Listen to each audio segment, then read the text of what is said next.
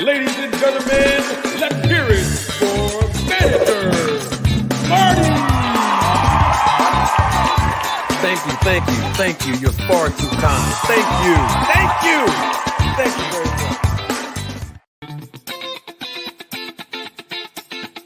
Representing the business of boxing, ladies and gentlemen, let's hear it for Manager Marty. Thank you. You're far too kind. Thank you very much.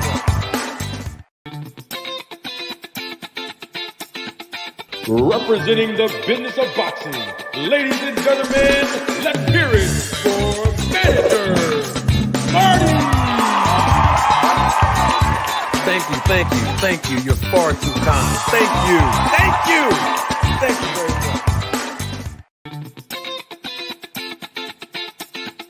Representing the business of boxing, ladies and gentlemen, let's hear it for Manager Marty. Thank you. You're far too kind. Thank you very much.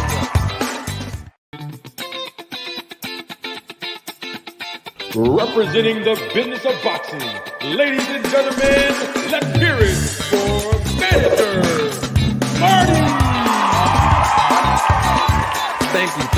Thank you. You're far too kind. Thank you very much.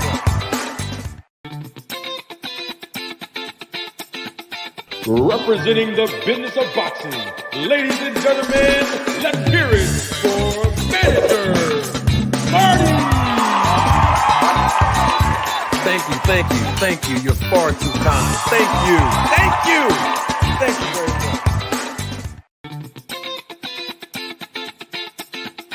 Representing the business of boxing, ladies and gentlemen, let's hear it for Manager Marty. Thank you. You're far too kind. Thank you very much.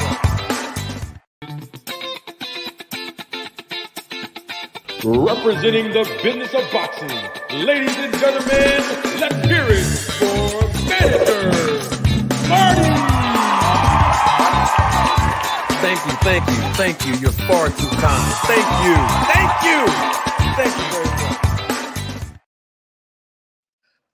Oh, yes. Welcome to another edition of Roll the Tape Podcast with Manager Marty. Of course, I am your host, Manager Marty. We're live and in living color right now. I want to welcome each and every last one of you. Thank you for joining the broadcast. Thank you for your support. Thank you for investing your time today. We are going to have a great show today. I welcome each and every last one of you that's watching the replay of this live. You are in for entertainment and education today. And each and every last one of you who are acknowledging me in the chat live, I want to say thank you for your support. Welcome. We do have a guest in the background. AC, if you can do me one good favor, AC, if you could please turn your camera on right now, just so I can make sure. Great. Just want to make sure you're not trolling. We straight. I will add you onto the stream. Of course, when I add you on, AC, you do not have to turn your camera on if you do not want to. Now, I have to start this segment off with my guy, Andrade Noble. Andrade Noble, who is a new Roll the Tape Film crew member as a subscriber to this channel. He said something in the chat, and we're going to talk about this, Andre. Andre said in the chat, he said, Marty, you were wrong. The snack did not work. We're going to deal with that today. And he's referring to Demetrius Andrade losing the fight against David Benavidez. Of course, we know that Demetrius Andrade is on the snack program. I see you, Calvin Elliott. Blessings to you. We're going to deal with that. My guy from Philly representing my guy, Deem. What's going on, Deem? I see you. Fareed, I see you, Fareed. We want to start this segment off right because the last time I was here on Friday, was it Thursday or Friday? I think it was Friday. Don't quote me on that, but either Thursday or Friday. And I think it was more. I think it was Thursday. Now that I think about it, Thursday could have been Friday, but I think it was Thursday. I think it was Thursday. We were talking about um, the business aspect of what happened between Jerron Boots Ennis and Terrence Crawford. Could have been Wednesday, could have been Thursday. The bottom line, it was one day last week, live and living color. We had a gentleman by the name of NHA Tube 2. He was on the panel. Many of you seen that he had Darth Crawford, his name. And then we had another gentleman that was on here as well, the guy Trey. But in any event, I believe I was having a dialogue with Darth Crawford, and he was telling me how, BLK Prime reached out to Bozy, and basically Boots could have took the fight. His timeline was off, and the reason why I brought up Blue Blood Sports TV's name in the first place is many of you are not here. Some of you, I see you in the chat watching live or live in color. You remember, is because a lot of Crawford fans have been taking the opportunity now to use Blue Blood Sports TV's words and his actions, of course, by him calling Bozy in January of 2023, this year, as a talking point and evidence that Boots could have went over to BLK Prime to fight Terrence Crawford. And because Boots didn't go over there to BLK Prime to fight Terrence Crawford after Bozy was called by Blue Blood Sports TV, and after Bozy had a dialogue with Desmond, the owner of BLK Prime, in the minds of most Crawford fans, that's evidence that Jerron Boots Ennis ducked Terrence Crawford.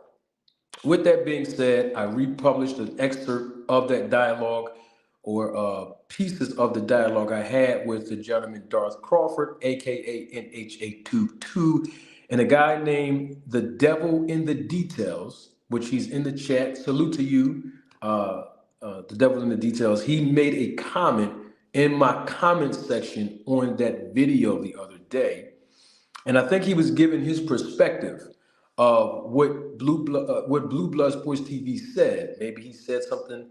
Maybe he, meaning Blue Blood Sports TV, said something to clarify what he meant about Terrence Crawford and Jerron Boots Ennis, and how and why he called Bozy. So he was explaining that to me in the comments section.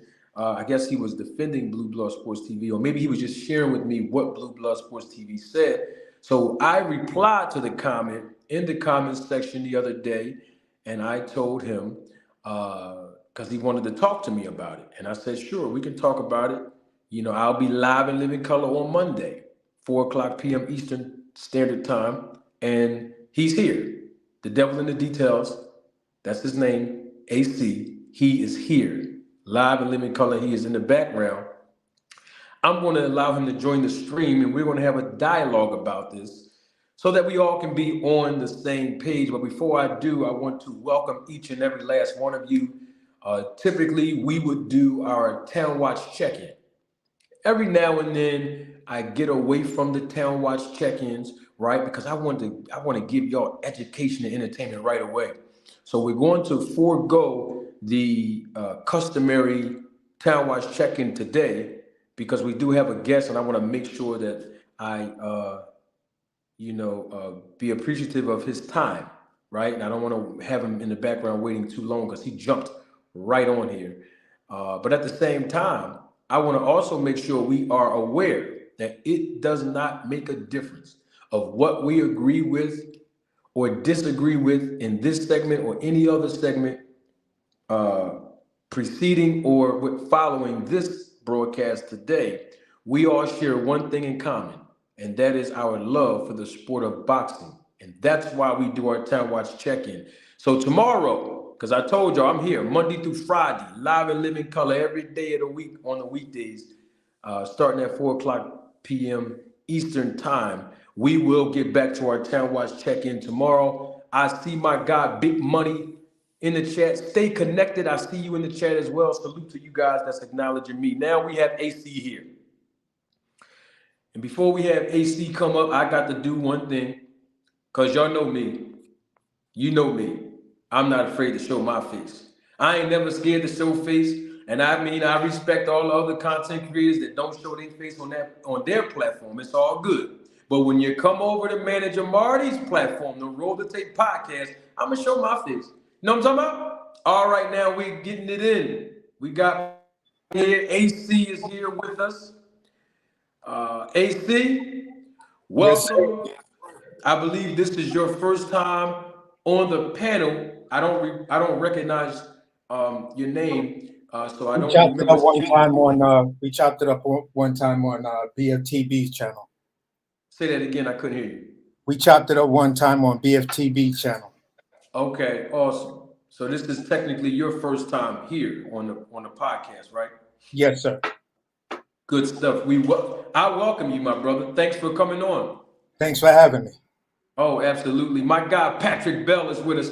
All right, so we got AC. To all of the new audience that's joining us live and live in color. I won't rehash how he got here and why he got here. You might have to just check the replay of that. And we're going to get right into it. We have AC here. AC basically sent me a message through the comments section of the video that I published during a dialogue that I had about Blue Blood Sports TV contacting Bozy to initiate contact with the Boots team, Team Ennis, so that a fight can materialize between Terrence Crawford and Jerron Boots Ennis on BLK Prime. In that segment, which was sometime last week, I replayed the words of Boots himself through an interview that was conducted via my guy YSM Sports Media. And so AC made some comments in the comments section. I think he was basically defending Blue Blood Sports TV's words about, I guess, what Blue Blood Sports TV said on why he called Bozy or something to that effect. But we have AC here to basically say it himself. And we also have my guy in the chat, and I love when I see his name in the chat. I have to acknowledge him, and I will right now. My guy, Omega Red, salute to you. So, AC, you're here. Yes, sir. Walk us through how you got here. What brings you to the platform today? Let's speak on it right now, my brother. So first, I want to say salute to you, salute to the panel. Everybody who's watching this, please hit that like button and support this brother's content. I'm gonna say this. What I wasn't defending Blue Blood statement.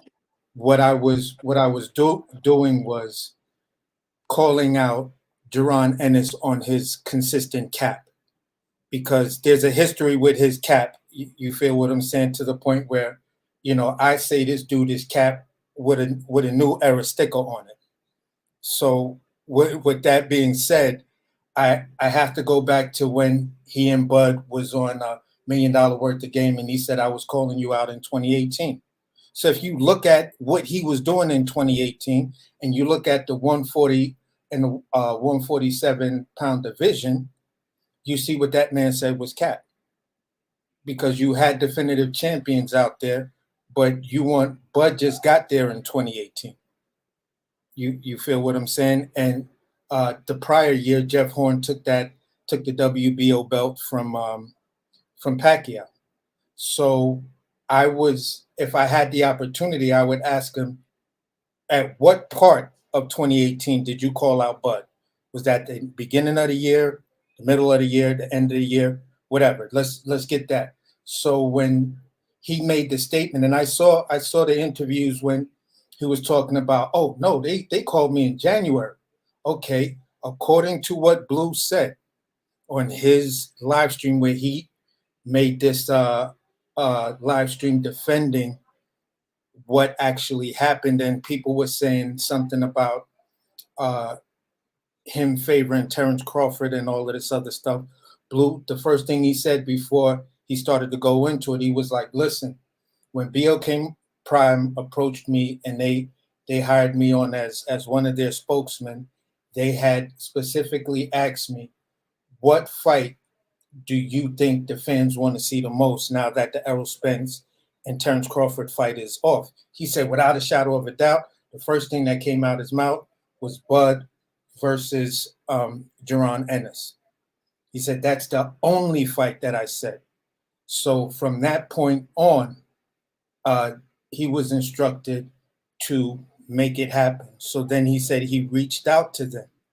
You feel what I'm saying? Like I said in my name, the devil's in the detail, and hindsight is always 2020. If you put together that statement right there, I'm not assuming anything to a certain degree, and then you match it with Bozy said, and then you match it with Espinoza said. If it all happened after the Avanesian fight, then at some point prior to Boots saying that they called him in January, someone would have said, oh no, that call came after the Avanesian fight when I spoke to Blue Blood. But that was not stated. They just went along the lines of, yeah, Blue contacted me, yada, yada, yada. Blue said he was on the phone for more than an hour. Said the first part was he was on the phone with him, and he said, oh, you got to reach out to my people. Then he said he got Espinoza on the phone. Cameron Duncan was supposed to have been on the phone call. Now, mind you, Cameron Duncan managed both Boots and Crawford. He's Crawford's old manager and he's Boots' new manager. And Bozy was on the phone. So with that being said, I was just like, whoa. Can we stop taking a guy that has 31 fights and he did shit in 31 fights, unlike Errol Spence, who had probably 17 fights at 147 and had 3 belts? Boots, you've been there. You've been there. You've never fought for a belt. You haven't done shit. So let's stop trying to make it seem as though Bud Crawford or some of these other fighters are actually scared of this dude, because I used to be a huge Boots fan, but the way he's moving, I just don't see it no more. And I just don't like a lot of the cap around it. So I'm going to land the plane right there, and whatever you have to say, we'll chop it up. No doubt. I appreciate your perspective. I just had one question. Sure. Because I want to make sure that the fans of boxing and the audience that's watching live in living color and the audience that's watching the replay this live don't get lost in translation. So let's unpack a few things that you said. Okay. You said that Blue Blood said, I guess on his live, that he made the call to Bozy because he was instructed to make that call, to try to materialize the fight between Boots and Crawford, correct? Yeah, because that's the fight BLK Prime wanted to launch their app on, was the Boots versus Crawford fight. Right. Okay, now I have a question.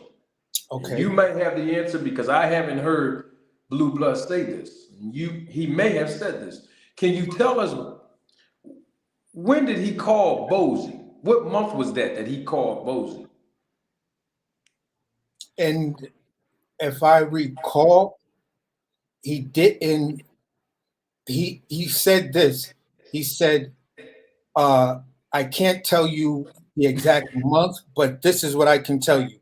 Okay. This is what the man said. He said, the first person I called when we were discussing of launching an app for boxing, the first person I spoke of was Jaron Ennis, and he was the first person I called.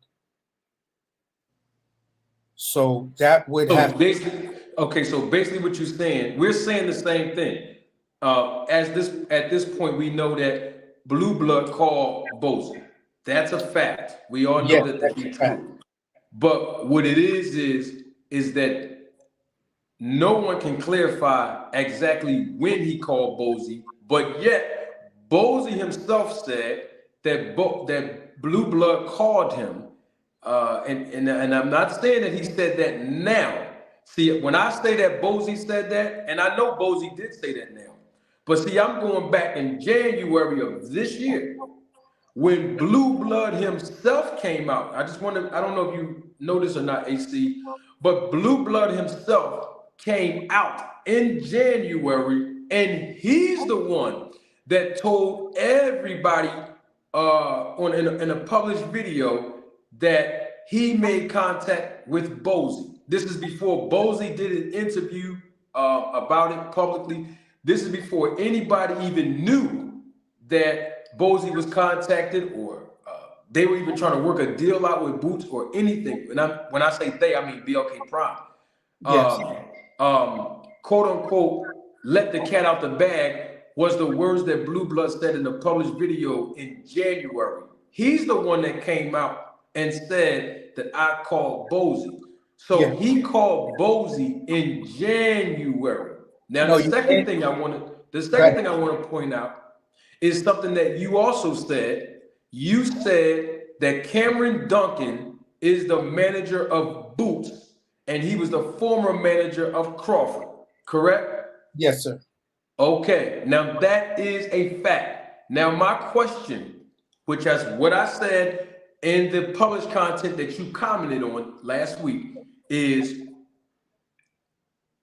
if Blue Blood Sports TV was so adamant, as he's been portraying, that he wanted this fight to happen by making an appeal to Desmond and BLK Prime for Boots to fight Crawford, then why didn't he get in contact with the representation of Boots, which is Cameron Duncan, instead of Bozy? Now, I'm not asking you to answer that question.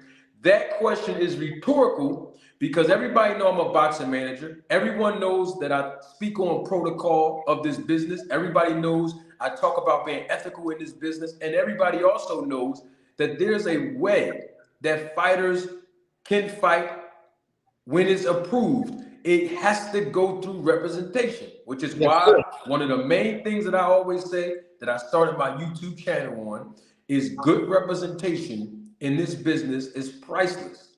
Okay, so I just wanted to interject with that. Come on, talk to me. Come on, let's talk about it. Cameron Duncan, just like Bud Crawford has 4 different trainers, and Bomac is the lead trainer.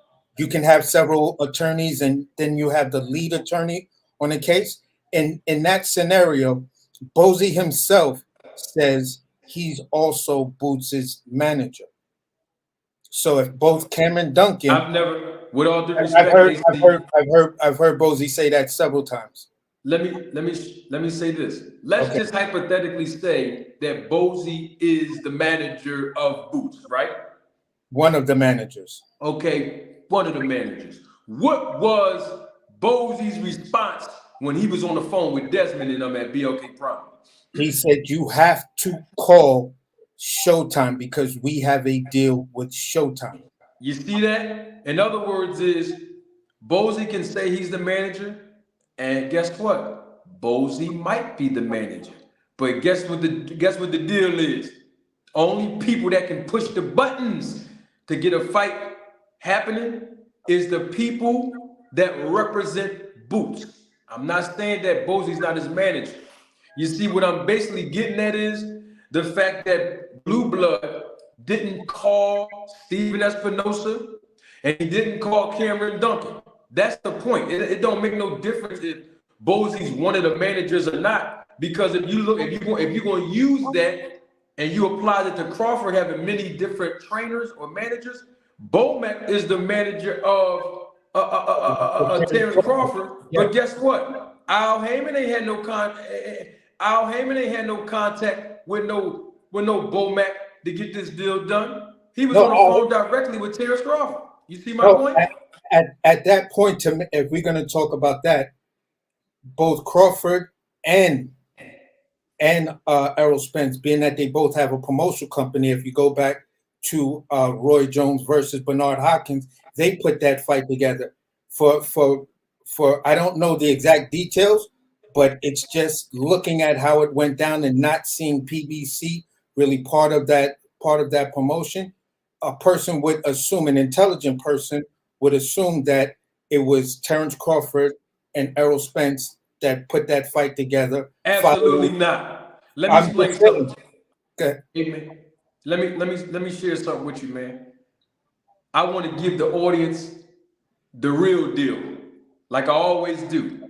Two fighters ain't putting no fights together. Can they agree? Absolutely. Do they sign the contract? Absolutely.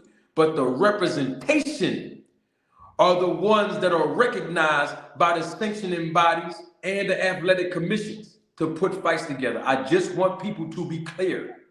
Because if we don't establish that as the foundation, then we'll be on the treadmill listening to fighters say, I offered you 10%, I offered you 25%, I offered you, when the real deal is the representation put these fights together behind the scenes. So my point is, nobody calling a trainer is going to basically expedite no process to get no fight done without the representation. So And also, it's a violation of the contract. This is why I'm saying what I'm saying. So I'm not going to sit here and give Blue Blood credit, with all due respect, by saying, okay, because he called Bozy, he's trying to materialize the fight because the timeline wasn't accurate. And I'm not saying it wasn't accurate on Blue Blood's part. I'm talking about the timeline wasn't accurate to put a fight together when Boots already fought Karen Shabufa, right? I think that's his name, his last name. Kokachin, yeah, whatever that dude's name is. Yeah, he fought the guy Karen in January. We saw him on the undercard of Tank Davis, so we all know that he fought the guy Karen in January. And then Crawford already fought David Ebenezer in December. Now the question becomes again, which is what I said in the published content that you commented on. If this was all the case, why didn't Blue Blood Sports TV advocate for Boots to fight Crawford way before David Ebenezer? Because the thing is, we all can agree, AC, with all due respect to David Ebenezer, we all know that David Ebenezer was scheduled to fight and defend the European title in another country in November the 19th to be exact. So if that was the case, then how come BLK Prime and Blue Blood didn't put it together for Boots to fight Crawford before he fought David Ebenezer and before he fought Karen? Because the thing is, it took months for that fight to materialize legally and ethically, as far as the business is concerned of boxing, for Terrence Crawford to fight David Ebenezer. And basically for the sanctioning bodies involved in the other country and in Nebraska to be able to take him off of the card and then approve the fight. There's a process with that, and I don't want to go into the process. Yeah, we don't need to go into the process. Right. So, but my point is, it took months before November, because that's the month that David Ebenezer was going to compete. You know what I mean? So it took months before November to get Crawford and David Ebenezer to even agree to the terms to fight each other, let alone getting Bozy to be contacted by Blue Blood. So what it is the timing is still wrong, no matter how you slice it. I know you want to say that's your perspective, but no, that's the fact. I'm saying this. He called the guy in January. Blue Blood called Bozy in January. He made his statement in January. We don't know when he actually made the call, because according to his own words, according to that man's own words, when he was saying, words? Who? I'm talking about Blue Bloods. According to Blue Blood's own words, he said the first fight when he was hired by BLK Prime, they asked him what's the fight to make. He said Jaron Boots Ennis versus Terrence Crawford. They instructed him to make that happen. So he said that was the first person he called. He said that was the only person he had called. So that would tell you, hindsight 2020, the cat being let out the bag, just for me using my brain and not trying to assume or put the cart before the horse, that means, when I look at the inference of that sentence, that means that the call and everything happened prior to David Ebenezer. So therefore, when that deal fell apart, the second person they called was the third person in line, then the fourth person in line.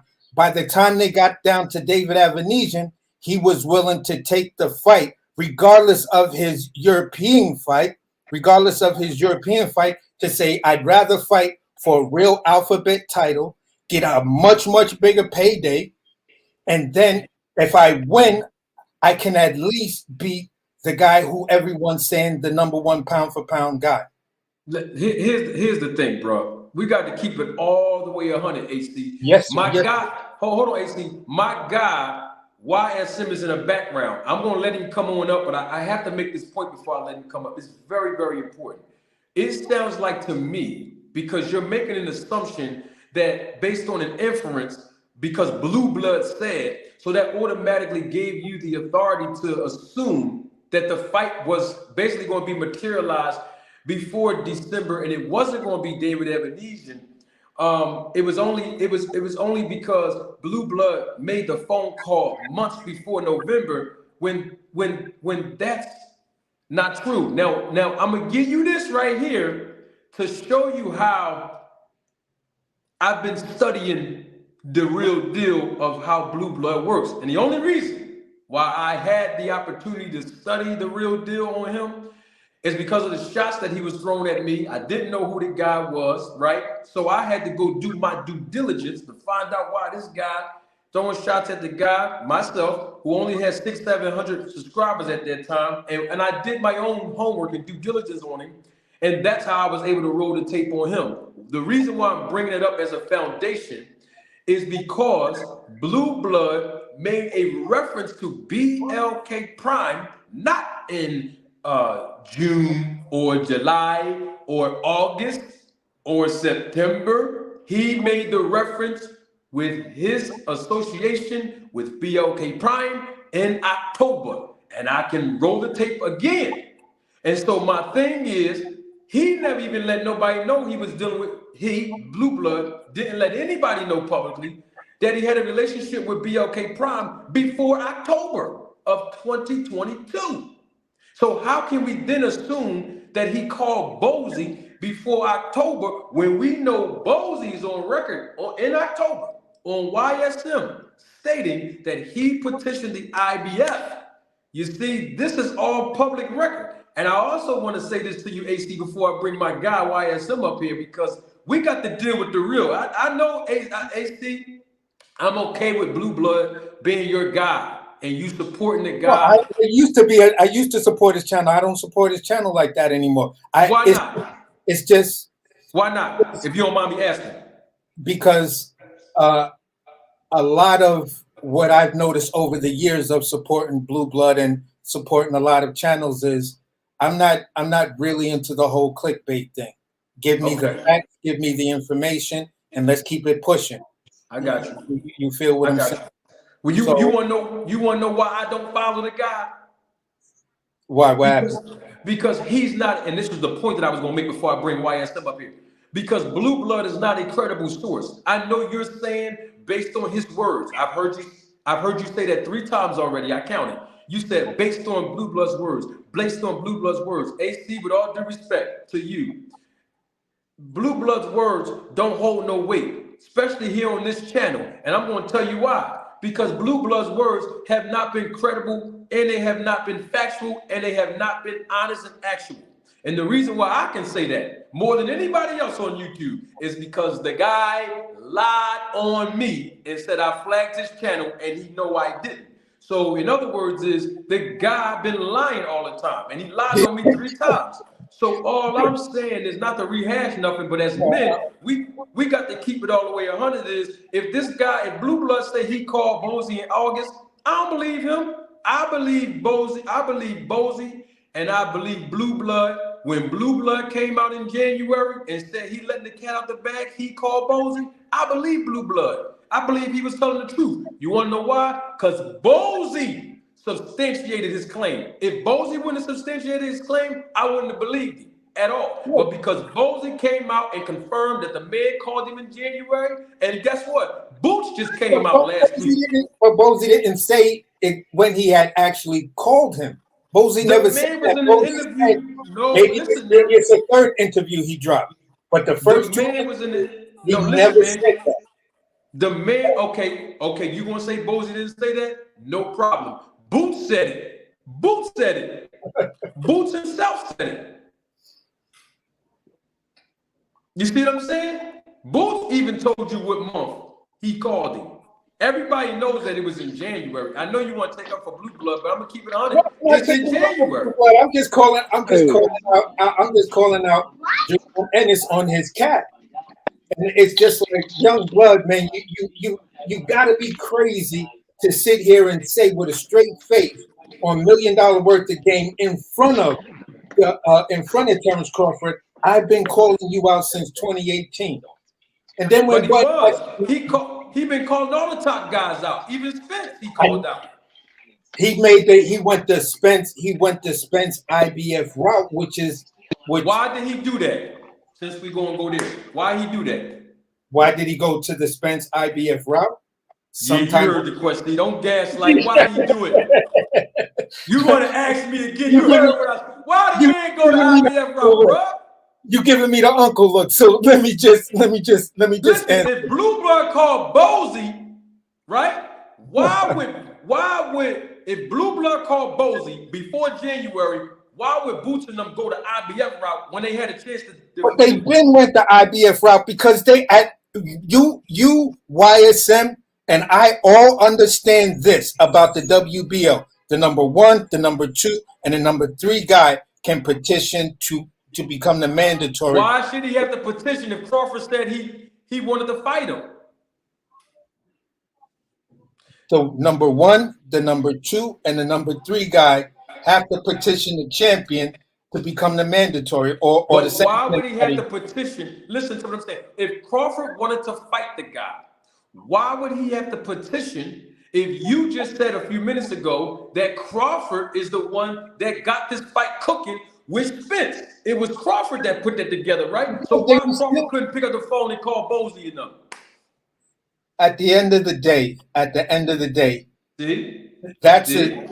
I caught you, bro. No, you didn't catch me. I caught you on that one, You didn't give me a chance to answer. Right, At the end of the day, he told Spence, I'm going to spin the block. When this phone call happened, that I'm going to use my common sense and say, all right, if you're telling me you're the manager, you're his trainer, and the most important thing, you're his fucking father, excuse my language, you're his father, then I might reach out to you first just to start it, but then I know I got to go back to the big wigs and the exec to Marty, see.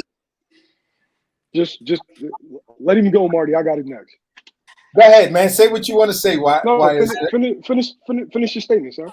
No, my statement is finished. That's it. Okay. AC, I don't know you, and I appreciate you coming on Marty's platform. And I'm only coming on to provide you clarity because you are running with a narrative that's not true. Wow. And there's a lot of boxing fans that are running with narratives that aren't true. I'm about truth. I'm only going to keep it 100 with you. You feel as though that Blue Blood insinuated that the call was made before January. The call was made in late January, bro. Blue Blood has even admitted this. Bozy said it. Boots has said it. I don't know who else you need to hear it from, but I was given the information in real time. The interview where everybody going crazy about with Bozy, that happened in March and April. This had already been old news. If you knew, you knew. If you didn't, you didn't. So the phone call was made in January. There's no ifs, no ands, no buts. That's why your man Terrence Crawford said Boots' name never came up because it wasn't brought up to him. That's the reality. That's the truth. So he could have just said, "Oh, I called. We tried to make a fight with Boots, and it didn't materialize." No, he said his name never came up simply because that phone call was not made for David Abanesian. I don't know who you need to hear it from for you to believe it, but it just wasn't. Now, as far as for the fight not happening, it's a very simple concept. I feel like people are making it harder than what it has to be. And one of the reasons why you feel like the call was made in January is because if you accept that the call was made in January instead of for the Avanesian fight, the first thing you're gonna say is that timeline doesn't make sense. You have to come to grips with that. That's why you keep saying Avanesian, because in your mind he was trying to make the fight with Spence, right? AC is for you. I just need that in your mind. After Avanesian, Crawford was trying to make the fight with Smith. What do you mean in my mind? What I'm saying is, to your knowledge, after Terrence Crawford fought David Avanesian, was he not in negotiations with Earl Smith? When he fought David Avanesian? No, Yes. he was not. After David Avanesian. After David Avanesian was on the block, and he said he had made a call to Errol Spence. Got on the phone with Errol. Okay, so he was taking meetings with BLK Prime and with Golden Boy in January. That's factual, right? Was he taking? I wasn't in the room. I wasn't talking to him. I'm just. Okay. Whoa. Let him go. Let him try to set the trap, because I know the difference between red clay and gold. Whoa. Was it? Okay. Did Terrence Crawford, Oscar De La Hoya, Bernard Hopkins say that they had a meeting? Yes. And what month was that in? There's a picture. There's a picture on Instagram if you want to. We can date it. No, I don't remember. I don't remember the month, but I know it was after the. I believe it was after the Avanesian fight. It was in January. Okay, so all right, so let's land the plane and say it was in January. It was. Okay. It really was. All right, so I'm gonna just give it to you. You can believe me if you want. If not, cool. Okay, so BLK reaches out to Boozy. Boozy tells him he wants to fight. Right?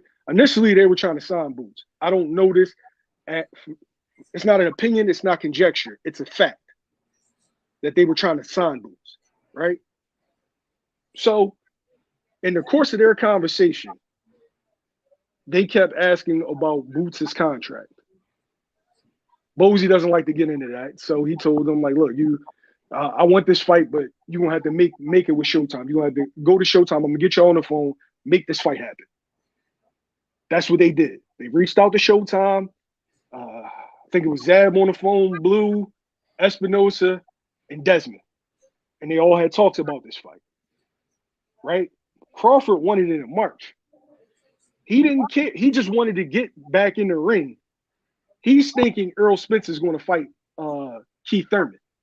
So he wanted a March fight to stay active.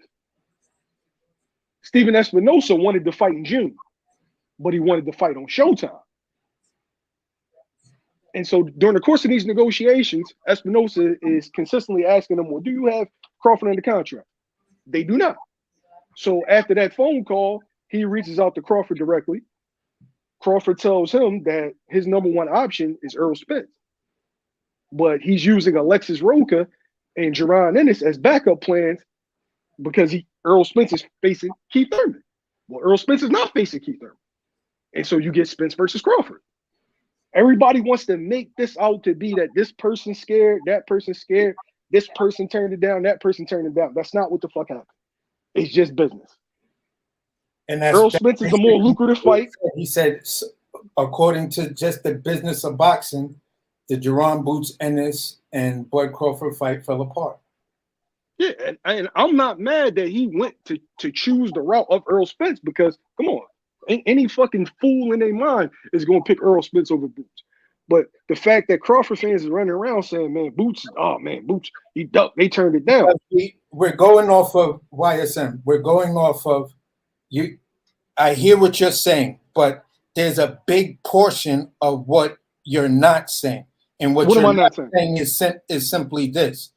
At the very beginning of that live where we're talking about what Blue said, the man said when he first approached the company, when the company brought him on, he was in a meeting with all of them, and they said, what is the fight to make so we can launch this app? He said, since the Errol Spence versus Terrence Crawford fight fell apart. Boots versus Crawford is the fight everyone wants to see. So if that's what that man is saying, I hear what you're saying, and I hear what manager Marty's saying. And I gotta say this respectfully to you, bro. I've never seen you give heavy pushback to Boots when it came down to some of the cap that he said. So with that being said, with that being said, it's just plain as day. Do you want me to timestamp where Blue says that they reached out in January? Yeah, because do you want me to do? I said, do you want me to do an interview? You want me to do an interview with Blue and have him say it? Yeah, I would love to. I would love to have clarity on and that. then you come back on there and you apologize. Then I'm gonna say, all right, if it's a type of interview where a person can comment, you're gonna see me comment and show and put the link in of his own live when he said that Boots was the first person he contacted, and that was the fight they wanted to make to launch the app. So everything after that, it's like I don't know where you guys get this information from. I don't know because I'm listening to what information. I get my information from the source, bro. I'm listening to what that man says, and that man was on the phone and in the room for those negotiations. AC, there's a piece of this that I want to help you understand, right? And we have to put the facts on the table. Let's start with number one. You said in your mind, you assume that Blue Blood Sports TV called Bozy before January. I didn't say. I'm going to clarify what I'm saying to you, so there's no misunderstanding. No. Hold on. I want to go by what Blue said when he was brought on. Let me finish. When he was brought onto the company, they were in a meeting, and he was asked, "What is the fight to make?" He said since A and B is no longer an option right now, let's go with B and C. That's Bud Crawford versus Jaron Ennis. So if you're in a meeting and the app has not been launched yet, common sense will tell you 1,000 times over what anyone else is trying to tell you. You feel what I'm saying? Common sense will always tell you that meeting happened before the Avenesian fight, happened before January. No, hey Marty, real fast. Marty, real fast before I go, Marty. I'm sorry. Real fast, right? So I'm not assuming anybody's words. I'm not assuming anyone's words. Wait. I'm saying I'm not assuming anybody's words. I'm not assuming. I'm going by what I was told from firsthand parties. So I know Desmond, Black Pride. I've spoken to Desmond, the president of Black Pride. I know Blue. I've spoken to Blue. I know Bozy. I've spoken to Bozy. I know Boots. I've spoken to Boots. I don't have someone. Nobody has to allude for me. I don't have to assume anything. I'm going by what I was told by the parties that were in these negotiations. But I will do that interview for you, AC. Afterwards, could you DM me, YSM, so I know exactly who you are on like Facebook and Instagram, and I'll send you that interview when I do it. All right. What is it? Just YM Sports? YSM _sports _media on Instagram. Right. Yeah, that's how you can find me. But I'll do that. I'll do that interview, Marty. You can get the cooking, bro. I love you. Appreciate you. Love you too, bro. Thanks for joining us. It's a great debate with you, ISM. Whether we agree or disagree, it was still a great debate. Brother, it's all love, bro. You know what I'm saying? It's all love, man. But I appreciate you hopping on, and I appreciate you giving me, your perspective and your point of view, man. But I'll let y'all fellas later. Appreciate you, YSM. Appreciate you. AC, hold on for a second. Don't you go nowhere, because I want to. No, I'm not going nowhere. I want to make sure that we're clear. We got two other guests in the background. I'm going to let those guys come on, but I want to make sure that we're all clear here. You keep saying Blue Blood's words and common sense. You're putting both of those in the same sentence. We have to be clear on something. You said that Blue Blood Sports TV was obviously in the room with Desmond and BOK Prime. I'm telling you, okay? With this situation going back and forth with me and Blue Blood, that's the only way I know about who the guy was, because I went and I did my due diligence. And I'm telling you that in October of 2022, Blue Blood came out publicly for the first time and mentioned BLK Prime and his alleged partnership. BLK Prime was putting on a fake celebrity boxing way before they signed Crawford. I just want to put that in perspective as well, because most people don't know that, okay? And I'm not going to say fake celebrity, but it wasn't like, big time celebrities. They were like low level type guys that wasn't boxers. That's what BLK Prime was more known for. So when they did the show with Crawford and David Ebenezer, that wasn't their first official boxing show. That was their first professional boxing show. Yes. Because Desmond, the owner of BLK Prime, he did not have a license. All right, I just want to put that out there. So I want to make sure the timeline is right. I agree with you, bro. I agree with you with that. I said I agree with you with that. That's pretty much general. Well, you said that was there. Hold on. I heard you say when you was talking to YSM a few minutes ago that was to launch the app.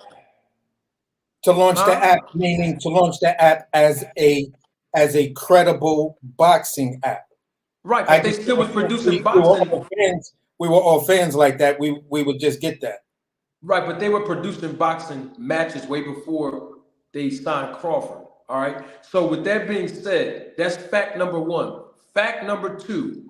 In October, once again, Blue Blood himself came out publicly and said that he's quote unquote a partner of BLK Prime. That was in October of 2022. Now let's move forward with the timeline. Terrence Crawford himself did a IG live, and this is the third time I referenced this in an entire week, and I'm gonna do it again.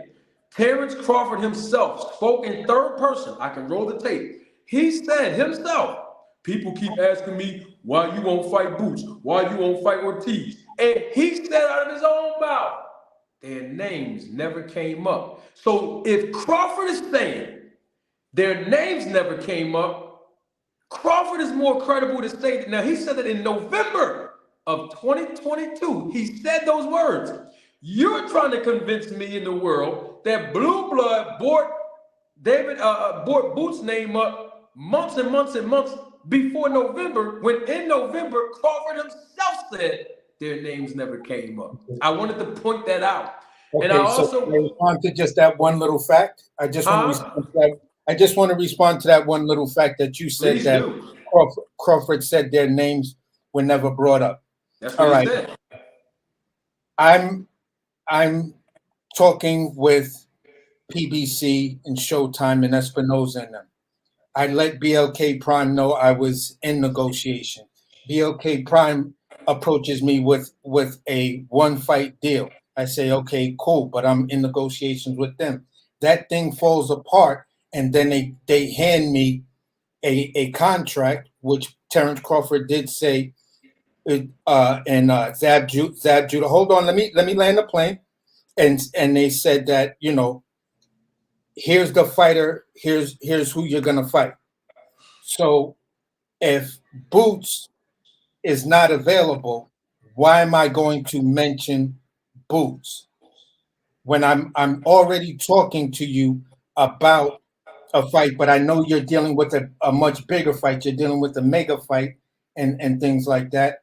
But I can't get this guy to come over. Does it make sense to say, well, we tried to get Boots in here, but the business part of it fell apart. So here we have David Ebenezer. No, okay. When did Terrence Crawford, in that same IG Live in November 1st or 2nd, in IG Live of 2022, give us the month if you can. What month did Terrence Crawford say that Al Heyman sent him a proposal? If you don't know, it's okay. I'm going to tell you. The last thing he said, I believe first time that they sent him a proposal, Crawford said it out of his own mouth. What month? I think that was Let me go back. It might have been January, February, March, April, like somewhere around April, May, or June. Somewhere between those 3 months, if I'm correct.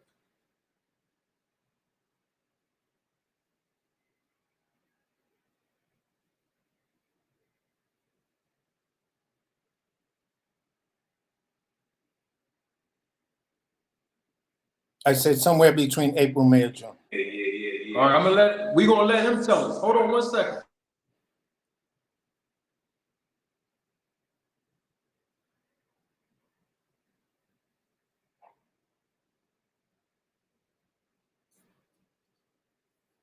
Listen, y'all. I'm about to give it to y'all raw and uncut. You know, I started talking to Team Spence, I would say, and Al Heyman and them about May. You know, right after his fight. You know. You heard that, AC? Yeah, May. I said April, May, or June. I said I wasn't sure, but I believe it was sometime between April, May, or June. So it was May. All right, now I got a question for you. He started talking to Team Spence, his words, not mine, in May. That's when Al Heyman sent him a proposal. What month did Blue Blood call Bozy, since Crawford was talking to Al Heyman in May?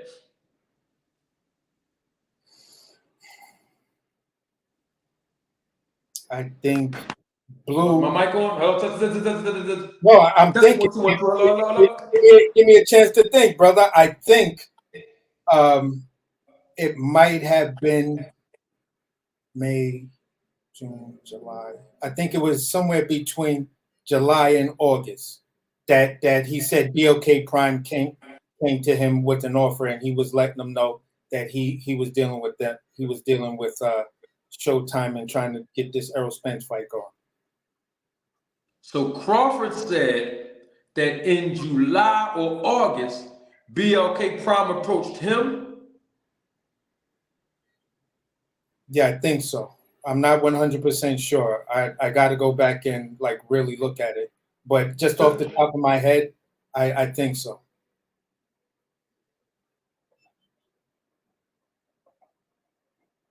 If I'm wrong, I'm wrong. I'm not going to try to die on that sword as like, my whole argument is destroyed.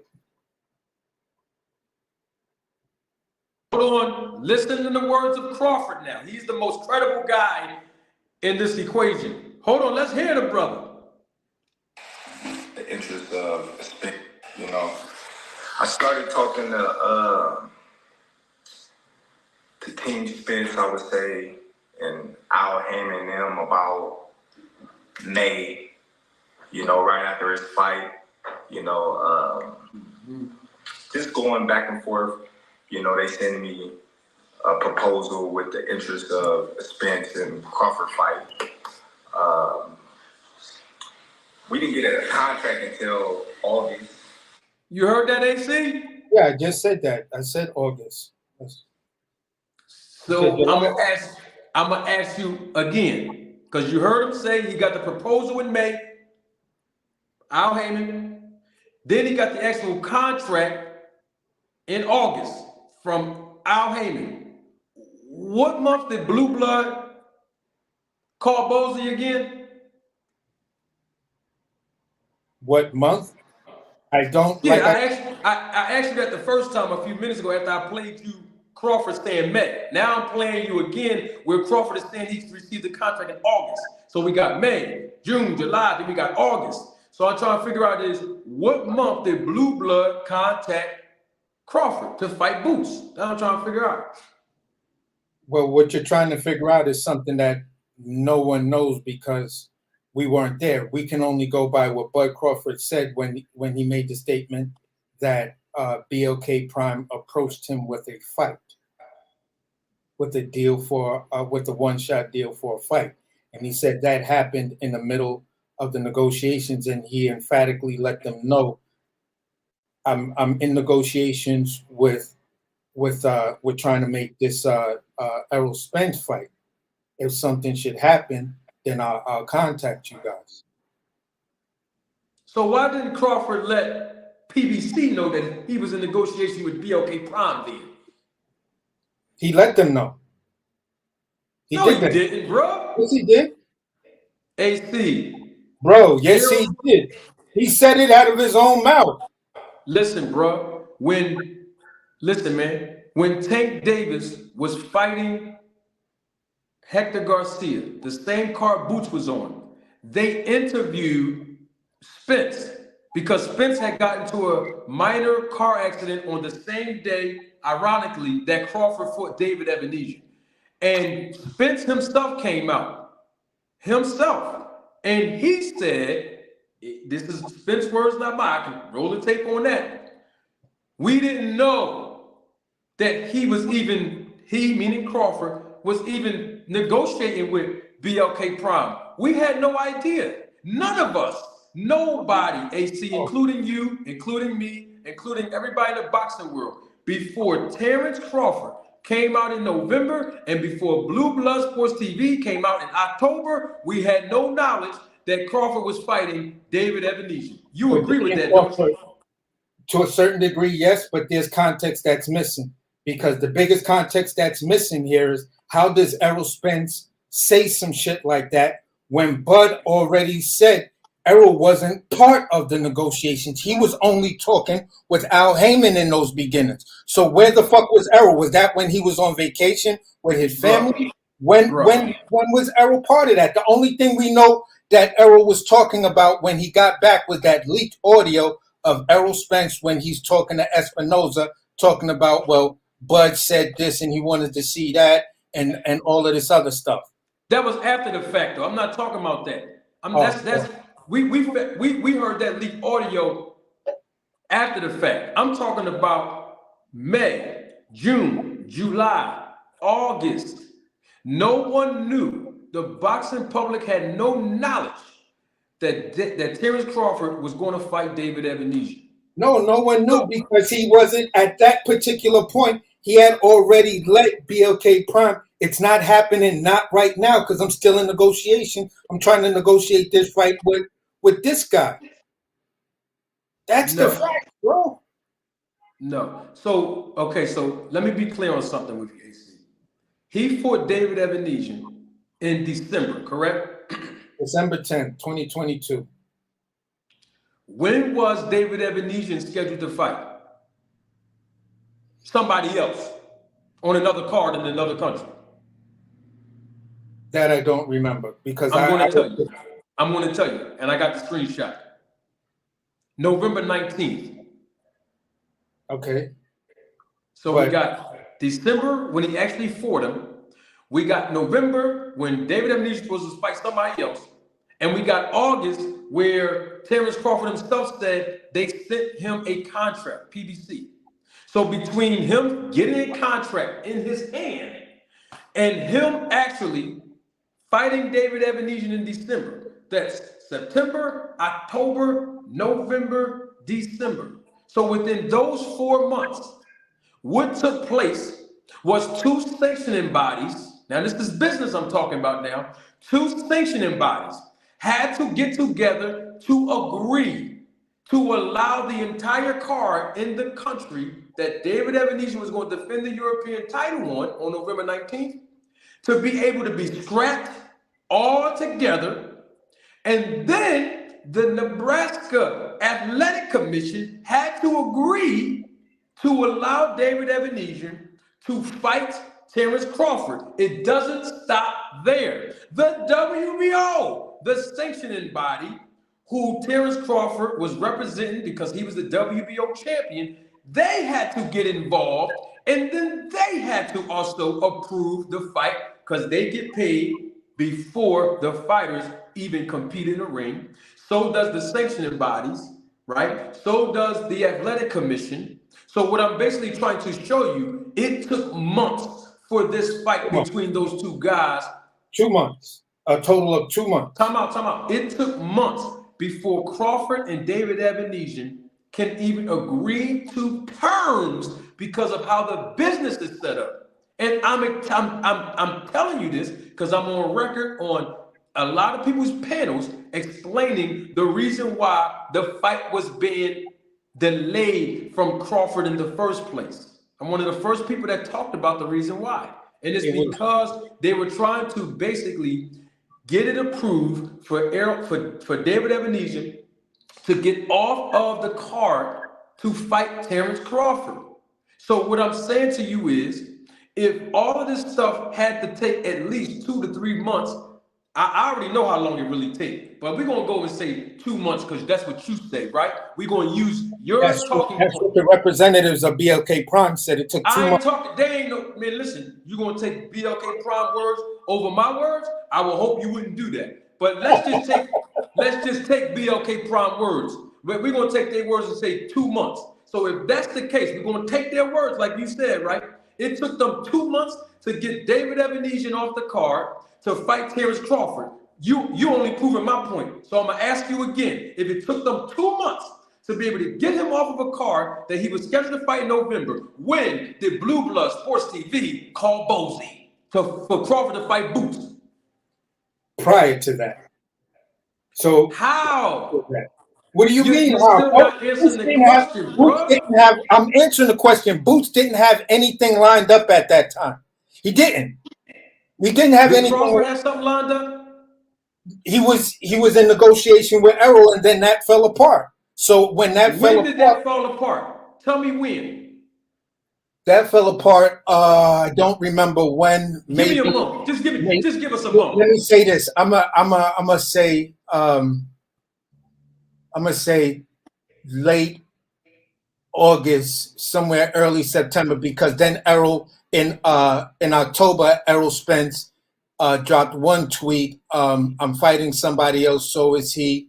Or he made it. No, that wasn't the tweet. He said, I'm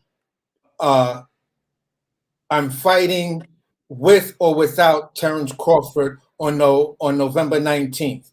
That was a tweet he dropped. And then November 2nd, Errol Spence dropped a tweet that said, I'm fighting someone else, so is he, but mine is not a tune-up. Keith Thurman came out and said he had gotten a call October, late October, possibly early November, and he was scheduled to go into training camp for the Errol Spence fight in December. But then he said, after he watched the Terrence Crawford fight, he saw on Twitter that Errol Spence had gotten to another car accident. I'm just telling you what the fighters are tweeting and what they said. Whether you just want me to believe you. You ain't gotta believe me, bro. I ain't nobody credible. Hey, AC, I ain't nobody credible on YouTube. You ain't gotta believe me. But we can believe we can believe this though, AC. We can believe this. In November, Crawford said Boots' name never came up. So we know, see, you saying you're assuming. We got to believe what the fighter's saying, like you keep saying. So we gonna believe what Crawford is saying. Crawford said Boots' name never came up. He said that in November. So if why he's would saying Boots' that, name come up when you're negotiating for a fight and then you drop the fight that says, I'm fighting on December 10th, I'm fighting David Ebenezer. Explain to me, if Boots is not available or doesn't make himself available to fight, why would his name come up? No, you're missing. Don't try to insinuate. Let's hear. No, I'm not insinuating. I'm just asking. I'm asking a legitimate question. Crawford said the reason why he did not fight Boots is because Boots' name never came up. You are saying that Blue Blood brought Boots' name up to Desmond and BLK Prime somewhere in August. That's what you're saying. But Crawford himself is saying the guy's name never came up. When it's time, when he's got the contract in front of him to fight David Ebenezer, why? This is the question I'm asking. If you're not getting it, is why would Jerron Boots and his name come up when I'm looking at a contract to fight David Ebenezer?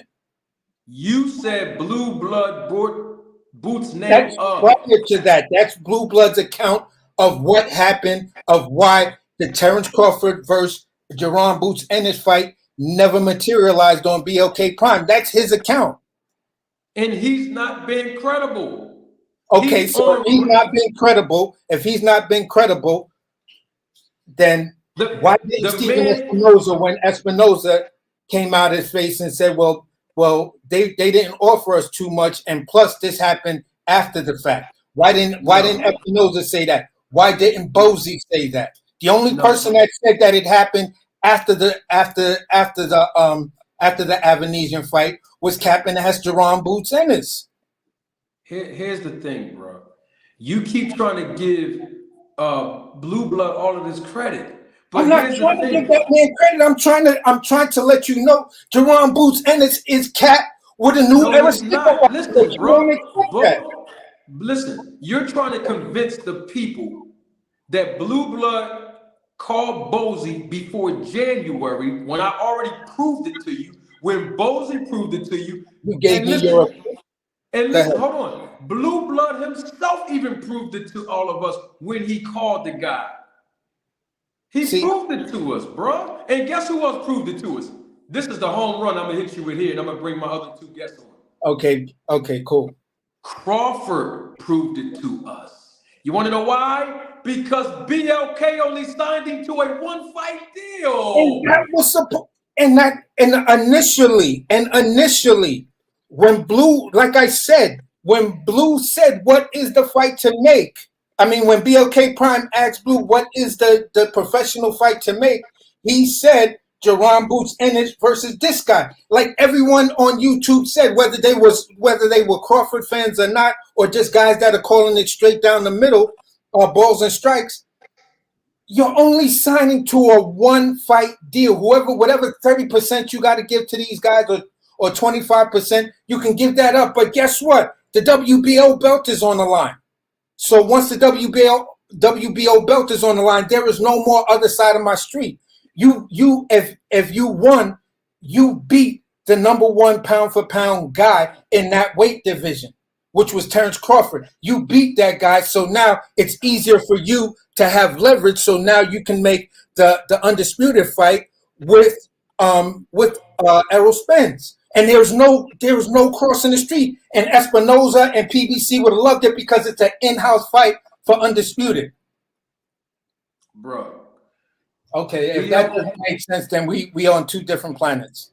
The reason why we're on two different planets is because I'm actually in the business. I'm giving you facts, and you keep telling the people what you are assuming happened.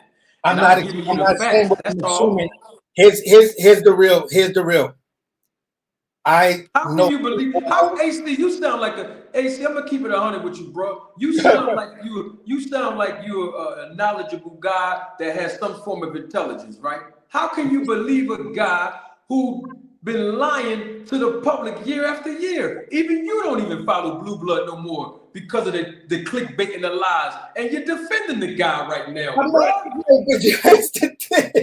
That's crazy. You said you believe Blue Blood, but you said you believe Blue Blood after him attacking you about January. So here's an actual fact: a broken clock is right at least 2 times a day. Blue Blood ain't no broken clock, bro. That was right, bro. Come on, my man. This is great. This is great stuff that we chopping it up with, man. It's gonna make a great playback video. You gotta stop defending Blue Blood if you know the man's lying, bro. I know he lies about a lot of other things, but I gave him credit on this after the fact. Once Bozy and Espinoza came out and co-signed what that man said, because they didn't deny it, and the people that I know who deal with BLK Prime said the same thing. Just like, you know, people that I know who live in a house with Terrence Crawford's family and who was raised by him and stuff like that, they also co-signed it. So at the end of the day, I gotta Blue Blood. And then AC, let's just be clear on something. Blue Blood called Bozy in January. Can we at least agree to that fact? No, because I don't know when. I know he made the video in January. You're assuming that he called him in January. Unless you show I'm not assuming nothing, bro. Unless you show me definitive proof that he made this call in January after the Avenesian fight, which then everything you're saying, I will give you 1,000% props, and I will come back on here and say, you know what, Marty? was All right, I'm 100% gonna give you right. proof. I was 100% wrong because I was listening to what that man said, and that man told a bold-faced lie. Well, you already know he tell both-faced lies. You just said it. I ain't got to prove that to you. I don't have to prove that to you, do I? But hold on for a minute, bro. You remember in January when Bozy got the phone call from Blue Blood, Terrence Crawford, and YSM already alluded to it. I alluded to it in my previous video, which you commented on. Terrence Crawford was in Oscar De La Hoya's offices, bro, in January. The same month that Crawford agreed that he called Spence in an interview. Terrence Crawford himself said, I called Errol Spence to renegotiate in January. Yeah, that's in January after the Avanesian fight. Right. And that's when Bozy got the call from Blue Blood. See, that's where you making this weird jump, and it's just like, I can't jump out that plane with you, bro. Not right now. Not right now. I don't, I don't know. This plane is kind of shaky, and I just can't jump because I don't trust this parachute that I'm gonna land safely. So Right. with that Hold on being one said, second. you can let the other people back in because we're gonna agree to disagree on this one. You've got your facts. I've got my facts, and somewhere along the line, we got to understand this. Somebody's lying. Somebody is lying. Somebody out here is lying. Whether that's Blue, whether that's Tehran, whether that's Bozy, whether that's Espinoza, whether that's Terrence Crawford, somebody's lying.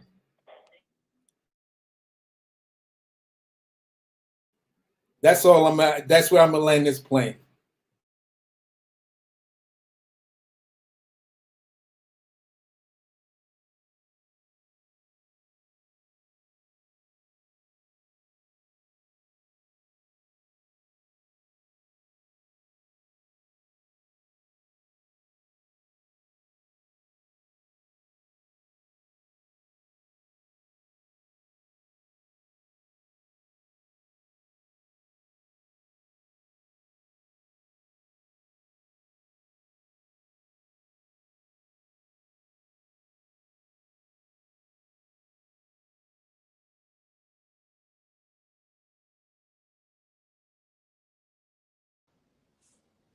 You know that wasn't a phone, AC, that I just called, man?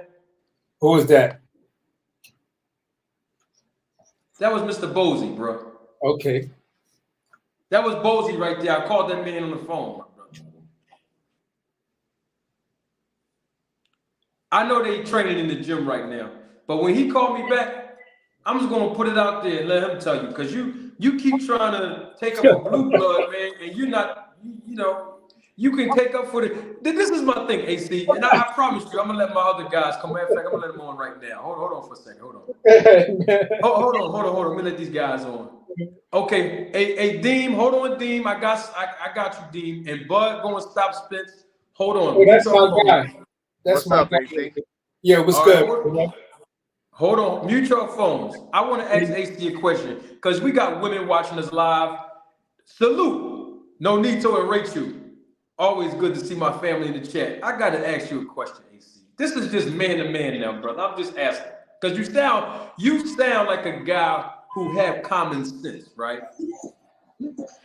AC. Yes, sir. Somebody got to mute their phone.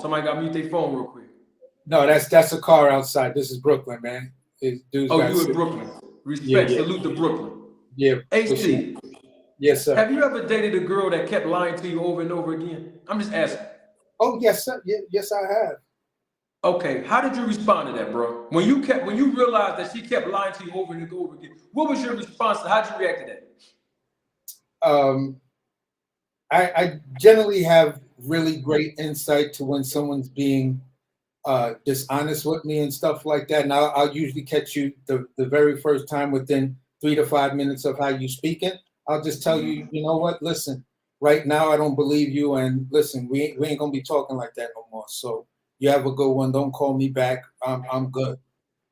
Now just that's how you would respond to a woman that's. Yeah, I'm cutting you off because I can't trust you. Because I know. Why not though? Why would you not? because Stay with the girl. you can't build a relationship. You can't find love is based on trust, regardless of what a person tries to tell you. If you don't trust a person like that, you don't fall in love with them like that. So anybody who does anything else, you got a mental problem. So with that being said, if I know you're lying to me, I'm not giving you 5 more minutes of my life, my existence, or my time. I'm just a dude like that. I cut you off ASAP once you start lying to me. With my kids know, listen, I'm gonna ask you this. Don't lie to me. And I give them that dad look, and then they like, oh, I see this man serious right here. And I done seen how you get down in the, nah, I don't be trying to lie to my pops. Yeah. So if somebody brought her name up, the woman that you're referring to who kept lying to you over and over, and you had to distance yourself. If somebody brought her name up in a good way and say, hey, the girl that you broke up with, who kept lying to you over and over again, who was being dishonest to you, she did a good deed, how would that make you feel? I feel like this. One of two things. Either you might have had strong feelings for me, and the way I cut you off and just was like, I'm not dealing with you, had you rethink your perspective on being dishonest, which then, a person, I'll say people can change.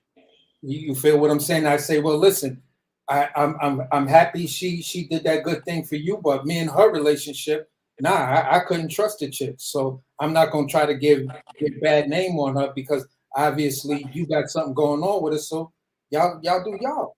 And I hope she just treats you better than how our stuff turned out. Would you give her some form of credit though for the good deed that she's done, even though she was lying and being dishonest to you? It all depends. The context would be, it all depends on the good deeds that she actually did. Other than that, it's just, good luck with her. I wish y'all the best. I wish her the best, but at the end of the day, she's not my type of gal. I got you. And you're only basically not giving her that credence, even though she might have done a good deed, because that's the logical response. That's like a natural response, a natural reaction. Yeah.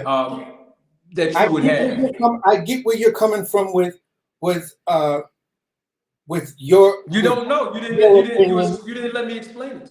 Oh no, I was just gonna say, with your opinion with Blue, I get that. You feel what I'm saying? I've been on panels where the host of the show has a great relationship with this guy, but I do not have a great relationship with that guy. That's just how it be. Yeah. I'm just saying, though, it's logical and natural, not just for Blue Blood Sports TV, even Terrence Crawford himself. We've caught him in some lies, too. And you're defending him as well. What I'm saying is, just like that girl, just like that young lady or that woman that you kept having around, you recognize in the first, your words, not mine, 3 to 5 minutes of when someone's being dishonest to you. And in her case, she just kept repeatedly lying to you over and over and over again. As a habitual liar, you decided to distance yourself from her. And even though she's done a good deed, you didn't give her a lot of credence, all because you know the type of character that she possessed. And what I'm saying is, that's the most natural reaction that you can have. It's the genuine reaction. It's logical. So how come logic can't come into effect when we're dealing with men like Blue Blood and Crawford, who you've heard? Your words, not mine. So why can't the same logic apply to Jerron Ennis, when we know for a fact you weren't doing anything in 2018 that was credible? And between Terrence Crawford getting the WBO, Manny Pacquiao having the WBA, and Errol Spence having an IBF and WBC, like, what were you doing to say you was calling these guys out in 2018 when you just came off of fighting a guy that was like 6-26 or 6-23? Like, bro, seriously. It don't make no difference what happened in 2018. Terrence Crawford said the guy Boots' name never came up. That's when he's signing a contract and getting ready to fight Jeff Horn. Why would his name come up when I have a fight in front of me? When you had the opportunity to fight me, prior to that, knowing when I was standing on the side of the ring and I'm telling Virgil Ortiz, call me out. And Virgil Ortiz is like, well, I'm just looking for the best. They didn't even want to look in Bud Crawford, didn't even want to look in that man's direction. Now, I will say this. There was the one video that Duran said, I think this was in 2020 around the pandemic, when everything when everything was just starting to open up. He did have a video where he was in the gym, in his hometown gym, with his big brother and everything, where he said, yeah, I would fight Terrence Crawford. And then Terrence Crawford said, when Keith Thurman and everybody else was like, nah, I'm not fighting him, and Keith Thurman was trying to act like, Duran, who? I never heard of this kid. Bud Crawford said, oh, he ended up, I fight him.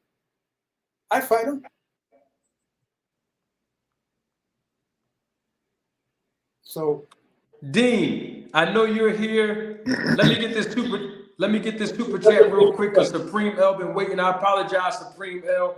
Double salute to my guy, Supreme L. Thank you for your contribution and your support to the channel. Supreme L says, Professor Marty, class is in session. You may have to roll the tape on this guy. He was talking about you, AC, and I hope the tape that he was referring to was the tape that I already rolled with Terrence Crawford saying himself that he got a proposal from Al Heyman in May, saying himself that he got a contract from PBC and Al Heyman in August, and himself said, and all this in the same IG Live, that Boots' name never came up. Dean, I know you've been in the background for a minute. I appreciate you waiting.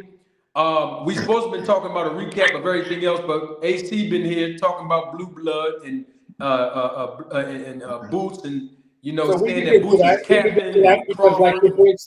We could get to that because just like your boy said, I mean, I still want to know how Snack only worked for Bud Crawford. I know, but I know AC, but hold on, AC, I was trying to give an introduction. You just came straight. I got you, bro. So I'm just laying the foundation so the guys that's on the panel can see what we're talking about and why. And we're going to get to the recap of everything else, and we're going to talk about Snack in just a second. But before we do, I want to hear Dean comments on what you're saying about Boots' as captain, as far as, Bozy and them not being accurate about the Blue Blood calling them in January to get this fight with Boots on BLK Prime. Dean, what's your take on everything, my brother? Man, I just want to come up here and say shout out to Manager Marty. I appreciate you always letting me come up, man. You already know you my guy. Man, listen here. We got to stop with the Jerron Boots Ennis this captain stuff. How can it be? How we talking about everything else but right now? We talking about everything else but right now. Nobody expected Terrence Crawford to take Jerron Ennis before he got to Errol Spence. Nobody expected that. And if he did, okay, cool. But we're not even on him about him not taking it prior. The part is, you can't say somebody is capping about fighting somebody that he put in position to drop his belt. If he would have went the WBO route, he put Errol Spence in the same position. It's just that Errol Spence didn't win. Errol Spence, he been a top contender mandatory for Errol Spence there, but Errol Spence was unifying. So we can't sit up there and be like, oh, well, why he ain't take the WBO route? If he took, you mean the same route that Terrence Crawford took to fight Errol Spence? Because he would have took the WBO route, it's not like Terrence Crawford would have gave him a title shot prior to going to Errol Spence, the same guy he wanted to fight. He was in the IBF trying to put himself in position to fight the same guy that Terrence Crawford wanted to fight. So it didn't matter which sanctioning body he was in. He was trying to get a top-level fighter. It really didn't matter whether it was Errol Spence or Bud Crawford prior to both of them fighting. It didn't matter. We talking about right now. And for Bud Crawford to say his name don't come up, his name then came up on some of the biggest podcasts and radio stations in America. Breakfast Club not asking about Tim Tszyu. They didn't even ask him about Jermell Charlo and all that. No. And then we got to get all of this out our head. First of all, that all the IBF they took the belt from Terrence Crawford. No, they didn't. He vacated the belt. No, they didn't. He vacated the belt. They will give you something called an extension. If you are saying that you're willing to negotiate with Jaron Ennis, even if you have to fight your fight with Earl Spence. They understand that. Or they're willing to give you leeway for that. They just want you to go into negotiations with him and agree that you will fight him. And then Terrence Crawford, which makes it even worse. See, this is why fans and people like that put their foot in their mouth, because what makes it even worse is that after all of that, he gets on these interviews now with his braids in his hair. He gets on his interviews and then tries to demean Jaron Ennis like Jaron Ennis has done something wrong by trying to fight in a popular sanctioned body. Either way, whatever sanctioned body he goes to, you have a belt there. What is he supposed to do? Retire? He has no choice over that. And he fought for the interim championship. So if you vacate the belt, it automatically goes to him. He fought for the right to fight whoever won that fight for that belt. That was his right. So what was Jaron Ennis supposed to do? And for the last 7 to 8 to 9 to 2 years, that every interview I've seen, YSM do, asking Jaron Ennis who he wants to fight, he has always said he want to fight the big dogs. Keith Thurman, Terrence Crawford, Earl Spence. It don't matter. Give me whoever. I'll fight either one of them. Have y'all heard differently? Where is this at that he's been saying something differently? I haven't heard it. So we got to get all of that out of his. We got to stop with that. Terrence Crawford got on these interviews demeaning Jaron Ennis, saying that he's still the big dog at 147, and hopefully one day he'll go on to prosper in the weight division after I'm finished. But you said you're finished. We're on you about you trying to hold on to the belts and then demean Jaron Ennis for not having the belts. You're not giving him an opportunity to. Bud Crawford has had the opportunity right now. Oh, so it's only cool if you want to say, well, Jaron could afford Terrence Crawford prior. Terrence Crawford could fight Jaron right now. He dropped his belt. You can't say that Jaron Ennis, unless Jaron Ennis said to the IBF, I want to be out of the sanctioned body. I don't want to be the interim champion. I don't want to fight whoever the champion is there. Then you could say that he's capping, but he put himself in position to fight the champion. What else are you supposed to do at the #1 contender? Can somebody please tell me? He could fight him right now. He chose not to fight him. That's Crawford's decision. He vacated the belt. That is his decision. All of this stuff is facts. We're not going to, like, we can't say somebody's capping, but they're in position to fight him right now. That's what the whole controversy is over. I'm not mad at Crawford. If you want to go to 154, go be undisputed there. That's what you should do if that's what you're going to do. But don't act like you're going to fight at 147. Say you're willing to fight Earl Spence at 147, and then mad everybody is asking you to fight Jaron Ennis. That's like everybody. That's like being mad at David Benavidez because he want to fight Canelo Alvarez because Canelo thinking about going to light heavyweight. We still not giving Canelo that excuse. Canelo can't go to 147 and we be, oh, well, you know what? No, we still gonna be like, man, you were supposed to fight David Benavidez. Terrence Crawford is in the same position. And I'm gonna land my plane there. One love to you, bro. I just wanted to just try to say this real quick. You do realize this is the second time the IBF done shafted Terrence Crawford. They did it at 140 and they did it at 147. They sent him notification with him being, according to the IBF rules, Terrence Crawford had 6 months. When they contacted him, now this is when I was talking to this, chopping it up with this reporter named something Donovan, we both came to this conclusion. When you read the statement about what happened when Bud Crawford was stripped, it clearly stated that when Bud's lawyer or his representative got back to him, he didn't ask for that extension. He only made mention of the contract, whether the extension was asked for or not. I believe if the extension was asked for, to let them see what'll prosper from, is Errol really gonna Is he going to fight because he doesn't look like he's in fight shape? Yada yada yada. Okay, then we'll move right into those negotiations so we could really finalize things and just give me a 90-day or 60-day or 30-day extension. That was not asked. So I say, as a Bud fan, his representative dropped the ball on that. I'll give you that one. But at the end of the day, when it's sent to you, and Bud Crawford has only been, he didn't even have the IBF belt for 4 months before it was taken from him. He didn't have it for 4 months. So at the end of the day, let's keep things in context. I get what you're saying. Jerron might be your guy, the way you're talking and everything, but it's just no. But you got but I hear you. But if you're going to keep it in context, you got to keep it in context all the way. A fight is not they're not putting you in position to take your belt until they order their fight. They are saying right now you could have a mandatory, but it's not official until they order it. Yeah, and but that's at their discretion. They already hold on. What I'm saying is they already ordered Jerron Ennis to fight the winner of this fight prior to him fighting Earl Spence. They both was aware of this. That was already supposed to happen prior to them fighting. They let them know the winner of this fight, Jerron Ennis, is your mandatory. You have to fight him. And then that's when the clock starts. And the IBF has given everybody 3 to 4 months before they take your belt, unless you ask for an extension. And you just said you're not sure if he did or not. So yeah, and I give you that point, but I'm also going to say this, like I said before. You do realize that this is the second time they did it to him, 140 and 147.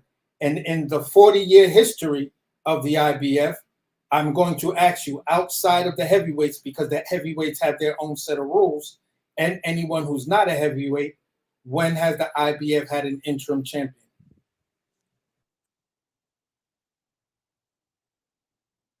You asking me? Yeah, I'm asking you. I'm not sure. But what I do know is that they did the same thing to Canelo Alvarez. And if Canelo Alvarez, the face of boxing, is not above them taking his belt like they did at 160, then nobody is above it. They gave him 3 months. And like I said, he didn't ask for an extension, so he can't complain. You just said to me, listen, you're right. His team dropped the ball there. So his team dropped the ball there. It's simple as that. I'm not mad at that, because if Bud Crawford spins the block on him and then challenging to this fight, we're looking at a 3-time undisputed champion. But why aren't you addressing the fact that he is talking like he's still staying at 147 and everybody's mad at Jerron Ennis? He's talking like that. He tried to play Jerron Ennis and call him an email champ and said, man, he should have fought for it. He did fight for it. The interim championship against Villa. He did fight for that belt. No, I'm not going to give him. I'm not going to let him. I'm not going. As a boxing fan, we not going to do that and say, oh, just because you fought the interim guy, which was who was that? Roman Villa. Right. Just because you fought a Roman Villa for an interim belt, that just try to Google it and go back and see when is the last time that the IBF had an interim champion, because it's not Googleable.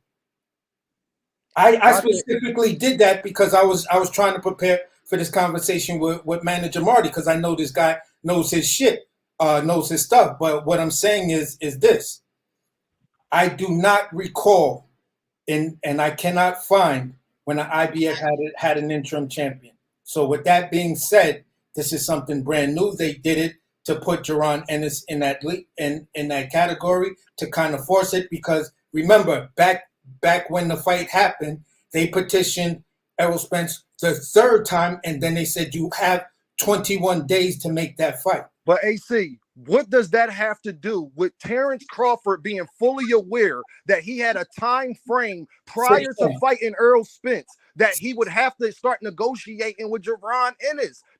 He was fully aware of this. It's 6 months, my guy. 6 months he had, according to their own rules. 6 months.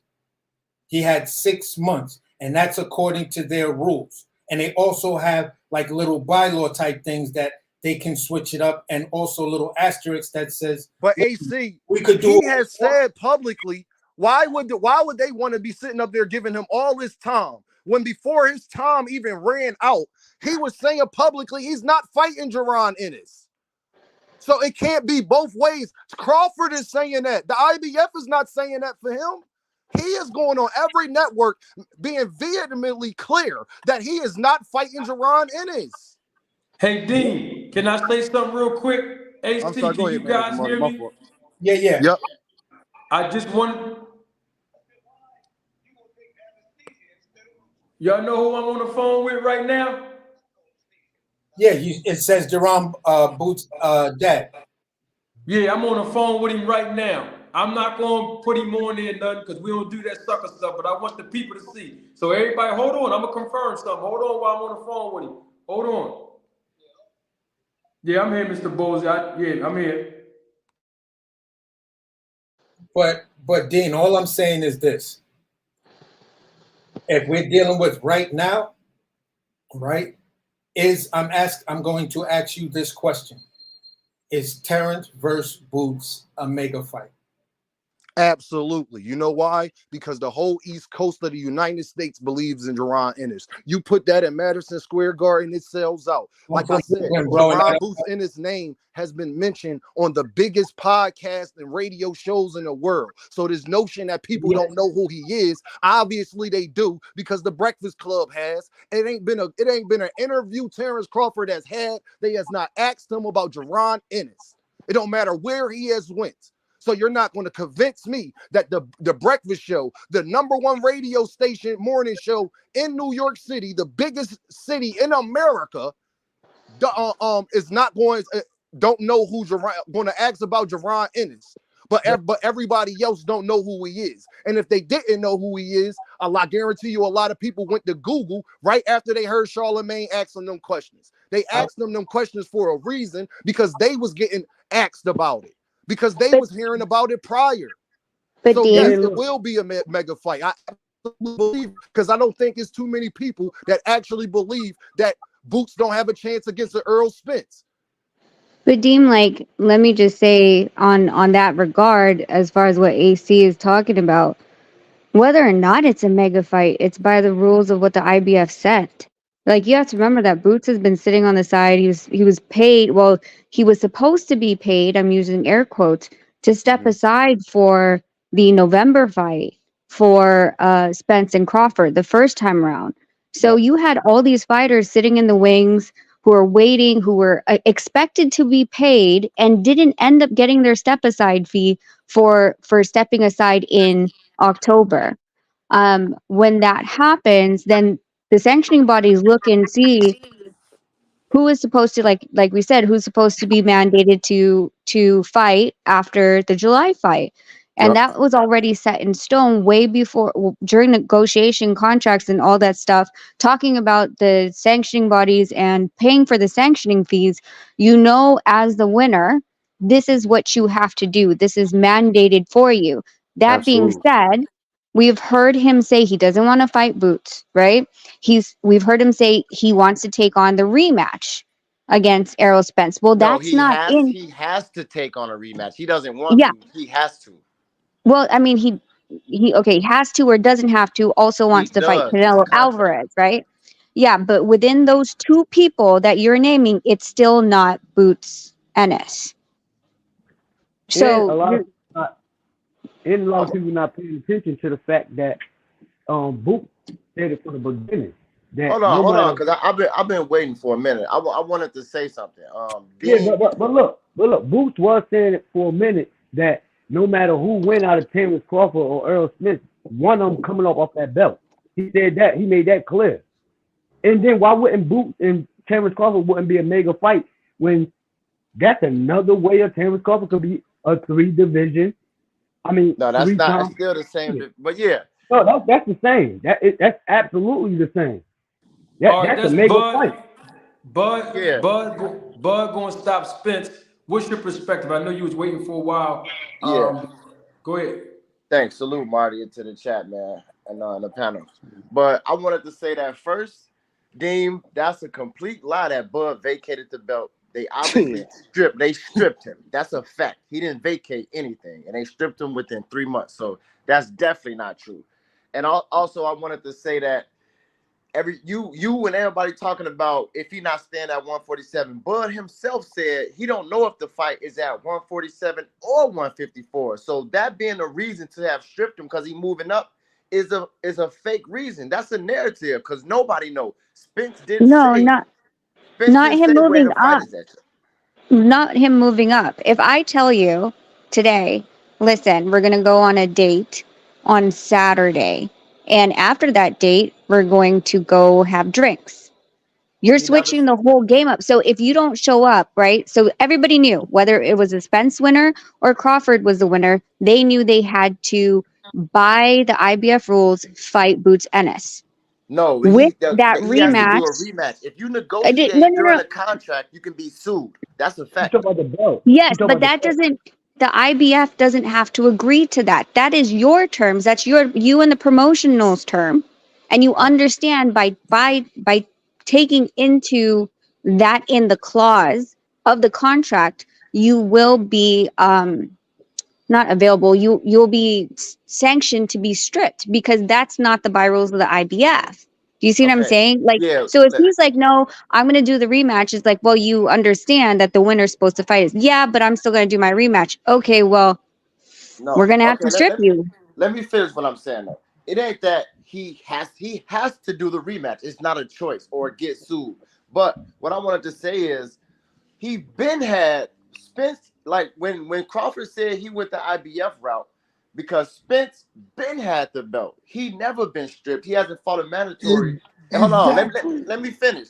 For sure. But you know Spence what the hasn't fought a interim belt is. mandatory in 4 years. Now, all of a sudden, Boots went when Crawford has fought every single mandatory he had. So why wouldn't you go to the guy who fights all his mandatories, but you go to the guy who hasn't fought a mandatory? So that's what Crawford was saying. He was hold unifying. hold on one second.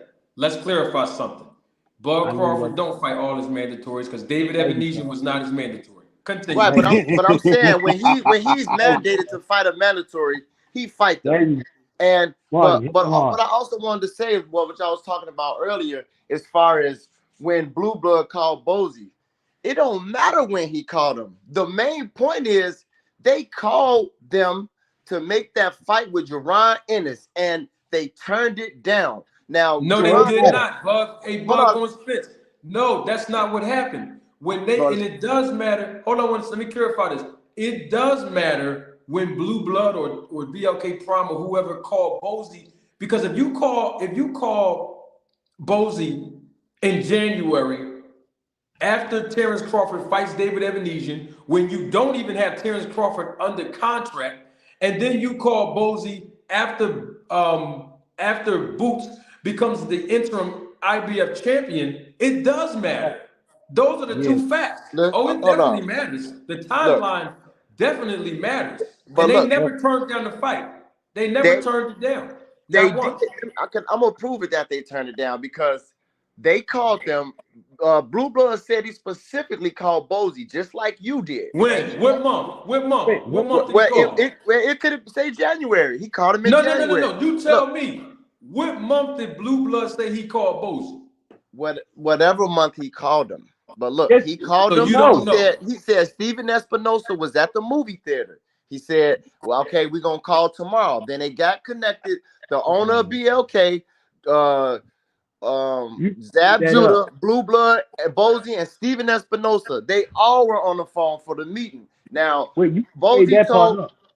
hold on, let me finish. Bozy told Blue Blood he's loyal to Showtime, so talk to Steven Espinosa. So when they presented the fight to them, they regardless if he was on a contract with What them or did not, Steven Espinosa say?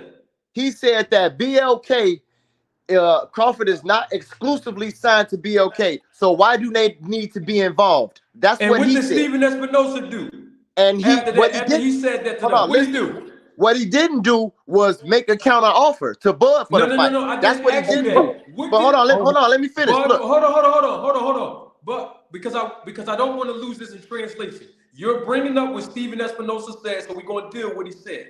When Steven Espinosa said once he got on the phone with Desmond from BLK Prime, he realized that they did not even have Crawford under contract, so there was no point from a business standpoint to even talk to them. What did Steven Espinosa say he did right after he got off the phone with them?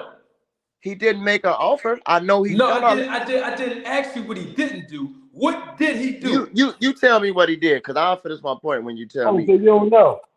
No, I don't know, because I know he didn't make an offer. No problem. Listen, it's okay. I'm going to tell you. He called Crawford on the phone directly. Directly. That's what he did. And what did he call him for? What you think? Bruh, think about what I'm saying. What did he call him for? Hold on for a minute. What you think? Because I never heard that. I never heard he called him. I know Boots just came out and lied. Now look, Boots now you saying two different things, and Bozy said something different. When they all had that meeting, Boots just said all of a sudden 6 months later that, oh yeah, he said yes to the fight, and he never heard back from Crawford or BLK. That's facts. That's cap. You just said, how is that the fact? And you said Steven Espinosa called Crawford. How is that a fact? He's lying, bro. You never said that. Hold up. You're mixing apples and oranges, and you might be doing it inadvertently. What I'm saying to you is, you're saying it doesn't matter when they call. It do matter. Think about this. Think about this. Why would they set up a fight with Crawford and David Ebenezer if people would be more inclined to see Crawford fight Spence or Crawford fight Boots?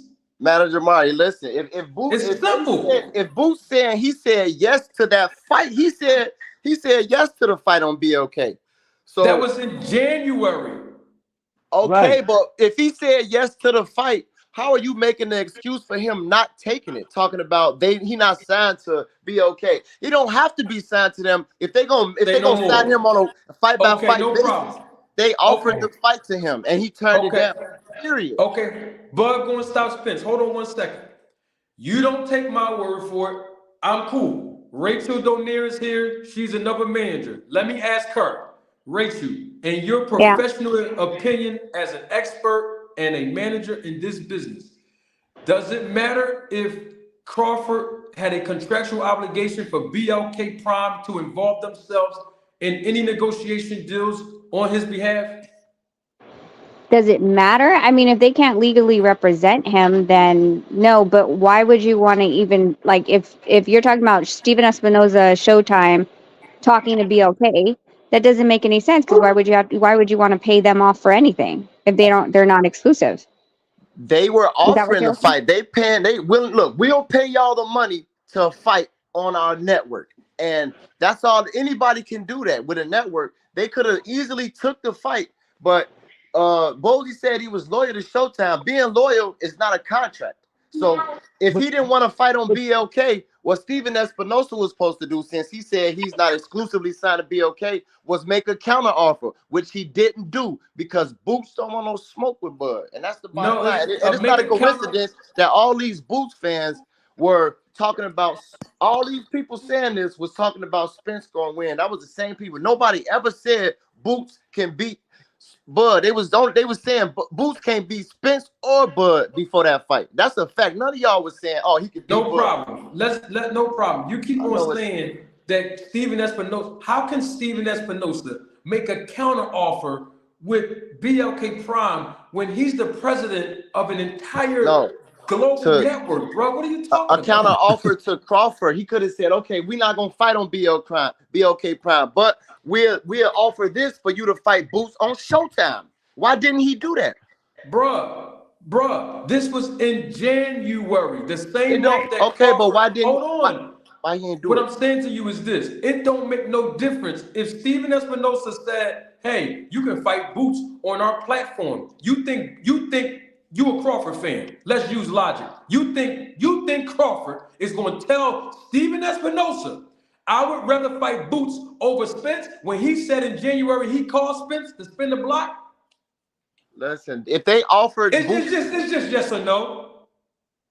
It's just yes or no. It's not a yes or no, because if Crawford called Bud going to stop Spence. If Terrence Bud Crawford said, "I was on the phone talking to Errol Spence in January," to renegotiate the fight and spin the block. And he gets a call from Steven Espinosa saying, yo, you want to fight Boots in the network? Do you think that Bud's going to tell Steven Espinosa, you know what? I was just on the phone with Spence to get the bigger bag. But you know what? I'm going to call Spence back and I'm going to tell him we ain't going to fight. I don't even know why I called him. I'm glad you called me, Steve. I'll fight Boots. At that time, there was no date on the fight. What I'm saying is, whenever he offered the fight, you circumventing my question and gaslighting, bro. Because your question is, you trying to box me in with something that doesn't matter. Whenever he wanted to fight Boots is when all this happened. So he was willing to fight Boots next. So at that time, from what? Next after what? When Blue Blood called him, he said he wanted to fight Boots. And whatever month you decide to say it was, that's the month that Steven Espinosa should have said, okay, well, fight Crawford on our platform at the same time. It don't matter. Do you think okay? No, so then he never offered a fight. Hold up, you ain't gonna answer the first question. Then let me ask you this way: do you think? Now let's keep it 100. I don't know if you're a businessman or not, but let's see if we can get some business foundation for this. Do you think that Steven Espinosa, the whole time now, for months, been trying to set up a fight between Terrence Bud Crawford and Errol Spence Jr.? No, Steven Espinosa wasn't in it. He wasn't involved. That's why it got made when he stepped out. Stop with the he wasn't involved. Please stop. Don't tell me he wasn't involved. He said that himself. That's why he got out of it. It ain't listen to what I'm saying. Listen to what I'm saying. Yeah. If Crawford is on the phone with Spence, and Spence and Crawford are saying, yeah, let's see if we can get this fight done now. Now is the time. Whatever, right? They both on the phone saying they're going to get it done. You mean to tell me that Steven Espinosa, Al Heyman, and whoever else that represents Spence, since y'all act like y'all don't know, is going to say, you know what? We're going to step aside. We already know how much money this fight's going to generate. We all going to step aside so that Crawford can fight Boots. Do you think that they would be willing to do that, in your opinion? No. Okay. No. Guess who else knew they wouldn't be willing to do that? You ready for this answer? Terrence Bud Crawford. Why do you think he ain't let them know that he was negotiating with BLK Problem to fight Benavidez in the first place? So I got a question for you. When did they? It's very simple. Do you agree that Bud and BLK and Blue Blood offered a fight to fight Boots? Do you agree with that? Did they offer him a fight? Do I what? Did BLK, Crawford, and Blue Blood offer a fight to Boots? Did they offer a fight for Terrence Crawford to fight Boots? What you saying about Boots? Did they offer him a fight to fight Terrence Crawford? Who? BLK and Blue Blood. Yes, according to all parties involved, Mr. Bosey, Boots, and Blue Blood. They all publicly done point this out now. And Steven Espinosa. Okay, so they offered him a fight. They offered Boots a fight with Crawford. Here's the problem with that. It wasn't just about, hey, we're going to offer you a fight with Crawford. There's two facts to this, and I want everybody to understand it if anybody forgot. Fact number one, they had no obligation to negotiate for Terrence Crawford, period. He only signed a one-fight deal with him. Everybody already knows that. That's a fact, which was the David Evanesian fight. Everybody knows that to be true.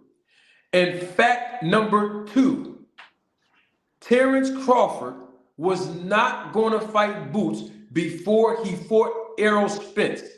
And that's how you know what you saying about the timeline can't be true, because when they offered it to Boots, they wanted him to fight before Spence. They wanted him to fight before the Spence fight.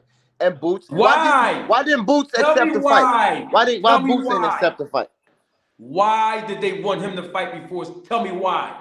Because look, he was supposed to fight Spence.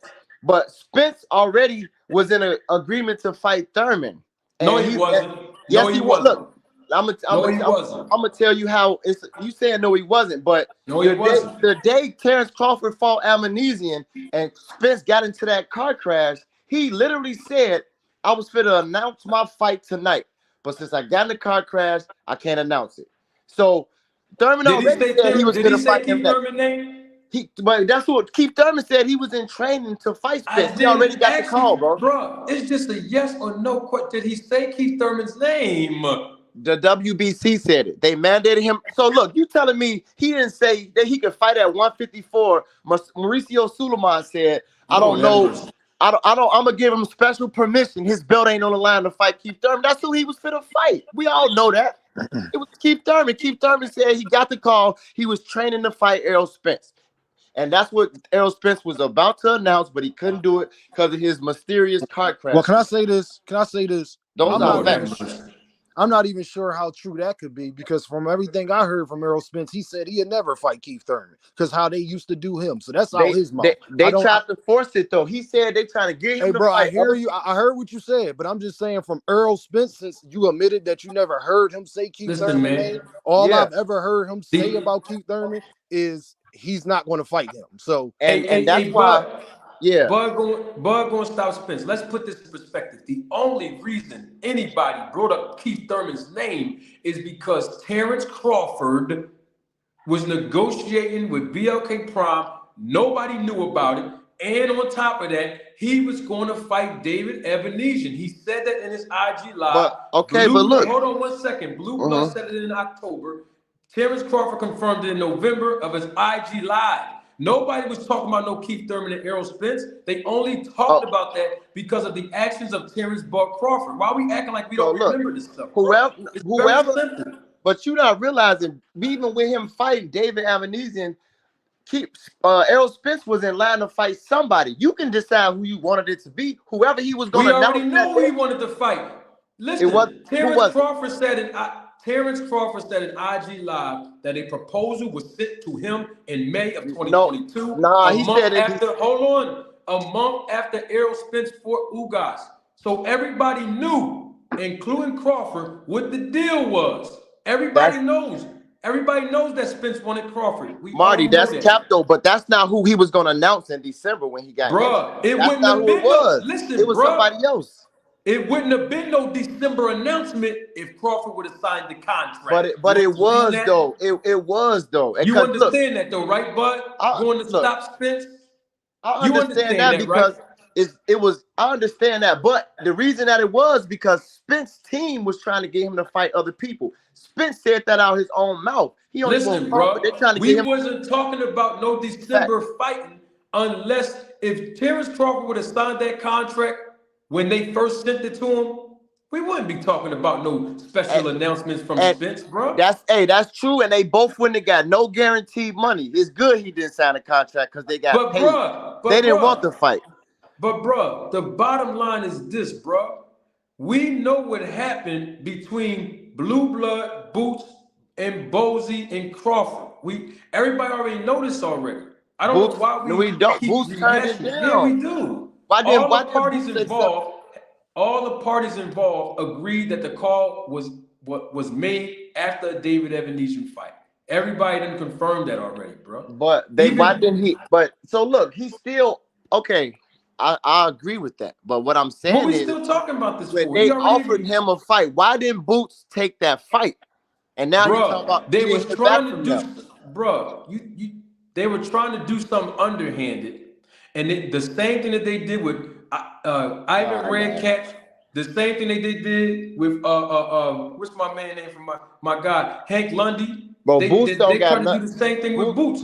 Boots that don't got nothing to do with Boots taking the fight. He ain't got to worry about that. Go take the fight. Listen to what I'm saying.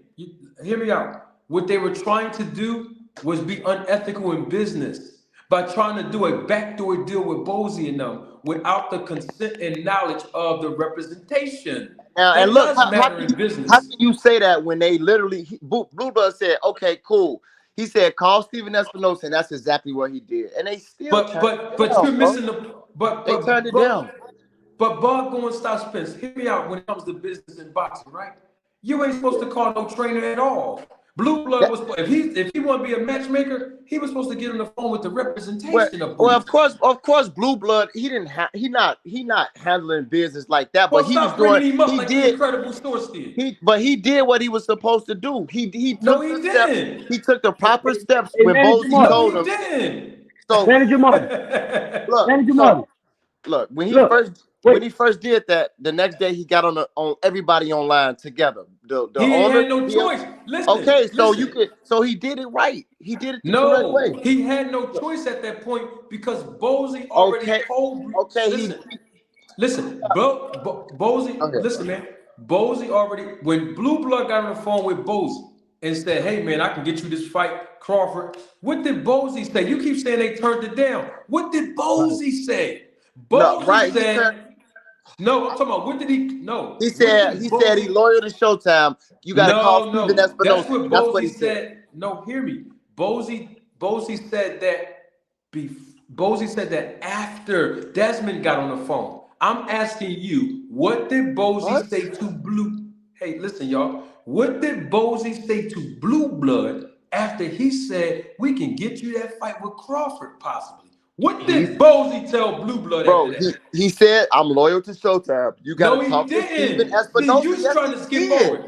Yes, he did. No, he said that after he got on the phone with Desmond. See, you said the next day. No, he didn't. That's why he even called Desmond. They called Desmond because of the first phone call. What you talking? When he got on the phone with Desmond, all of them was on the phone. Steven Espinosa, Desmond, everybody. No, that's not what happened. Let me tell you what happened. When Bozy got on the phone with Blue Blood, I'm talking about when it was just Blue Blood and Bozy on the phone. And Blue Blood says, Bozy, I told you at the fight when I bumped into you a couple weeks ago, I can get you that fight. I got a big deal. We can probably get you that Crawford fight. Bozy had to tell Blue Blood something in order to get the second phone call to happen. So I'm asking you. Bro, you tell us. You tell us. No. You made a statement, and I told you what he said. I told you what he said, and you saying that's not it. So you tell us what he said. I'm glad you said that. Now, Bozy had to say something in order to get the second phone call to come in. Guess what Bozy said? Absolutely, we'll take the fight. Because if Bozy would have turned it down like you claim, it wouldn't have been no need for no second phone call. So why didn't they take the Don't fight? tell me, y'all. Let me finish. It wouldn't have been no need for a second phone call if Bozy turned down the fight like you've been saying for the last hour. So look though, why didn't they take the fight then? No. I want you to comment. I want to hear your rebuttal to this, bro. That is my rebuttal. It don't listen. What he's saying and what happened is two different things. Boots saying actions happened. So Boots saying that he never heard back from him. He said, "Yeah." No, that's after the fact. See, you listen, bro. We're not talking about that's after Steven Espinosa and them talked to. I ain't talking about that. What I'm asking you, you said Boots and Bozy ducked Crawford. Why didn't they take the fight? So I'm asking you, if that's your point, and you're saying that Blue Blood did everything right, that's what you said. So if that is the case, then how did the second phone call come in if Bozy turned the fight down when he talked to Blue Blood? That's not. He didn't turn it down when he took. He said of course we heard him say, "I'll take that fight in a heartbeat," but that's not what he did. He didn't take it in a heartbeat. They did. Listen. He didn't. When the call came in, right? When the call came in, Bozy been saying for a while. Watch, now I'm gonna bring you back to this one. Bozy been saying for a while, we'll fight Crawford in a heartbeat. So now, if you saying that ain't true, then let me ask you this question. Why would Blue Blood Sports TV call Bozy when he knew Bozy was going to turn down the fight with Crawford? Because he heard Bozy say that too. He thought, listen, everybody, just as well as Blue Blood, thought he really. Hold on, let me answer the question. Everybody thought he would take the fight, but he didn't take the fight, and there's no logical reason for him not to have taken the fight. Just like Boots know all he got to do is touch Crawford's ego. He could say, "I'll knock Crawford out." and Crawford gonna fight him. But he refuses to do that because Well, hold on. Can I say this? Can I say this? Oh, gotta say something. Bro, you He not don't wanna answering. fight, bro. See, what it is you want the people to believe that Bozy and Boots turned the fight down. Now, when I caught you, now They you're trying to did. say, hold on, let me finish.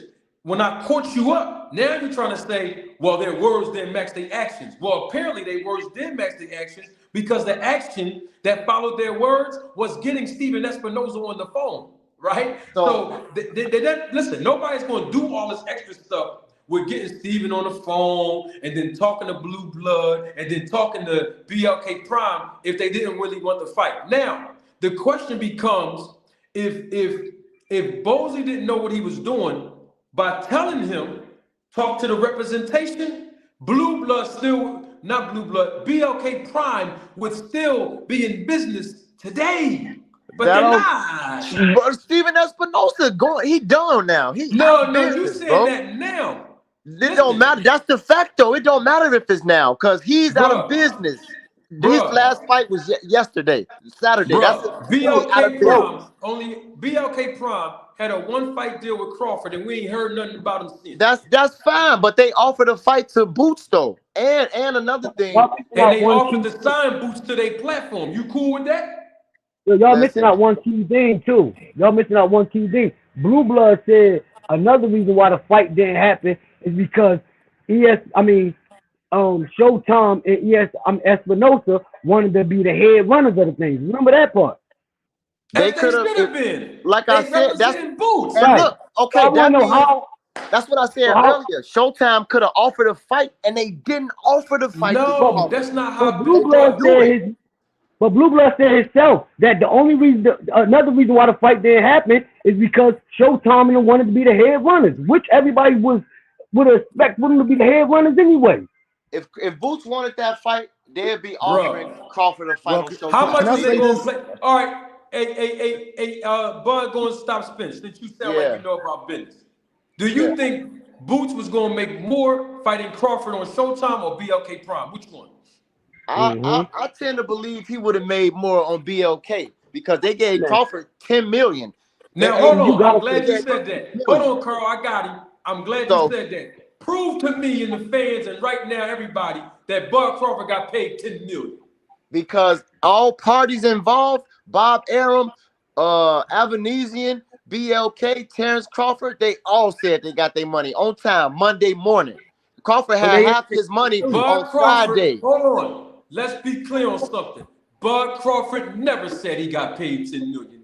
Yes, he did. When? When did he say it? Listen, everybody know Bud got $10 million for that fight. Only people said he didn't is people. Everybody else said he didn't get. Bud Crawford said he got half. He said I got half of my money on Friday. I already got $5 million. That's what he said. $10 million though, yo. He never said $10 million. My thing and Bud is a businessman. You know we about his business. But my thing is, bro, you sitting up there talking about how they offered Jerron to fight. The IBF is offering Terrence Crawford to fight right now. No, they're not. No, they not. Actually, hold on. Cap, bro. Actually, to fight right now. He's talking about fighting Alex Roca right now. That's who he's talking about fighting. The number 4 ranked guy in the WBC, who's not even in the sanctioning body of the IBF. That's because Terrence Crawford won't negotiate with him or fight with him. He can't negotiate. He's under contract. No, he can. That's not true. Listen, you can negotiate when you're under contract to do another fight. No, you cannot. Bro, that's not true. You understand that is not true. That's you talking like a fan, right, bro? You talking like a fan right now. You understand. Hold on, bro. You understand. You can have a deal with Nike and have to do obligations for them, but you could be negotiating with Subway for a deal too. No, you can't. True. Listen. That you can't negotiate another fight when you already under contract. That is not true, bro. Okay, I hear your point of view, but in boxing, and you please look it up, if you're under contract to fight somebody in a rematch, you cannot negotiate another fight or you're breaching contract. Period.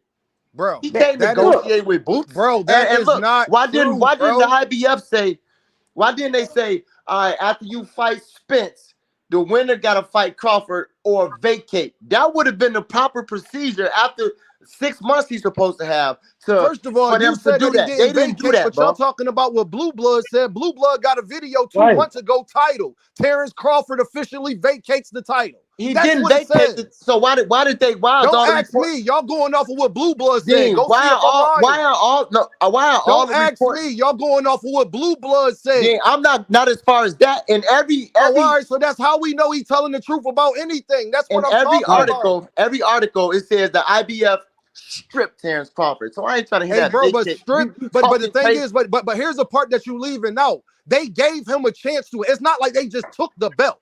They He had did. a chance to negotiate. They The never IBF allows extensions, bro. They never He did not mandated to ask for fight. an extension, my guy. They never mandated to fight. Also, Bozy. Yes, they did mandate the Bozy fight Ennis prior to him already fighting said. Earl Spence. Bozy Yes, But they yo, did. you know, Terrence Crawford. But I'm just gonna say this. They did mandate the fight when the Errol Spence, and it wasn't like an official mandate. It came out in some weird type of article where they said the winner of the Bud Crawford versus Errol Spence fight must fight the IBF interim champion. Right. They know they said they don't honor rematches. So they knew just as well as Boots. After Jaron beat Alex Roca to become the interim champion. When they said it on that night, if you go back and you look at that fight towards the end, they had an IBF spokesman saying that the winner of that fight that's coming up, now that we have an interim champion, right? I need to know why y'all don't want him to fight Boots so bad. Hold on, That's all I hear from Crawford fans. Say this, bro. They said they don't honor the rematch, but regardless, they knew he had a rematch, a contract obligation. Bozy and Boots knew that. So the route that they took, just like bro, he could have asked for an extension, bro. Why are you leaving this real quick, bro? No, I'm not talking about you, AC. I'm talking about him. He's leaving that part out. Like Bozy said himself, no options. He knew. He said he don't play a part in this. He play a major part in this. I was just about to say, Bozy said that he knew. Bozy said he knew they was gonna elevate Boots. He just didn't want to announce it because he was waiting on them to officially announce it. He been said, he don't care how they get the belt, as long as they get it. So he knew what he was doing. But I'm not talking about that, bro. You're talking about y'all talking about everything else about why he should be fighting Boots. He's the one that was talking trash about Boots, saying you can't call somebody an email champion when you're literally the reason he has the belt. You're the reason. It's not like it's another boxer. Hold on, y'all. Hold on. I'm letting y'all cook. Hold on. It's not like another boxer is sitting up there talking about Jaron Ennis being an email champ. It's you, the person that was supposed to fight him. And then there's all these other big fights that people was talking about. Nobody, hold on, y'all. Nobody is talking about Tim Tszyu. We know you got to fight Earl Spence. He could have asked for an extension. All the IBF was asking for is that you're going to agree to start negotiating with Jaron Boots Ennis for a fight. That's all they wanted. Listen, they already knew that he had to fight Earl Spence. So this notion, prior to the fight getting made, Terrence Crawford knew that this was on the table. You saying Bud don't want to fight Boots, but this is what I want to tell you, and this is the last thing I'm gonna tell you. He said, I ain't saying it. He said that. Listen, I'm not saying it. If Boots want to fight, because you saying it's a mega fight. I can't want to fight that the man said he's not fighting me, bro. Boots, this is what Bud said. Bud, he's not fighting Jaron Ennis. That's what he said. No, that's not all he said. Let me finish and say what he actually said. He said Boots is not a mega fight, so he's looking for big fights. But if Boots want to fight, all he gotta do is touch my ego and say something crazy. What type of diva shit is that? Bro, he gotta touch my ego. So now look. That's what shit is that? If Boots want to fight, did you hear what you said? That's some female So stuff. let me shout out to all the females, but that's some. He gotta strike my ego. Let me tell you something, bro. If he want to fight, if he want that buzz smoke, hold on. Oh my God! If he want that buzz smoke, all he gotta do is say, "I'm gonna knock Bud out." He's scared to say that. He don't want to say that. And look, and y'all reason off. He wasn't raised like that. Get that soft ass shit out of here. Bro, you just said he sat up there and said another man got to stroke his ego. He didn't say stroke his ego. He said get out of line, bro. Touch his ego. That's all you gotta say. I gotta touch my ego. However, he's been saying that I want to fight the best. All you gotta say is why won't Boot say nothing? First of all, can I say this? When have we got in boxing where I got to do all this love and hip hop stuff and can't just say I want to fight the best? What? I want to fight Terrence Crawford. Mike Tyson hold on, bro. Hold on. Mike Tyson told Canelo that. Bro. Hold on. Has Boots Ennis not have said that he wants to fight Terrence Crawford? That's all he has to do. In every interview, he has said that. If he wanted to fight Crawford, he'd say he'd knock Crawford out. I bet he won't. He don't want no smoke. What? What? He don't want no smoke. Hey, yo, Dean. Yo, look, bro. All he's doing is repeating everything that Bird the Boxer is saying. Bud told Boots that himself on the phone. On $1 million worth of game, Bud told Boots that himself if he want to fight what he got to do, and Boots won't do it. They swear to God on everything you love. Bud said that on $1 million worth of game. They swear to God on your life that Bud said that. I swear to God on my life he said that. And he told Dillingham if Boots wants to fight, that's what he got to do. Oh my, he got to do. Yo, you know we all seen that show, right? Now look, now who is this talking? Make a bet on that you would change your name that Bud is the greatest if he told him that, if he said that on that show. Man, I guarantee he never told. Come on, bro. He told them. They said, "What is it gonna take to fight Boots?" He said, if you he got to stroke his ego. No, he said, no. He said, if you touch my pride, that's his word. But bro, you trying to make it sound like that's cool. That's cool with you. Yeah, because look, what else Earl Smith's got to do? I can't just say I want to. What else he got to do besides say I want to fight the best? Can I ask you a question?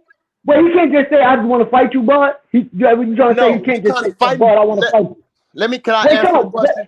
As a grown man. Can I answer the question? Carl, let me ask this question. Carl, let me answer the question. I got a question for Boots gonna stop. Spence gonna stop. Hold on, let me answer that question real quick. It is Boots is a step down from what Bud is. That's not a legacy fight for Bud. So in order for him, hold on, let me answer the question, bro. How you gonna keep cutting me off? If bro, you been cutting people off too. No, one mic. If Boots want Bud to overlook these big fights that he can get, if he do that, then he will step back and fight Boots. The question y'all need to ask yourself is why hasn't Boots did it yet? Bro, what big fight? Tim Tszyu is not a big fight. What he didn't say. He didn't. Bud didn't say nothing about Tim Tszyu. You making that up? What big fight? Because nobody want to see Jermell after that performance he put on. So what big fight are you talking about? Canelo. Bro, Canelo is not fighting no goddamn Terrence Crawford. Stop saying that. Oh no! Now look, now you said that's y'all. He's not fighting Terrence Crawford. Canelo said no, so it's okay for Bud Crawford to say no, but it's not okay for Canelo. Canelo said that is not happening. All y'all saying he not getting a fight just because y'all saying it. Y'all Canelo is not fighting him before he fight David Benavidez, before he fight Bivol again, before he fight Beterbiev. How do you know? Did he tell you that? How do you know? You insane? How do you know? Did Canelo tell you that? Bro, Canelo said he's not fighting him. Yes, he did. No, he didn't. No, he didn't. You just said that, bro. Canelo said he wasn't fighting. Canelo been going back and forth about fighting Bud. Before. No. Canelo shut that shit down. So he ducking Bud then, right? Canelo ducking somebody in 2 weight classes, 3, 4 weight classes beneath them. I'm gonna tell you how. This is ducking somebody in 4 weight classes beneath them. Hey, no, look. I'm gonna say this to this. If Bud is officially in the 154 pound, he's only moving up two weight classes, and Canelo's already fought somebody that moved up 2 weight classes before.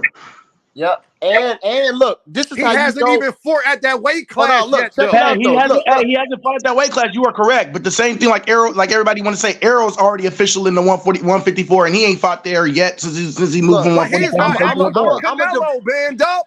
Why y'all acting like Bud a shot caller? He ain't no shot caller. This is how you know that it's a dunk. Let me explain this because it cannot be a dunk when you got David Benavidez out there. How is that a dunk? Canelo said Bud beat everybody from 154. This is hold on, let me say this. I got lost so much. He said Bud beat everybody from 154. I mean from 147 to 154. That includes Charlo. But look, he fought Charlo knowing that Bud can beat him.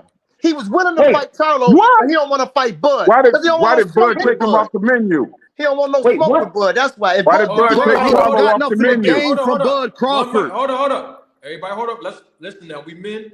Let's not talk over each other. Let's do this with honor. Y'all know how we do on the channel. Hold on. My man Asante was asking a question. Go ahead, Asante. What you want to say, brother? Here's my question to the Bud buddies. When Earl had eye surgery, why didn't Crawford fight Boots then? Ooh. And when Earl had the car accident, why didn't Crawford fight Boots then? Because who was Boots? Who was? That's not the point. That's not what I'm saying. Why didn't he fight him? Let me answer that question. I want to answer. I don't want to hear nothing from you, AC, no more. Somebody else talk. You saying Bud got loaded gloves and all that. Your opinion really not that valid, bro. But you can go. Valid. Why didn't he fight him? Why did he? But Earl was busy taking belts, beating up everybody, while Crawford sat back and did nothing. Why couldn't he fight one of the top contenders when Earl had surgery from the car accident? Why couldn't he fight one of the top contenders when Earl had eye surgery? I mean, was Sean Porter not a top contender? No, during that time, Sean Porter had the belt and Bud avoided him. Earl came and took the belt. Earl came and took the belt from Sean Porter. Where was Crawford during that time? Everybody y'all told Bud to fight. He did it. Hold on, guys. That's a legitimate question that Asante asked. Let's see if we can get some responses from Band Up, Bud Going, Stop, Spence, AC. I think y'all the three Crawford fans here. Can one of y'all answer that? Yeah. I can do it. Because if you all right, go ahead, Ben. Hold up, AC. Hold up, AC. Let's give Band Up some Band Up. Okay, let Band Up. Band Up. I didn't say that. No, that was Vince that said that. But I'll answer it too, though. I'll get with you too. All right. All I was going to say was Asante. That was a question from Asante L. So all I was going to say was this: if we're talking about the business of boxing, when nobody got into the car accident on December 10th, 2022. No, he was talking about the first car accident. He was talking about the first one. But if you're talking about the first car accident, why didn't he fight Boots? What noise was Boots making? Exactly. Business-wise, if we're talking business-wise, putting butts in seats and generating money for at least a decent pay-per-view, what did Boots bring to the table? And let's not act like all the fighters were already on the PBC side, so it was easier for Earl to make those fights in-house than it was for Bud. Exactly. And look, and everybody that y'all asked Bud to fight, Bob Arum, remember? Everybody y'all asked Bud to fight, he fought him, and afterwards y'all made excuses as to why he beat him, including Spence. So, Boots is just gonna be on that list when it happens. Boots gonna be on that list too. First of all, y'all sitting up here talking about Canelo's ducking Bud, but it's okay for Bud to say no to Jaron Ennis, but not Canelo, who got David. Can I finish? Who got David Benavidez out there? Can I finish? Let me say this to you. No. Can I finish, please? Go ahead. Let him finish. Y'all are insane. You cannot sit up here and say a man that is 4 weight classes beneath Canelo, 147, 154, 160, 168. Is ducking somebody when the whole world just watched David Benavidez put on a performance where the whole Mexican fan base is going to support that fight. I'm gonna tell you how hold he on. can. Stop. Go ahead. Stop. Let me say this. Hold on. I'm not finished. Hey, I want to answer that question. Let him finish. I'm not finished. Let Dean finish, yo. Let Dean finish. Bud is with the PBC. Al Heyman is not going to allow. Bud is with the PBC. David Benavidez is with the PBC, since y'all know so much about boxing, and Canelo is with the PBC.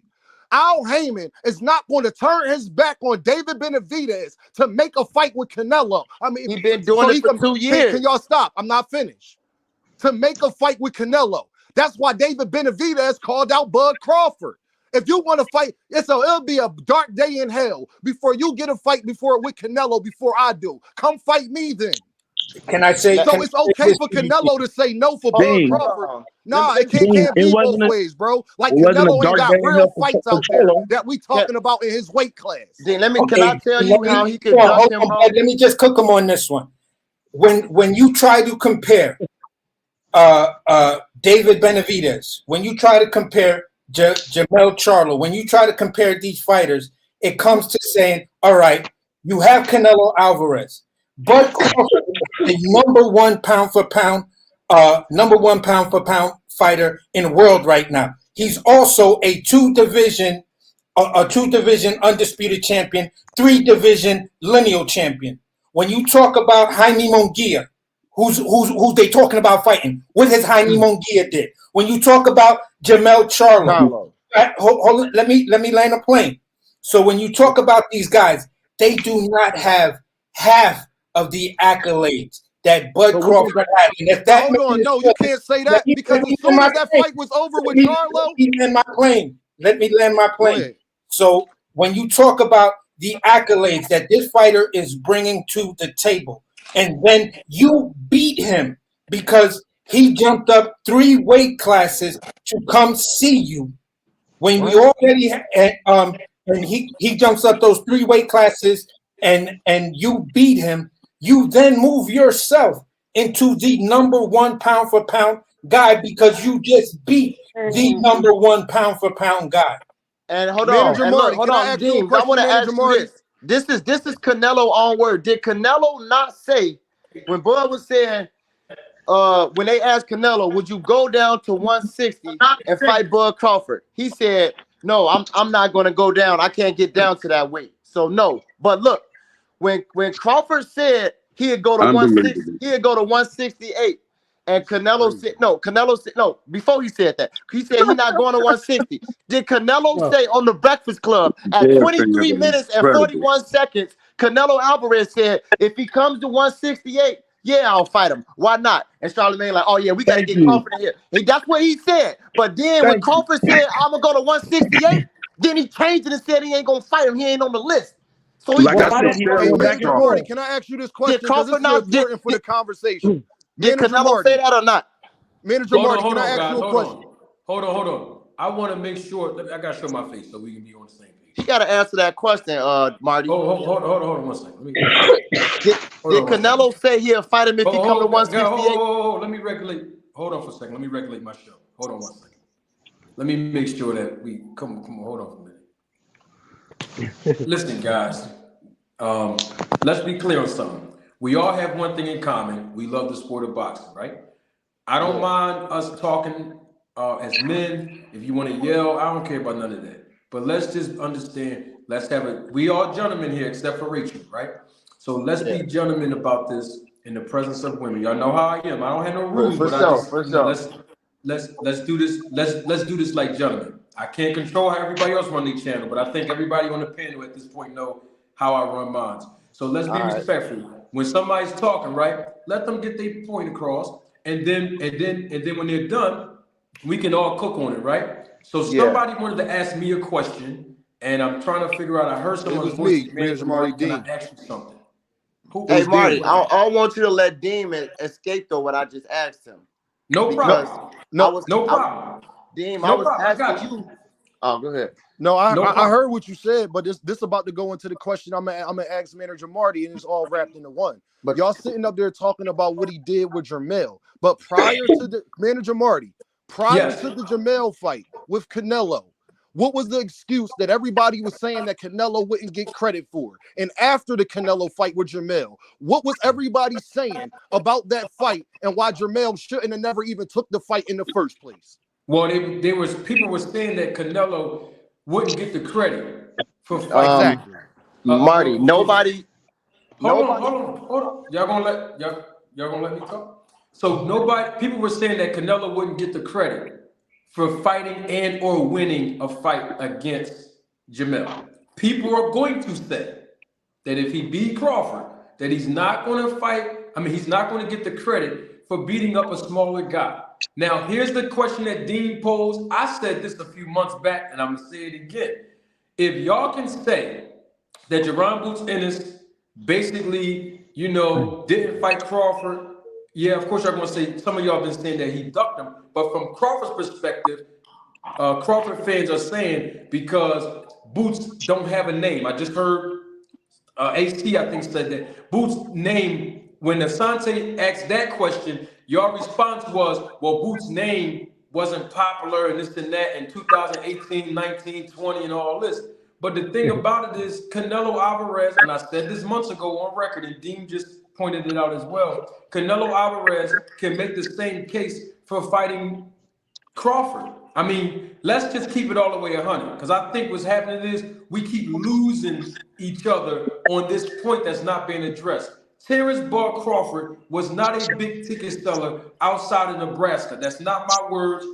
We already know Bob Arum himself said the money that he lost promoting Terrence Crawford when he was signed with Top Rank, I think he said I could have got a house built in Beverly Hills or a mansion, something to that effect. So we're talking, Marty. So look, we're talking as if Terrence Crawford was a big household name, and I'm talking about ticket sales. I'm talking about revenue generating numbers. We talking like he was that guy before he fought Errol Spence, and we all know that he wasn't.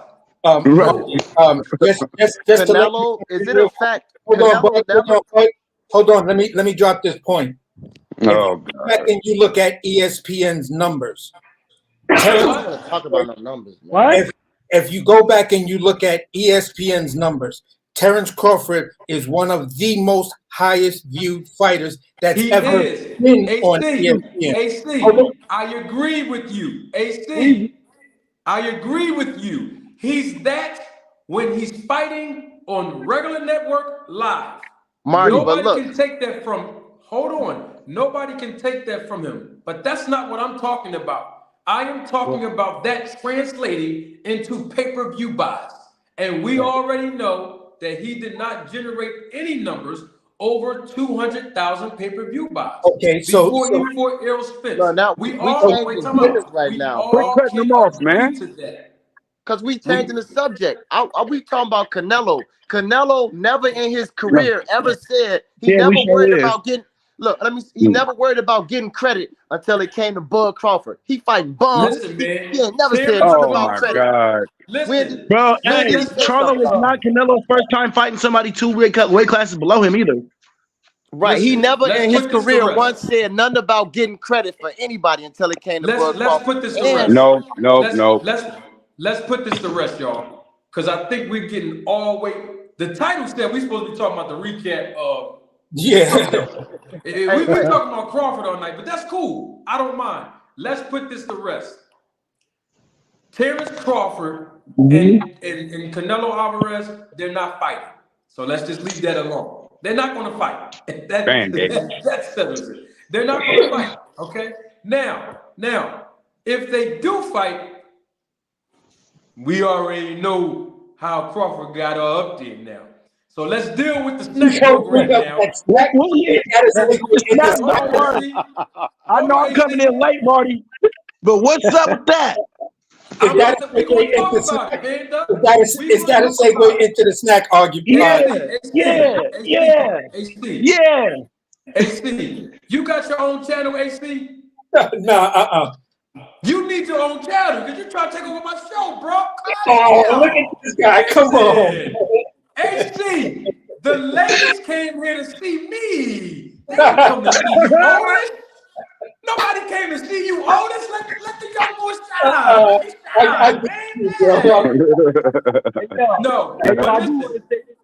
I do want to say this though.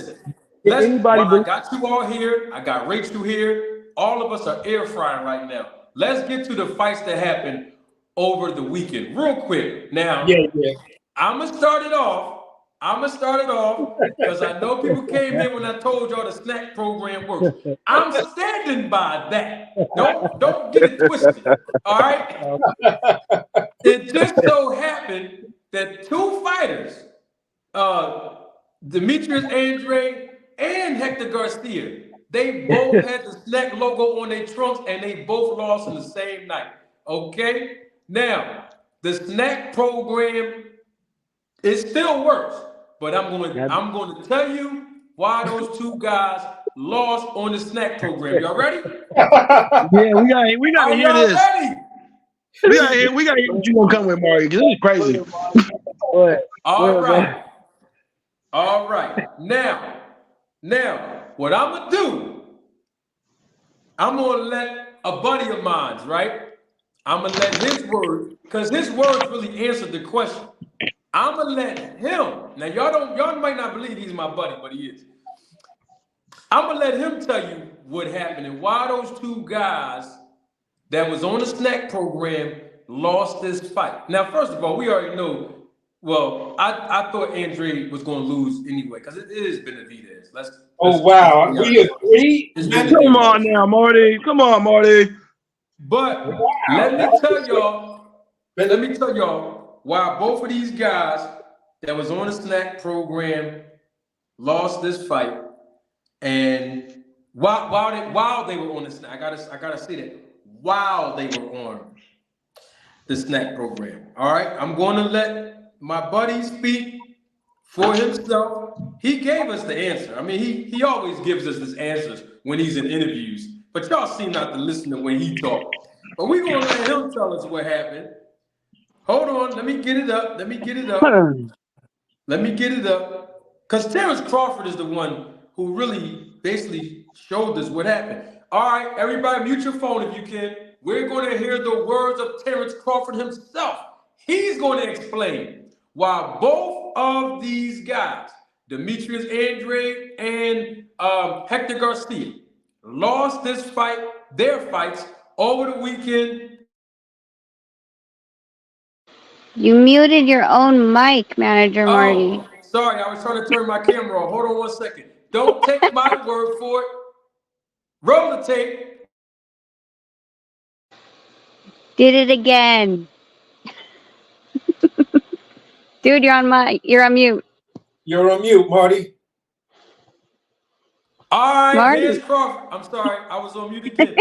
Yes, hear Marty. Terrence Bud Crawford tell us the reason why both of those guys, Andrade and Hector Garcia, my God, both of those guys lost on the snack program Saturday night. Hey, Terrence Bud Crawford, talk to the people, please, because we got 3 of your fans up here, and they listen to every word you say. So we're going to challenge them and see if they listen to your words now. This is Bud Crawford, y'all.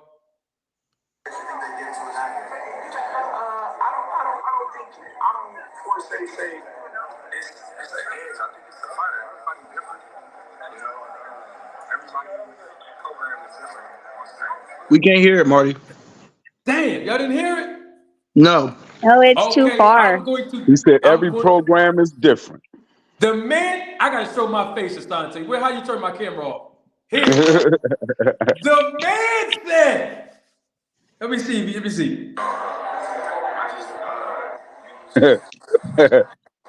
You see, the man told y'all everybody's program on snack is different. I use certain things with the snack program that other fighters don't use. So the reason why Andrade lost this fight. Oh, did y'all hear? Hey, Band Up, I don't know if you heard this. Rachel, I don't know if you heard this. Did y'all hear one of the commentators mention Victor Conti's name? Did y'all hear that? Yeah, I heard it. Now, you know Victor Conti was in the dressing room, right? Y'all seen him? Yeah. Okay, now, Terrence Crawford gave us the blueprint.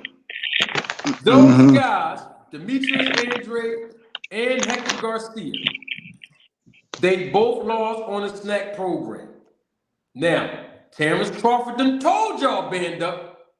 You got to take his words now. Band-Aid. There's different programs on the snack program for different fighters because it's customized to them, right? They couldn't afford the good stuff. I use certain things. Right. They couldn't afford the good stuff. Hey, Crawford said I use certain things on the snack program that other fighters don't. So the mistake that those two guys They didn't made, follow the Terrence Crawford program. that's right. They didn't take the certain things that Terrence Crawford takes Yo, with his snack program, bro. And that's why Right. these guys lost on Exactly. the snack program. Wow. hold up. Look at Hold that. on, one. So, Hassan so, said, "This is." Hold on, I knew I recognized that voice. That's the clown that be over there with the boxing outlet. That be thinking he know everything. That be getting cooked on them gloves gate. That's why he's saying them glove gate, because he be listening to the outlet with them still pictures and not video. Hold on, Band Up. Hold on. Ooh. Band up. That's when you Time went out. over there and got Time out, cooked. time out, I time out, was- time out. Nah, You boy, still I'm on frustrated. your head. I'm on your head today. You still I'm on your head frustrated, today, boy. Band-Aid. You I'm still on your head frustrated, today, boy. Band-Aid. Time out. You still Band Up. frustrated. Hold on. Don't bring the beef over here. Let's stay on task. You see, Band Up, you my guy, Band Up, but what you tried to do, you tried to deflect. We ain't talking about the gloves today, my brother. Right. Yeah, we talking about the snack program. That's what y'all Oh, want to Right. hear. all right. So, Yeah. so Marty, He don't want Marty, to talk about that. hold on, I got you. Hold on, I got you right here. Didn't you say that Victor Conte and the snack program only wants something to do with big fights, right? Huh? You said That's a Victor deflection. Conte only wants. You said he likes getting involved with big fights, right? Who? You deflecting. Victor Conte and the snack program. But Victor Conte was wanted here. somebody mic is on. I hear feedback. Everybody mic, please mute your mic. I want to hear Band Up. Victor Conte said what again, Band Up? You said Victor Conte likes to be associated with big fights, right? That's what he said in the Netflix documentary, yes. Okay, so my thing is, since we don't know exactly, because I'm still hearing allegations. Since we don't know exactly, so you mean to tell me we have the all access dudes? You know what I mean? When they shoot all access, you see snack everywhere. Not only one spot. Oh no! Not only one spot. You see snack everywhere. You know what I'm saying? Yes. And when you got a big fight going on with Andrade and Demetrius, you know, I mean Andrade and Benavidez. You know what I mean? Yes. You see Victor Conte in the back. You know what I mean? Yes. When you you know what I mean? We got Victor Conte there and live in the color. But you mean to tell me Andrade don't get the good stuff? But Crawford, when Victor Conte wasn't there in the building for the Aerosmith fight, as long as we know, and Victor Conte wasn't what I mean, Snack wasn't there. It was prime. It was prime more than anything. You know what I mean? We gonna sit here and tell me that Crawford gets the special sauce, that there's something different now? Nah, my mans. I'm not going for that one. And if anything, it would seem that what's it called? Demetrius Andrade was heavier on the snack program than Terrence Crawford was. Yo, Well, I Crawford don't know. said it. But I'm just going by. I don't know if Victor Conte was in the dressing room of Terrence Crawford for the Spence fight. I don't know. No, he wasn't. I can't He say wasn't. he was or not. Hold on, they shot the video. They shot the video of everybody that was in the back. Victor wasn't nowhere. Yeah, You Victor. talking about when he was putting the tape on his wrist and his hands and all that time? He tried to When he say. hugged Shakur. No, I'm just I'm asking. talking You about talking about that Tried time? to say he was stacking. Look at this guy. No, I'm asking the Oh question. no, he Hold on, definitely was AC. stacking. Are you talking about when the cameras had the on Bud when he was doing the tape on his Look at hands? him. That's what you talking about? Nah, I'm talking about when Bomac was like, hell yeah, and Bud was hugging Shakur, and they went around the whole locker room, and I ain't seen no Victor Conte. That was after the fight. Maybe Victor That was might the have. end I of the don't know. fight. Before or That after? dude- Hey, you there to support your man? that You gonna be brother there, all right? over the Shakur place. was there before in the dressing room before and after. Wasn't Shakur there before and after? Yeah, All but I over don't the know place. if Victor Conte was there. He may have been there. I don't But, know. Come on, man. Check Come on. this out. But Check hold this on, but out. they're gonna show it. Stand up. Hold on. Listen to what you're saying, Marty. You don't know if he was there for Crawford and Spence, which is way bigger fight than David and Demetrius, right? He only wants big Why would fights, but he ain't even there. Listen, I don't even know if he was there when Devin Haney fought Lomachenko. I don't know if he was there or not. but But those can I ask you this question, Marty? Hold on, AC, ahead. hold on. I want to answer Ben's second question. What was your second question? I, You said something about the special sauce. He all over the Yeah. place. He don't remember. Demetrius Andrade said the special sauce, not me. He said he got that signature stuff and that special sauce. He said He I telling didn't you. say that. He telling you. He telling you what? He But I telling ain't you never what? said nothing about no secret sauce. But why Well, was I'm Victor not Conte insinuating there anything. I'm just if he's saying giving out the they didn't sauce? use the same program that Crawford used. Okay, so can I ask you this question, Marty?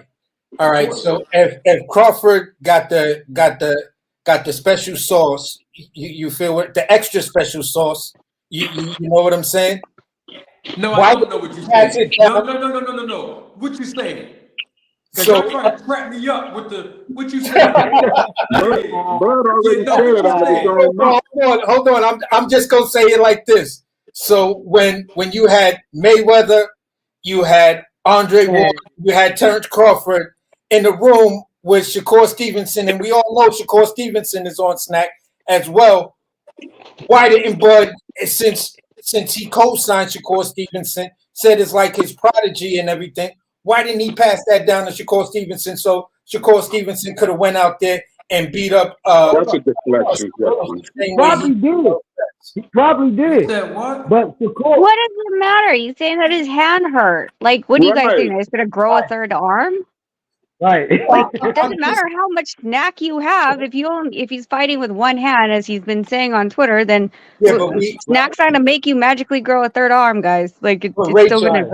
Rachel, we Right. all we saw the video afterwards where Shakur kind of admitted he didn't have a hand injury because in the clinch, that same hand that was supposed to be hurt, he was throwing punches with that. Oh, but That's let's not check what this he's out, though. been saying on his social. I have screenshots of his social literally saying one hand, one hand, one hand. I think it was like 48 hours ago he posted it on his Instagram story. We didn't check this part out. Shakur is kind of moving in that Duran extra cat So type. AC, hold on for a minute. AC. Yes, sir. AC. So your question is, why didn't Crawford pass down something to Shakur? Pass down what? What do you ask? No, I was making light of the whole snack thing by saying, all right, Shakur and Bud are super tight. That's like his prodigy, his little brother, whatever. When Shakur went out there to fight De Los Santos, you know, if we saying Bud had the extra or the special snack program, then why didn't he put Shakur on that snack program?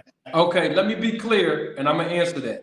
I never said that Bud said that he had the special stuff. I said Demetrius Andrade said he had the special sauce. I didn't say Bud said that. No, I'm like I said, I was making light of it. I was just poking at you, you know, to make fun of the whole snack thing and everything because I kind of find it funny at times to whereas if that's the case, then that program doesn't work because it only worked for one fighter. It didn't work.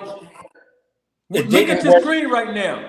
Look at your screen right now. Who that in the middle of that with that snack shirt on? Who that? I said Shakur. Devin Haney's also on snack. So is Clarissa Shields. So is Jaron Ennis on snack. Stop. Like Rachel said, we're not gonna go there. Yes, they got a picture. They got a picture of Jaron Ennis. Where is he taking the picture? In the snack. It's in the snack building. He was at the snack office or whatever. It's him, Clarissa Shields, and a bunch of other fighters. And Time out. Now, AC, I'm gonna correct you right now. I'm gonna correct you. Boots was not taking a picture in the snack gym. I'm gonna leave that alone, though. He was not in the snack gym when he took the pictures with snack shirts on. Just wanted to put that out there. But the thing is, Terrence Crawford himself said it the best. There's different programs for different fighters.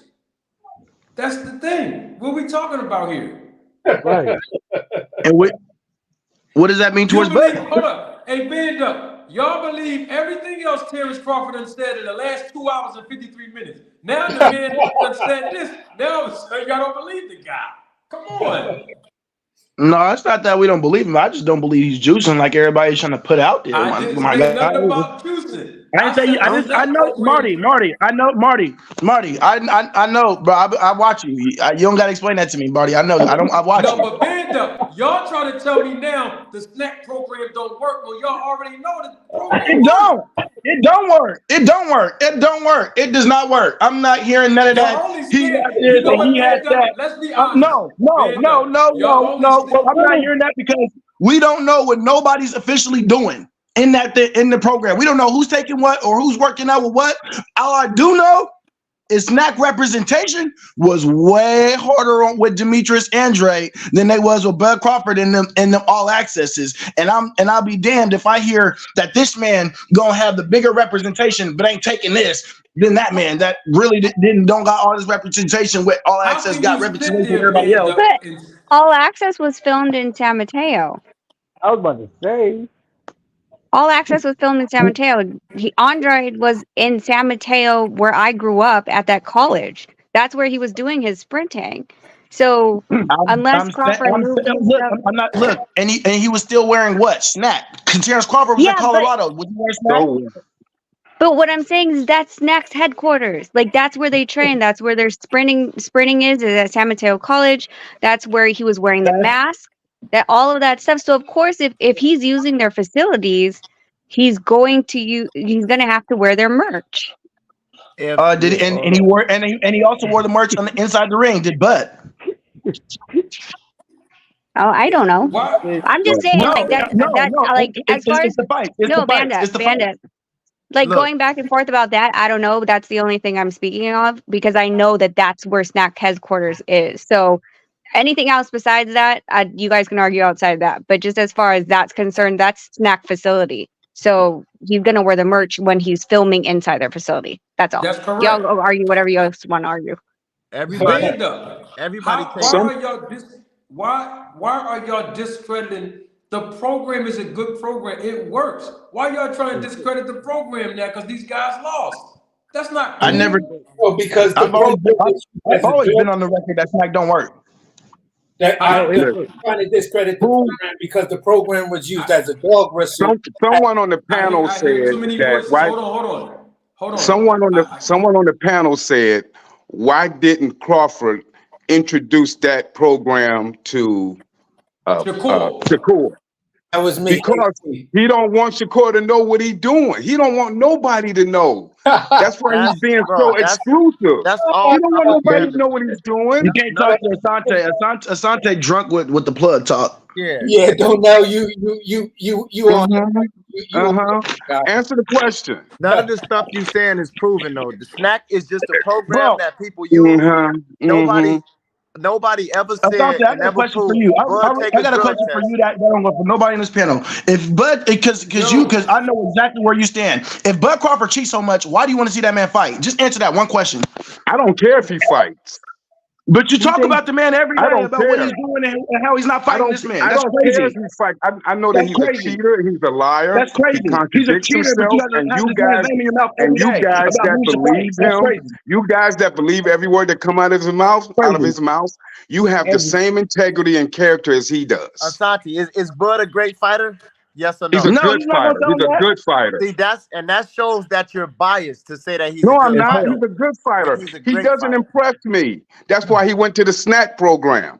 But look, he doesn't impress me at all. He was on a. That's why he went to Victor Conte.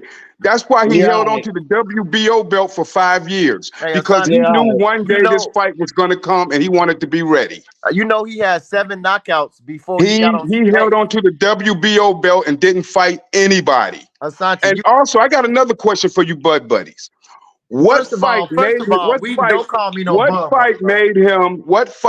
him the best pound for pound fighter in the world? What fight? Name the fight that made him the best fighter in the world. I'm waiting for this. All his fights. His career. His career made him the pound for pound best. His whole career. All right. His career. All right. So listen. Let me get these 2 super chats and I want to apologize to these guys. They've been waiting for so long.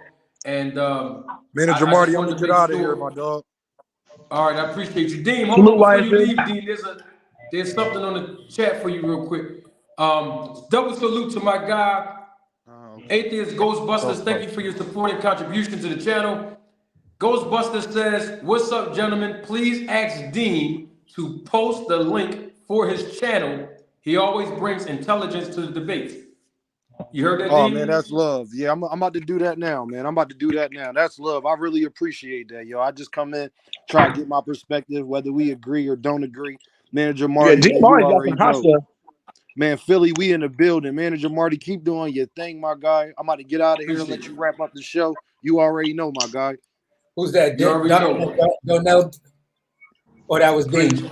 That was Dean. That's where that Boots biasness come from. Okay. Oh, all right, Dean. One love to you, bro. Let me get this whole relax. Let me get this second super chat, guys. Hold on. Double salute to my guy Cornelius Burnett. Haven't seen him in a while. Always good to see you, Cornelius.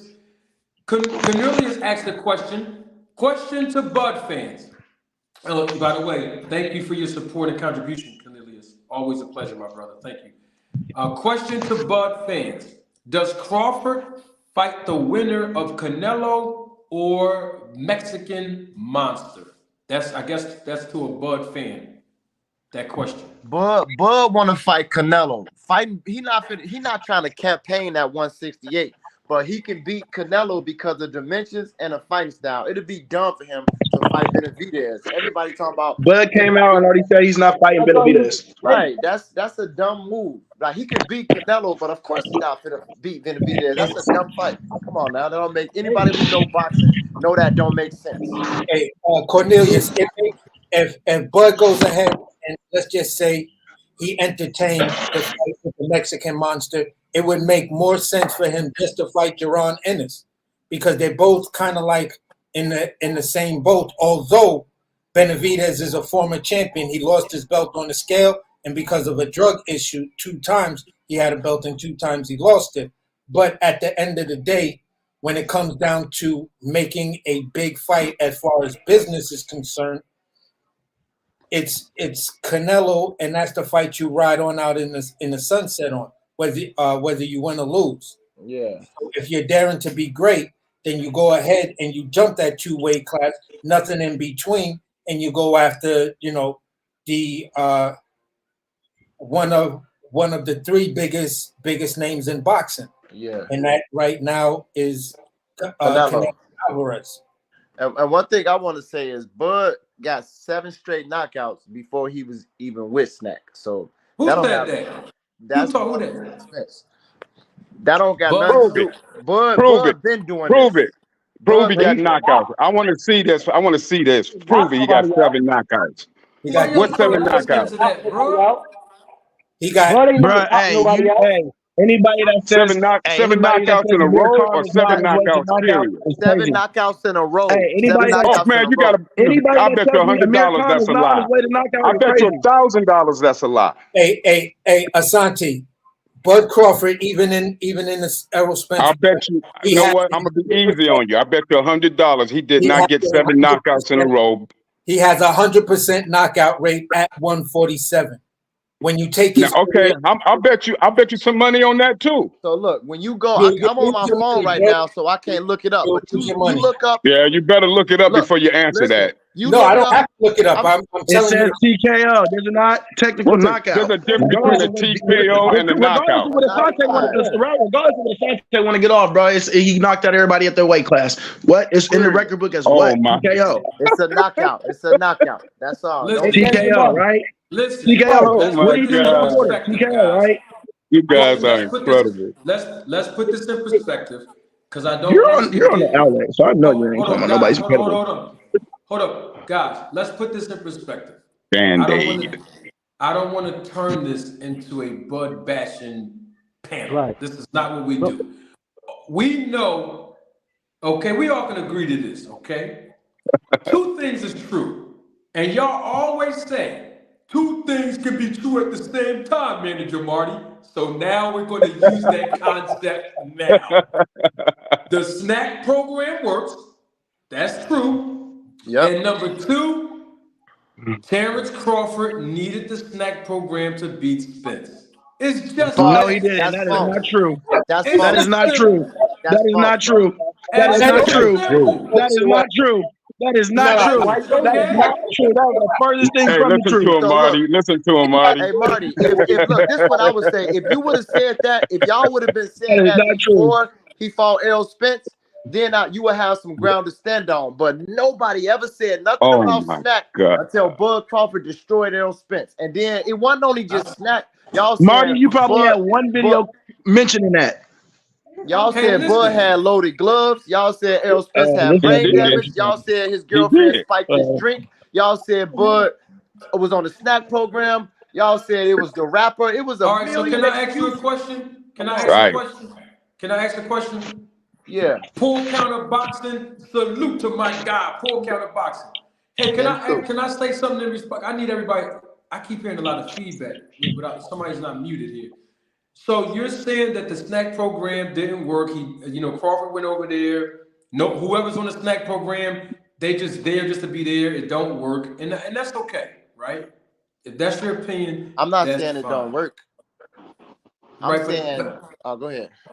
But this is my thing, right? If the snack program did not work, somebody's phone not muted. I hear a lot of feedback. If the snack program did not work, and we all got to keep it real, because y'all keep bringing this up, so now we got to bring it up. If the snack program did not work, Terrence Crawford would have not called in Victor Conti in the first place, and he wouldn't have been over there. Most of you seen my video. Terrence Crawford's homie got on here. A friend of Crawford's. I didn't invite him here. I didn't even know who the guy was. Most of y'all saw it. He came up here twice. And I like the guy. That's my guy, LC. And if he's watching now, double salute to my guy, LC, because he keeps it real. I asked LC, you know Bud Crawford personally. You live a few blocks away from his gym. You know Bernie the boxer personally, who was in the training camp of Terrence Crawford. He's a teacher, and he teaches Bernie the boxer's son. His words, not mine. So I said, because you know him personally, can you give us your opinion?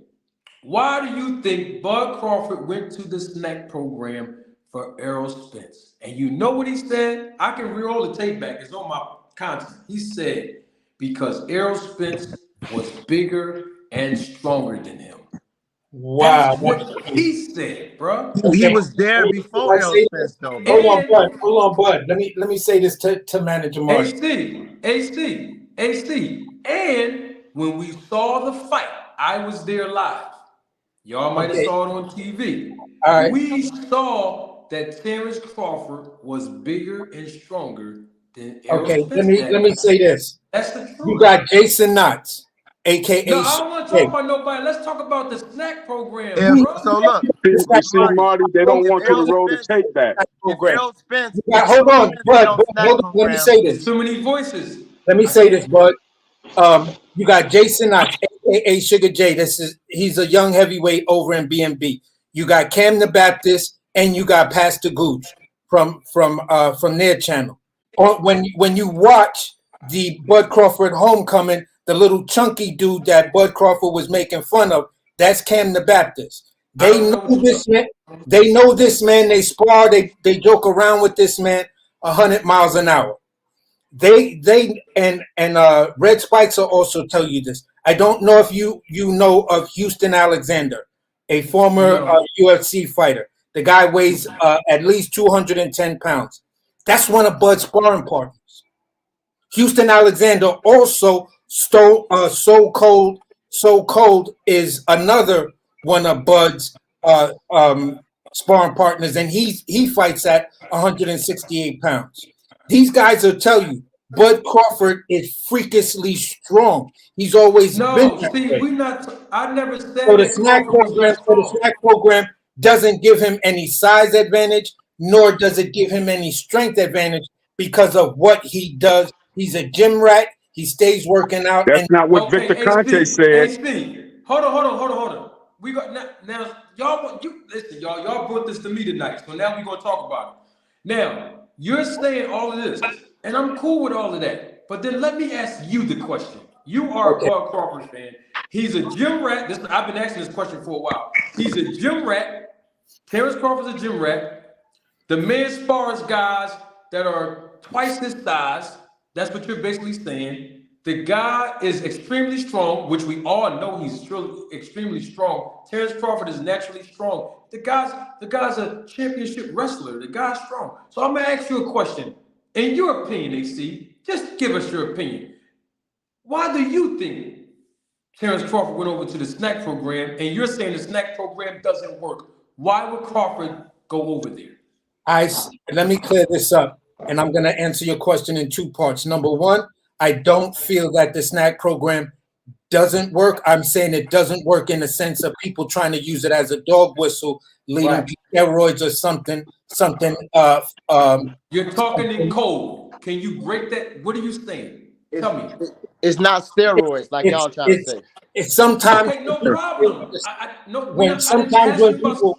AC, hear me out. I don't care if it's steroids or not. That's not what I'm asking. I'm asking you, what did Crawford go over there for if everything was working already? Why, in your opinion? What I'm saying to you is you have some things that fighters do that are business decisions. I Now, didn't ask you about that man business. So I'm that's asking because about you the get program.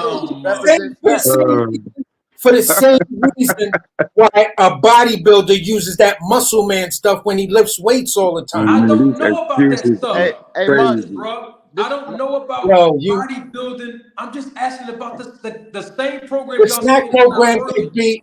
It's Bud Crawford is saying he uses the product as product placement endorsement. Yeah, exactly. I need. Can you get AC?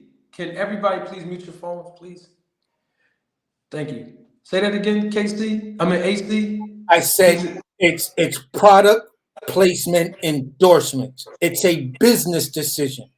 Whatever. AC. Hey, I gotta stop you there, AC. Because unbelievable. Unbelievable. Hold on, y'all. Stop cutting it. Hold on 1 second. My guy, Crown Jewel Boxing, double salute to my family. He's here. I gotta say this because Crown Jewel just walked in here. And he'll grind me up if I don't say this. Can you stop lying saying endorsement? I proved to y'all it's not. Stop saying endorsement. He's taking the products. He's a part of snack. Please stop saying endorsement. Coca-Cola. Marty, let me ask Coca-Cola endorsed Michael Jackson. Does Michael Jackson keep a refrigerator full of Coca-Cola soda? I doubt it. I said Coca-Cola endorsed Michael Jackson. Does that mean Michael Jackson keeps a refrigerator full of Coca-Cola soda? No, it doesn't. Bad analogy. Bad analogy. Hold on. Michael Jordan and Tiger Woods was endorsed by Wheaties. But Michael Jordan ain't tell you that he eat them Wheaties. Terrence Crawford told you on Joe Rogan's channel when y'all kept telling me, Manager Marty, he's just an endorsement. He's not taking the products. And I proved to you all he's taking the products. And now all of a sudden, most Bud Crawford fans are changing their picks because I proved to y'all what he's doing. And then now all of a sudden you're saying, oh, but it don't work. Manager Marty. The bottom line is, answer the question. Why did the man go over there? Because Manager Marty. So if Errol Spence takes that too, right? I'm answering the question. It's a business deal. Answers basic questions. This is crazy, bro. I know, man. If Errol Spence takes snack, is he gonna beat Crawford? Huh?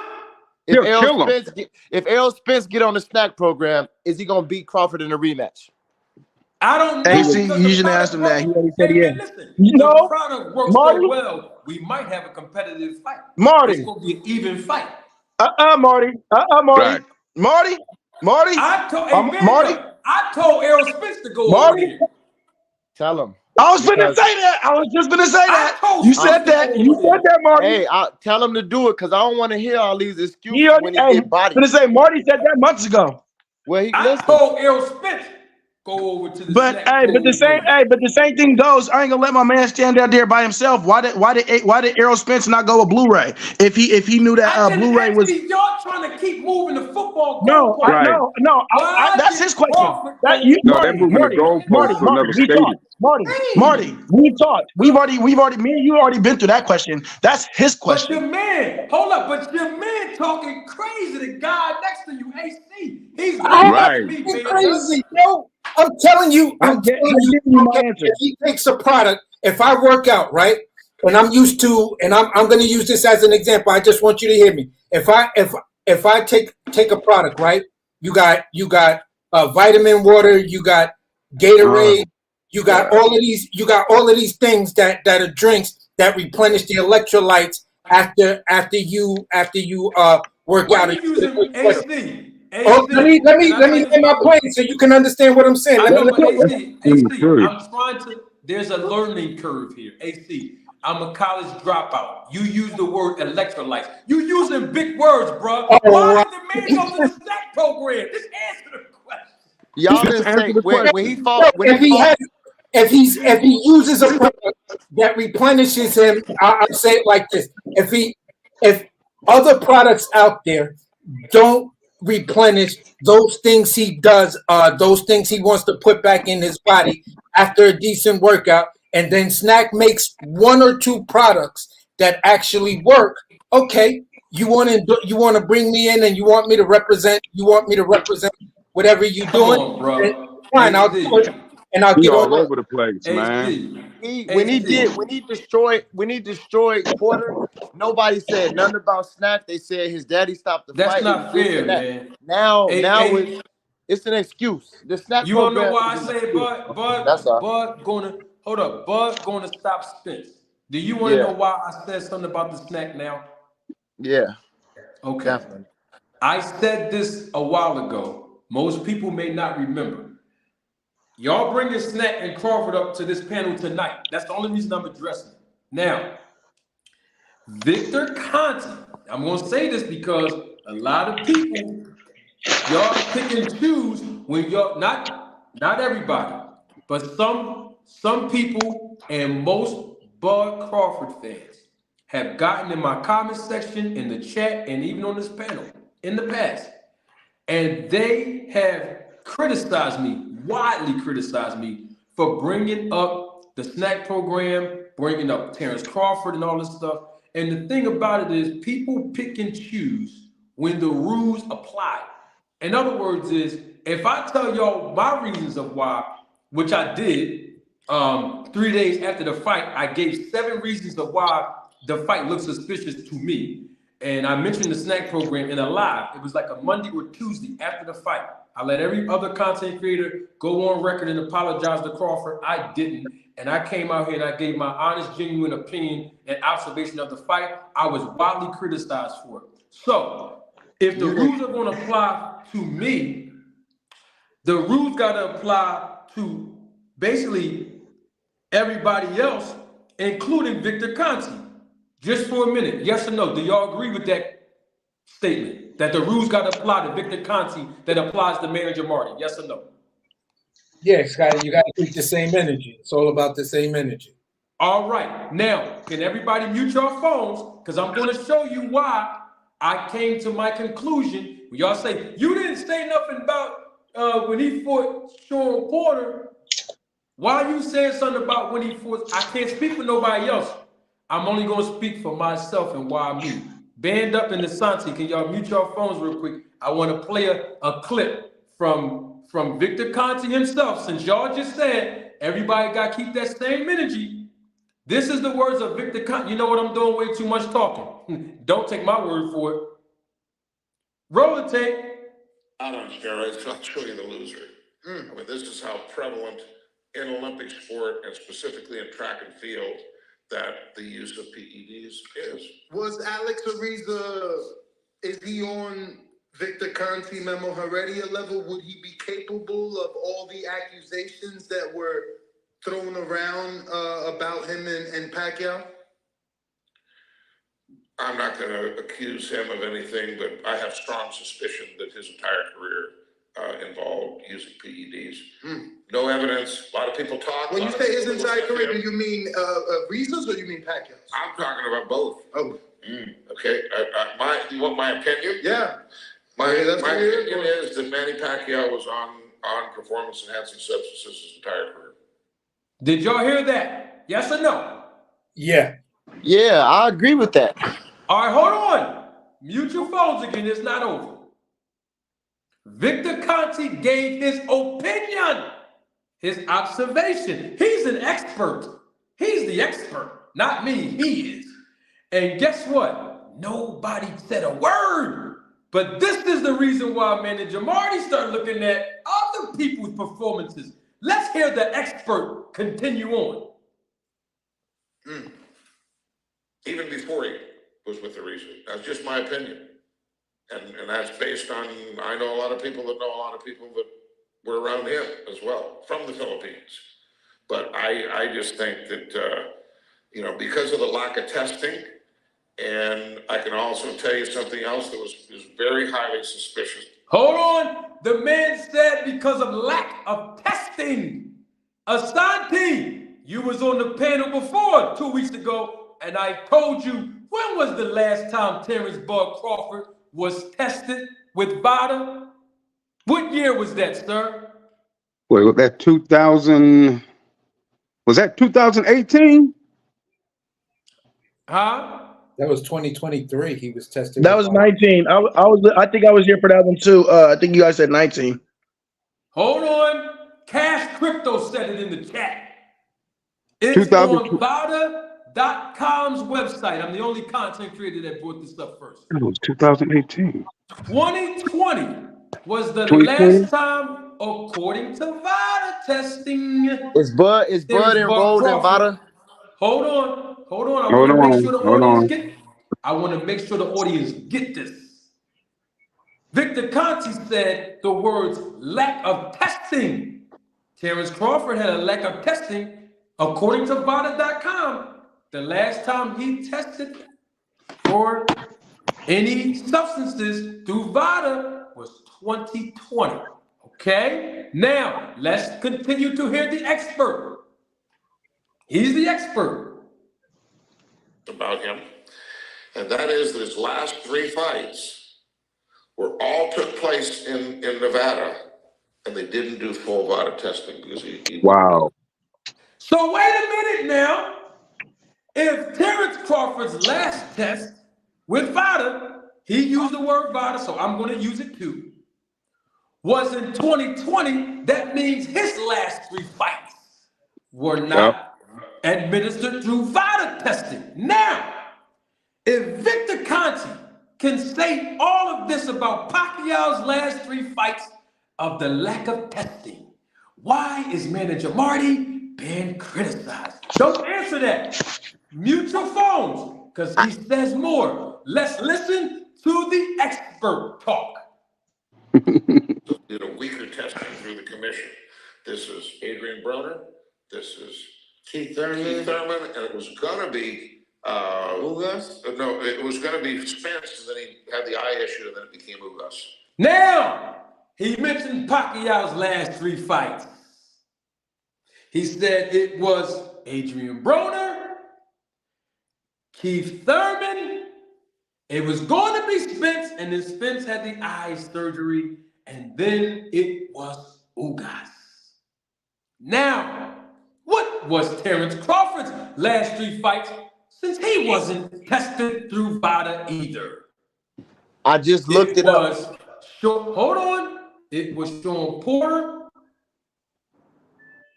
That was the first fight. It was David Evanesian. And then it was Errol Spence. So my thing is, if Victor Conte can give his genuine observation through the facts of lack of testing and the way Pacquiao looked in his fights, how come the professor, the preacher, the promoter, and the preacher, me, why can't I give my same assessments that he did? Because you didn't have to hold on, AC, hold on. Let me get this. I got it from here now. Because if you look at how Pacquiao looked against Adrian Broner, then you see how he turned around and looked against Keith Thurman. Then you turn around and see how he looked against Ugas. You can look and see which fight. You can see which fight he looks superior in. And I did the same thing with Crawford. Nobody knocked Sean Porter down more than one time in no fight. That's a fact. Second fight, Crawford had with David Ebenezer. Ain't nobody can tell me on this panel. 7 knockouts, TKOs, 10 of them. No matter what y'all can say to me about Terrence Crawford's resume, you ain't never seen him knock out no welterweight from 140 all the way to today with one punch. I'm talking about knock out cold. Hold on. Just like Pacquiao knocked out Ricky Hatton out cold. You ain't never seen him. Hold on. And then in his last fight, you ain't never seen him do what he did to nobody else. Nobody else. Nobody else. We all can agree that Terrence Crawford struggled in the last 10 fights before Spence in the first 3 or 4 rounds. But when he got up in that ring on July the 29th, he looked like RoboCop. His last 3 performances looked enhanced to me. Now, don't move. Stay right there and mute your phone, because I have more of the reason why I'm saying what I'm saying. Got me talking about the snack program and Terrence Crawford again. Look at your screen. I'm going to read it for the class now. Thank you, Cash Crypto. Victor Conti's sports nutrition company, Snack, offers products that improve your level of fitness, help you lose fat, build muscle, and enhance performance. Y'all see that? So now, this is their advertisement. So when people try to tell me in the audience that the snack program don't work, when Victor Conte, he spoke on Pacquiao, his last 3 fights. I spoke on Crawford, his last 3 fights. He's with the snack program. Why was they bringing up Pacquiao in the first place? If you listen, Victor Conte brought up a man named Alex Ariza. See, I'm connecting all the dots, Asante. I've been talking about this. This ain't new. He was talking about Alex Ariza. Now, if y'all don't know who he is, I'm only going to give y'all one segment so y'all can understand why I'm saying what I'm saying. Alex Ariza was the strength and conditioning coach of Manny Pacquiao for years until Alex Ariza and Freddie Roach had a big falling out. Now, this is facts. This is not an opinion. I've already proven this before with putting the evidence on the screen. I'm going to say it again for the new audience, live and living color. Alex Ariza breaks away from Pacquiao. Brandon Rios, Bam Brandon Rios, hires Alex Ariza in his preparation to fight Manny Pacquiao. This is true. You can Google it. Manny Pacquiao, Freddie Roach, and his team, you know what they said? We want Brandon Rios to take Olympic-style testing. The same thing that Mayweather was telling Pacquiao to do when Alex Ariza was with him. He kept saying no, right? So now Alex Ariza goes with Bam Brandon Rios. And all of a sudden they want him to take Olympic-style testing. And guess what happened arbitrarily after Brandon Rios hired Alex Ariza? After Brandon Rios agreed to Olympic-style testing, guess what happened? Brandon Rios tested positive for a banned substance. So that's why Victor Conte is saying he finds not just Pacquiao, but he finds Alex Ariza suspicious. So why can't other people find Terrence Crawford suspicious? And why can't people find Victor Conte suspicious? Can one Bud Crawford fan answer me one question? Why is Manager Marty getting criticized publicly and humiliated for saying the same thing Victor Conte said, and he's a known cheater, and I'm not? This is the difference. Manny Pacquiao is accused. I said Victor Conte's a known cheater, and I'm not. But he gets away with having an opinion. Why is it that I can't have mine? He still ain't answering the question. It's three different reasons between Just give me one. I don't want to hear three. Look, just Manny give me one. I got something to say to what you said earlier, Marty. Manny Pacquiao was accused of PEDs.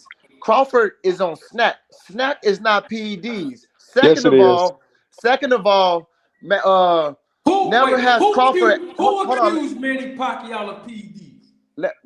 Floyd and plenty of people. But let me finish answering your question. Victor Conte.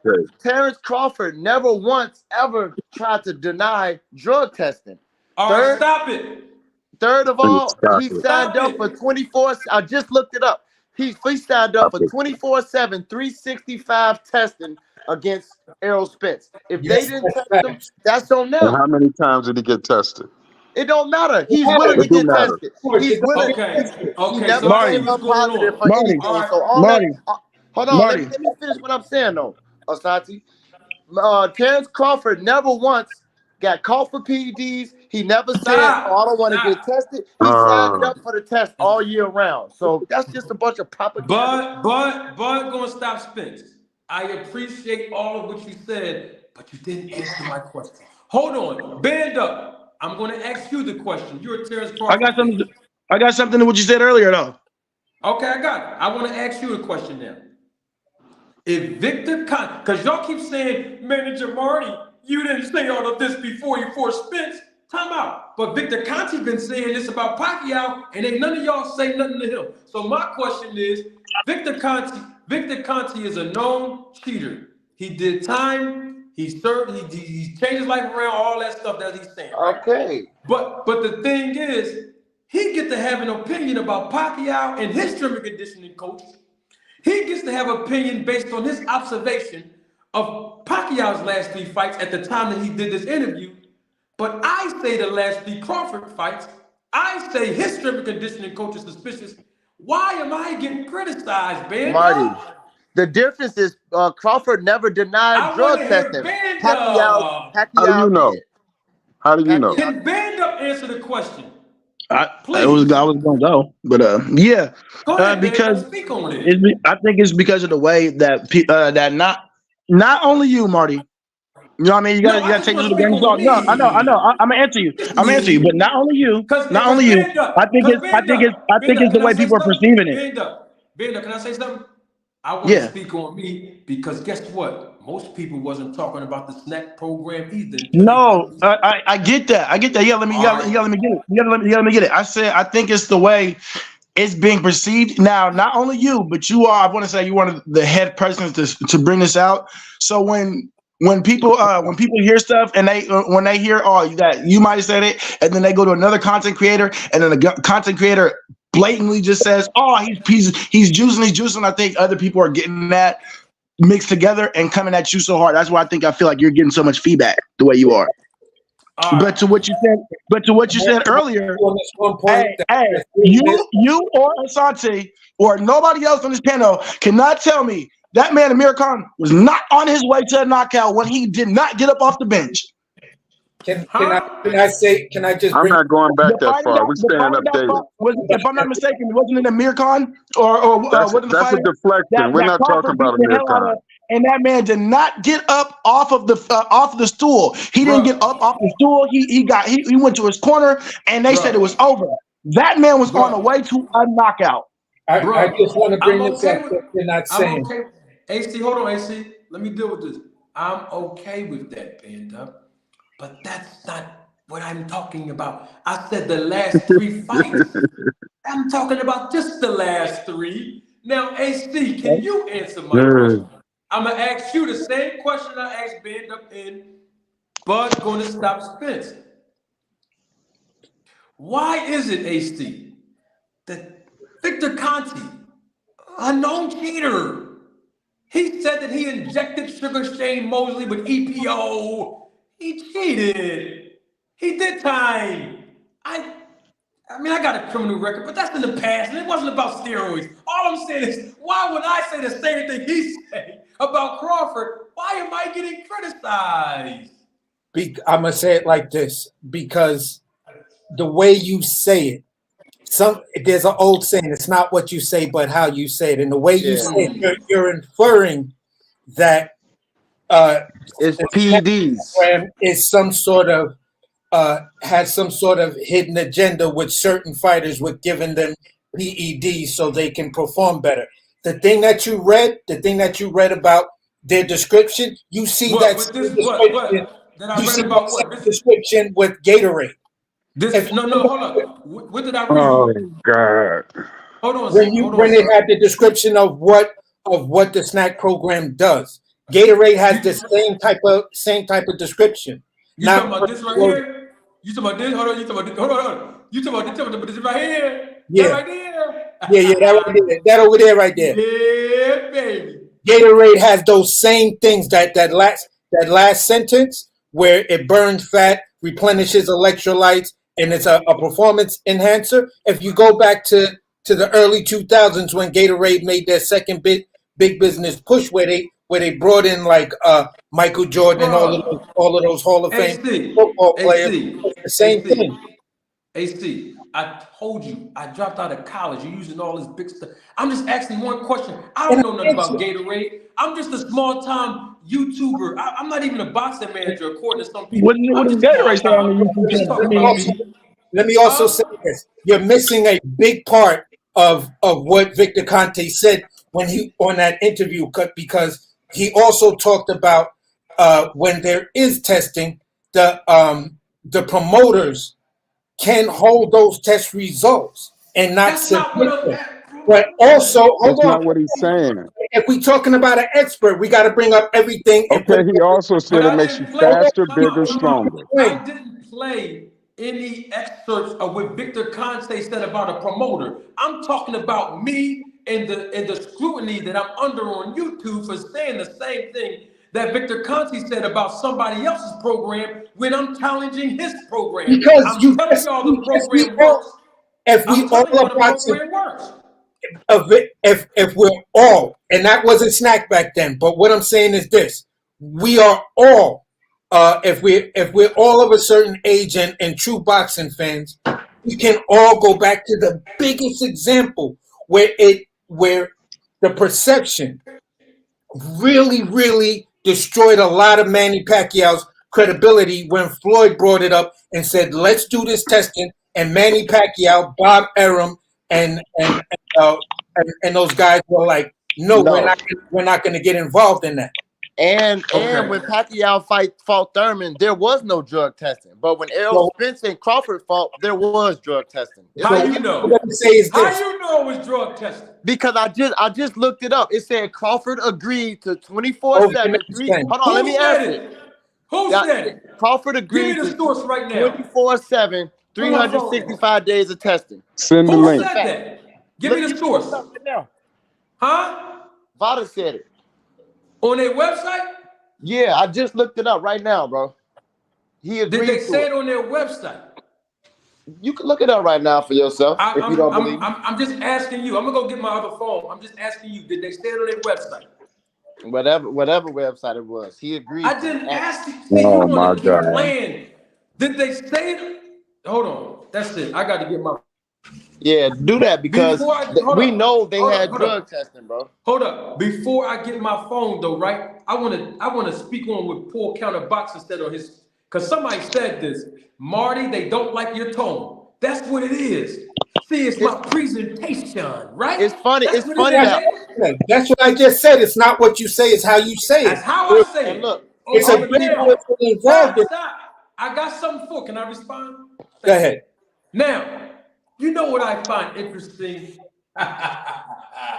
It reminds me of some females, Asante, Band Up, AC, and Bud going to stop Spence.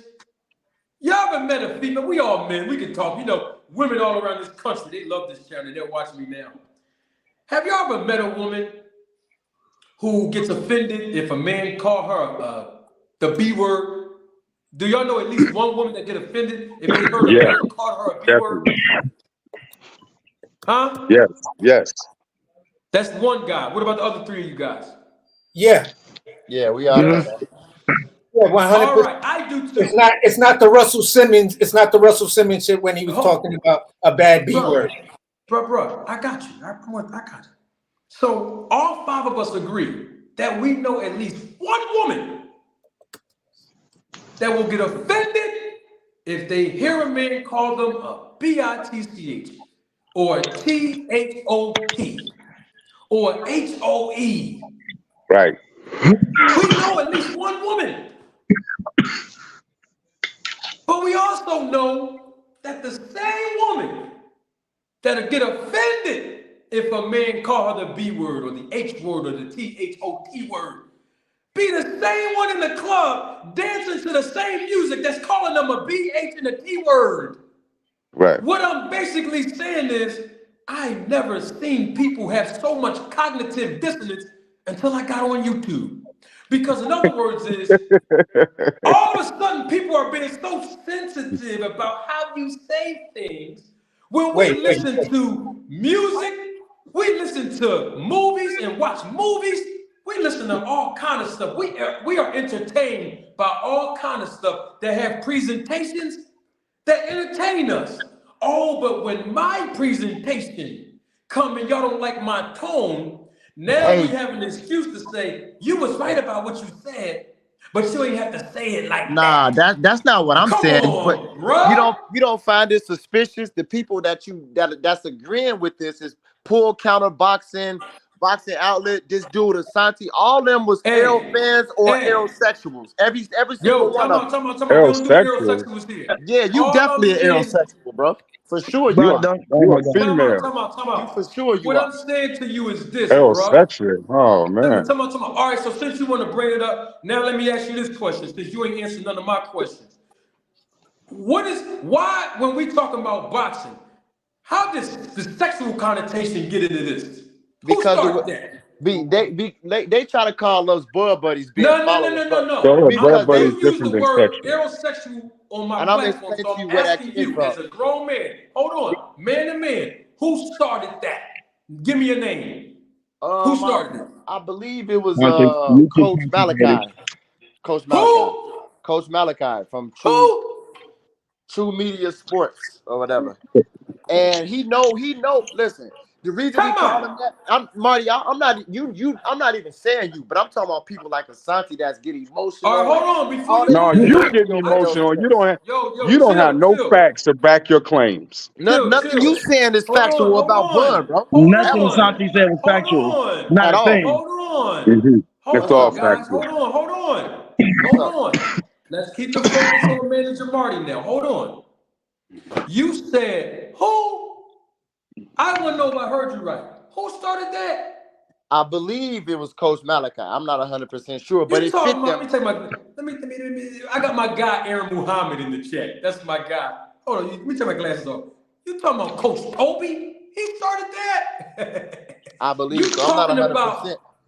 Hold up? Are you talking about the guy who was at Terrence Crawford's parade or fish fry? Him? Yeah.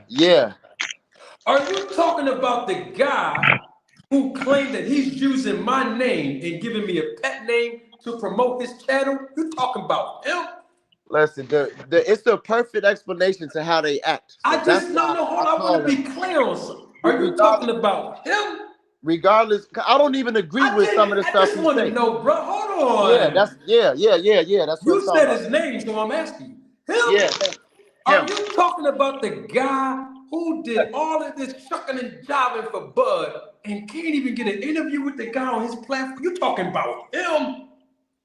I mean, we can say the same thing.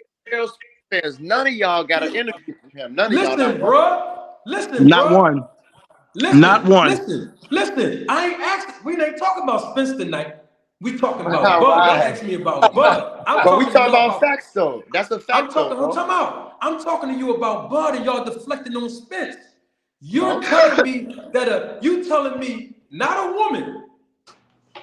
woman, a grown man associated a sexual connotation to another man? Y'all cool with that? Because the way that they act towards Errol Spence is But what does feminine that as have to hell. do with Listen to sex, bro? Banda. You sound like a chick. For one, that's not me speaking, dummy. You, dude. That's So what what? I'm trying to understand No, the Y'all correlation. sound alike. Asante, bro, you rock with the boxing outlet. You fired already. Y'all sound alike.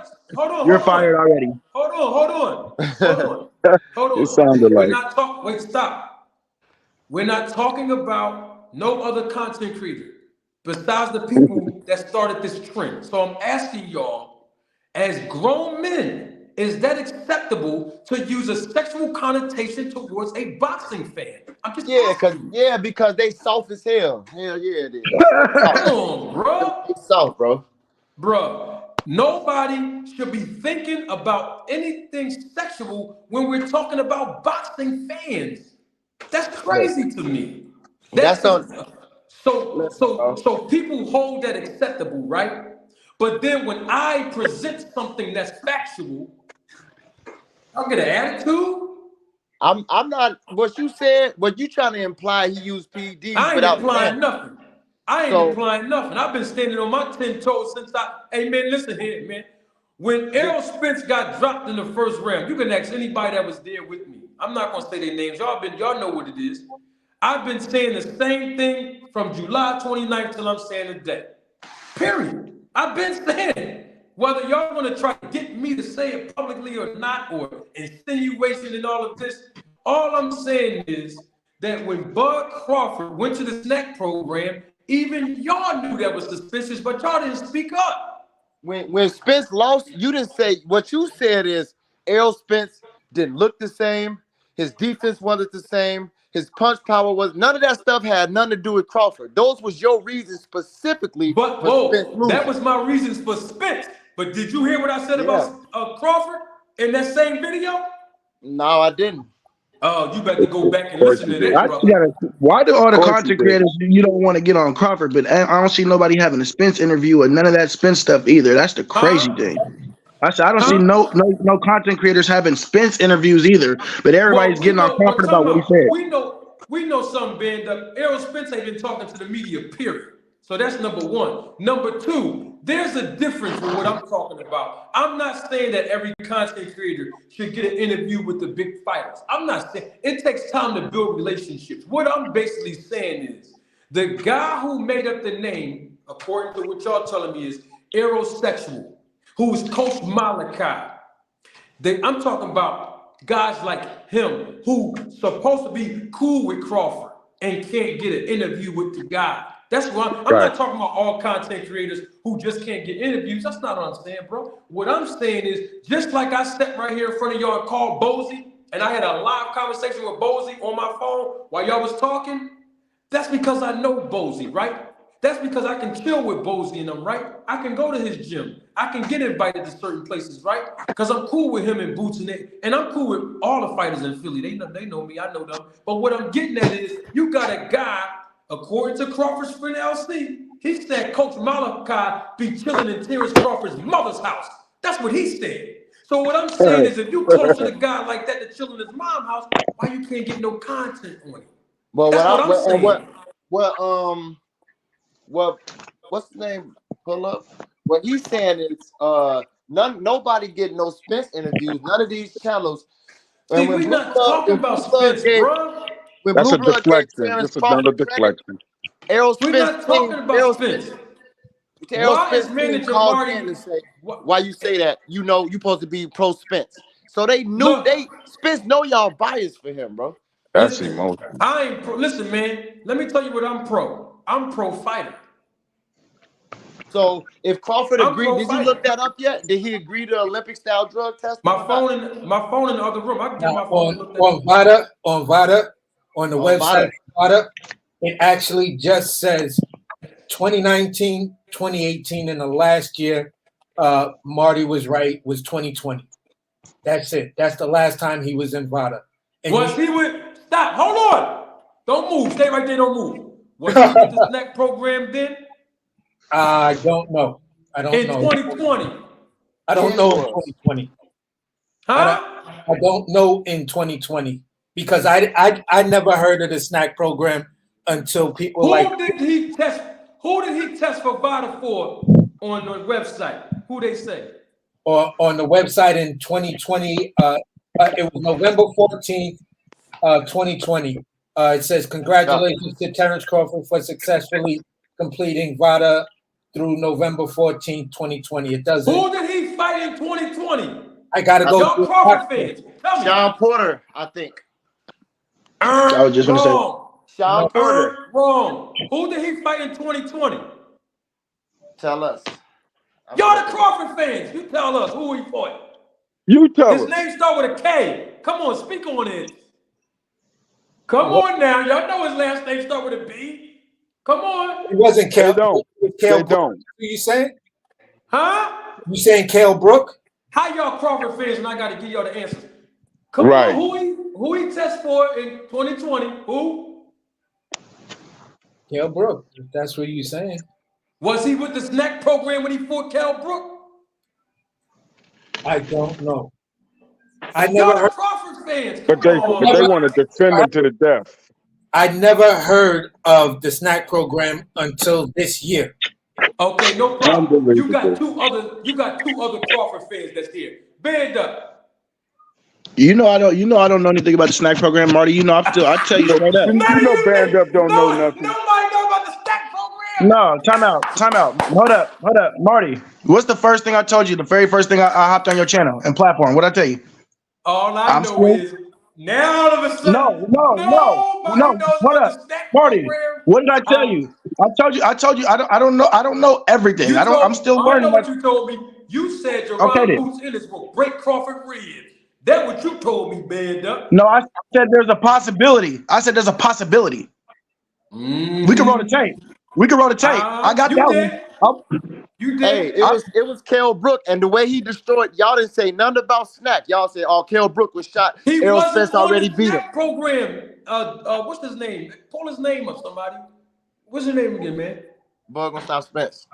Bud stop Spence. The man wasn't with the snack program when he fought Cale Brook. And look what he did to him, though. He's still doing the same thing he's been doing, bro. So that's why I asked you what he go over there to the snack for. You didn't answer me. So now I gotta ask you this question.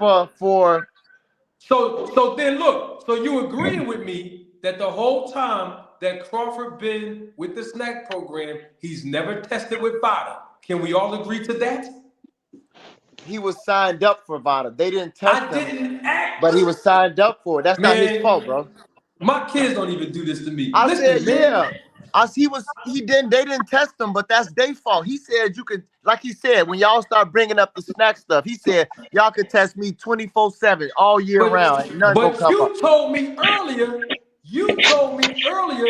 that Crawford and Spence tested for VADA, bro. No, I said that he signed up for it, but it didn't test him. And like Asante saying, he talking about what he be saying on that other channel. No, I don't want to talk about another channel. You here with the big dog. Because all that's cap, man. Huh? Yeah, like he signed up for it. They didn't test him. That's on him. That's on them. But bro, he didn't test for the. Listen, Victor Conte said that about Pacquiao in his last 3 fights. I said it about Crawford last 3 fights that he didn't get tested, and I'm the bad guy. But look, when Pacquiao didn't get tested, look how he performed. When Crawford wasn't getting tested, he still performed. He never underperformed. Pacquiao I agree with you. He overperformed. How did he overperform, Marty? Huh? How did he overperform? Well, you know, Cale Brook was tagging that eye up. You see his eye was puffy. The white dude, the Russian dude, he dropped him in the first round. The man, listen, let's call it what it is now. So Marty, you gotta throw some shot. You gotta give some of that to Errol, because Errol did not come in. Errol was missing punches. Errol even said his timing was off. So we can't sit here and say that Crawford looks super superior when Errol's sitting here telling you himself that he wasn't that he don't think he was the best. And before Crawford said he was gonna stop him 5 years before any of this snack stuff, he been said it, and we been said it. Y'all just saw it and y'all can't believe it. So why didn't y'all mention the snack program in y'all keys to victory? It's just an excuse to me. It's another Marty, excuse. if I'm not mistaken, I think I was on your channel. I called the punch that he was gonna get him with too. I know, but why didn't y'all say another reason why Crawford gonna beat him because he was snapped? Why didn't y'all say that? For one, I didn't know anything about the snack program. Number All right, we one, but got two, you. You even if didn't I know, did, man. Doug. To me, What it about ain't you, got HD? Nah, it's a style like I matchup. said, I didn't hear. I'm gonna keep it a buck with you. I have no reason to lie to you. And Bud Gonna Stop Spence knows I'll tell a dude I'm wrong in a heartbeat. I never heard of snack until I saw it on your channel and you was talking about snack, and on another channel they was cooking on it. I was spelling it SNAK. Like, what the hell is that? What are these guys talking about? So you didn't know either. Okay, so BWAC, y'all knew nothing about it. Great. No. Bud Gonna Stop Spence. Did you know about snack before this fight?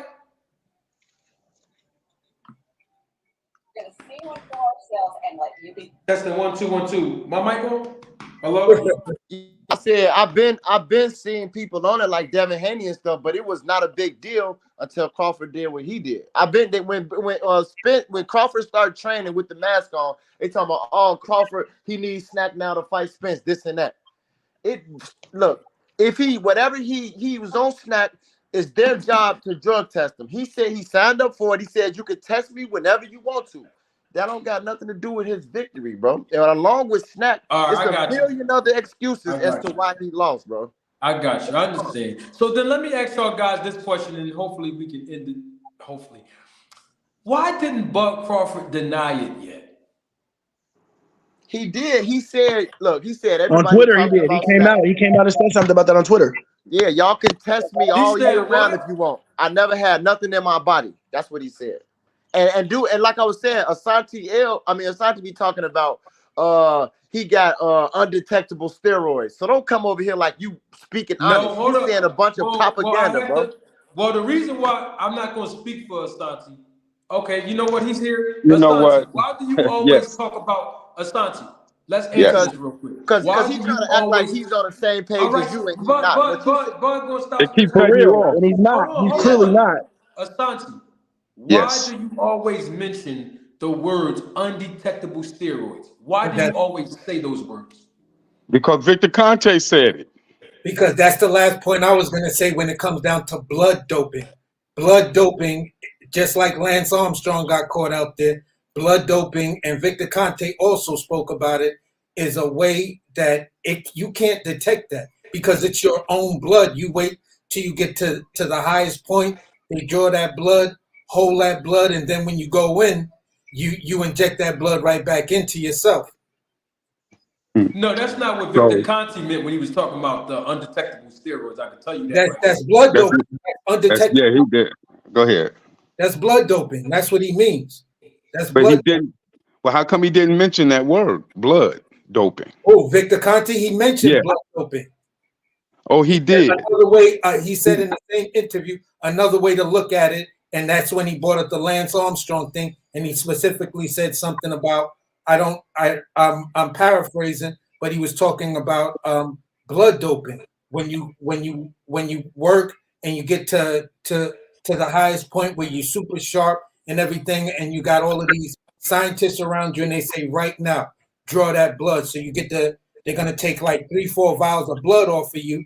You feel what I'm saying? Look at it to make sure it's got all the right stuff in it. And then when it comes down to it, right before you start to perform, you can inject it by the end of the fight. That blood is that all of those things that are in that blood are going out of your system through sweat. So it's an undetectable way of cheating by using your own blood. So how would Terrence Crawford ever get caught if if Victor knows how to do undetectables? It goes to basically every fighter. There's two ways to cheat, and I'm going to say this: you can fake an injury and then apply for a TUE. You feel what I'm saying, to avoid the atrophy and that you claiming, and you're gonna halfway cycle out of that by fight night. Then fight night comes, you ready? You still got that juice in you, or you can blood dope, or you just out pop a whole bunch of stuff, much like Jarrell Big Baby Miller did, which is just going to lead you to get caught. Like Marty, I get your point of view, bro. And the only thing I can say is just tell Spence to take snack. If that's his only chance, he's still gonna get Marty wanted Spence to be on Snack program. He said that months ago. On the real, right? You need to do it, y'all. All these Spence channels, I know they don't get interviews, but just hit him on his Instagram. Nobody want to answer why Spence stopped working with Blu-ray either. But you know, what I mean, we want to get on Crawford for switching it up. That's immaterial. You're just deflecting, bringing up stuff like that. That's immaterial. Stop it. Funny though. Funny. It can't be steroids. It can't be loaded gloves. It can't be neurological. He had to do all that to beat that man. He had to go through the whole gamut to beat Spence. You must be devastated about that loss. I know a cheater when I see one. Wow. Yeah, it's called Tyson Fury. That's why Bud has all of his people taking on his attributes, lying, deflecting. Can I get everybody to read real quick? I'm looking. I have two other guys on the panel. Hold up. My guy, Lucky McKenna, and Supreme L. They're my guys. They want supporters. Can everybody see that on your screen real quick? Yeah. Yep. I was replying to somebody. Y'all see who I was replying to right there? Terrence Crawford. Y'all can read that real quick. I'm going to let that marinate. Indeed, champ. I spoke with your nephew's close friend, LC, whom you're close friends with. I would like to invite you to my podcast for a professional interview about your business experience and boxing career. Can we make it happen? Champ. See, the thing is, I'm not afraid to reach out to people. All I'm saying is, Terrence Crawford fans, hey, y'all got to reach out to him too and ask him some questions. Because the thing is, I invite the guy on the podcast. Like I told this guy, LC, this ain't no rinky-dink thing. I ain't going to do no underhand stuff. I'm a professional in this business. But at the same time, you see, I don't mind. You see what I'm saying? That's all I'm saying, bro. I can stand on mine. I can stand on why I say what I say. But so what I'm saying is I want to be treated equally just like Victor Conte was treated. Nobody criticized him. Is that the only reason that you saying Spence lost, or is there other reasons? So Crawford, what other reasons did Spence lose? Because he's just not the better fighter. That's all to it. But what reasons other than snack? You got something else? But I told the people in my live 3 days after the fight. You want me to tell you again? I will. I will. Tell me. The thing is that Terrence Crawford, we already know that he's a better counterpuncher than Spence. Everybody knows that.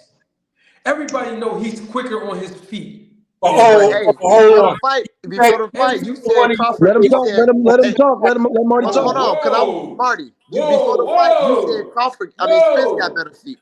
Whoa! Oh, how you gonna cut him off, bro? Don't cut him off. Let him speak, bro. You see, what I realize is you guys want me to answer your questions directly. I asked y'all 5 questions, and none of y'all can answer.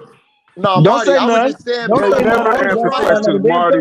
Marty, they never answer questions. Never. Marty, I want to speak to that Twitter. That Twitter they talking about that he did reply, but replied in the Twitter. He didn't actually say you could test me. Word text. Go ahead, Sabrina. When he used the text, he said text, not test. And in legally, you know what I'm saying, you can be held liable for anything you type or say online. But he said text, bro. He did not say you can test me.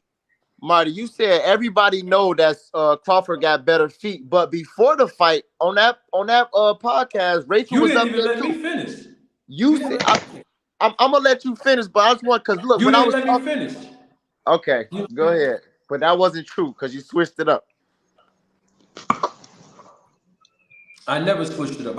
Everything I've been saying is consistent, bro. You just said Professor. Hey, Buzz, stop Spence. Check this out. Hey, you used to see EJ fight before, bro? You see any of EJ's previous fights? All his fights. All right, so on that night that you see him, do you think he was 100%?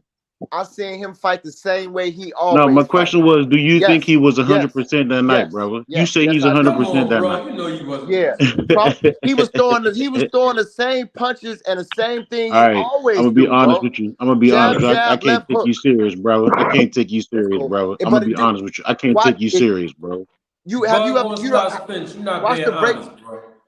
Listen, Even Van Duck Yeah, even knows that Errol Spence wasn't all the way there, bro. he was doing the same yeah. he always do. Jab, jab, left hook. That's how he fight, bro. I knew he was gonna get knocked out because that was simple, bro. Bro, you being disingenuous right Look, now, he bro. didn't You look. being Look, he disingenuous, did. bro. Hey, his face, and the way he was walking looked like he was in a daze. He didn't look like in facial wise the same, but he And definitely I can fought respect the that, same Band way He Up. he fought always the fought. He same always way tried he to You saying fight. that, always Band fight. Up. He I fought the respect same you way he saying that, Walking always Band Up, came fight. because in you like see that. that.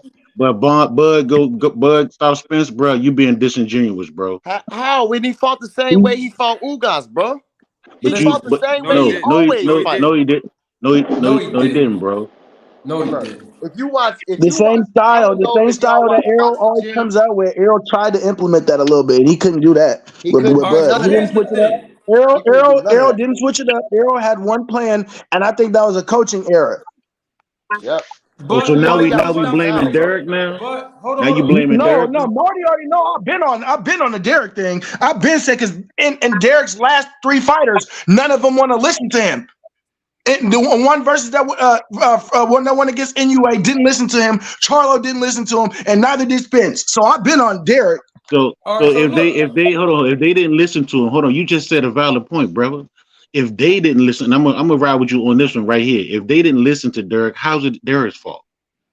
What? No, my thing is, what is going on with all your fighters that they're not listening to you all of a sudden? If they've been listening to you their whole career. Can I ask the panel one question? And my question is to Supreme E. And We want you to Yeah, answer the Supreme question L. first. AC, we not answering nobody's question. Hold I on, answered Supreme. all your No questions, more bro. answer questions I until answered y'all your answer this question. What are question. you If talking the about? guy Spence only do jab, jab, left hand, why did Crawford have to go to the snack program to beat that, bruh? That I ain't asked why. you an That's hour that's ago. not why he went Snack to snack, program to bro. beat him. That answers your question. He That's could have not. beaten him, but it don't make a difference. He I didn't have know it to don't make do a that. difference to y'all It because he wasn't. beat the guy y'all said he was going to beat. That's why it don't make a difference to you. But I'm asking you, what he go over there for?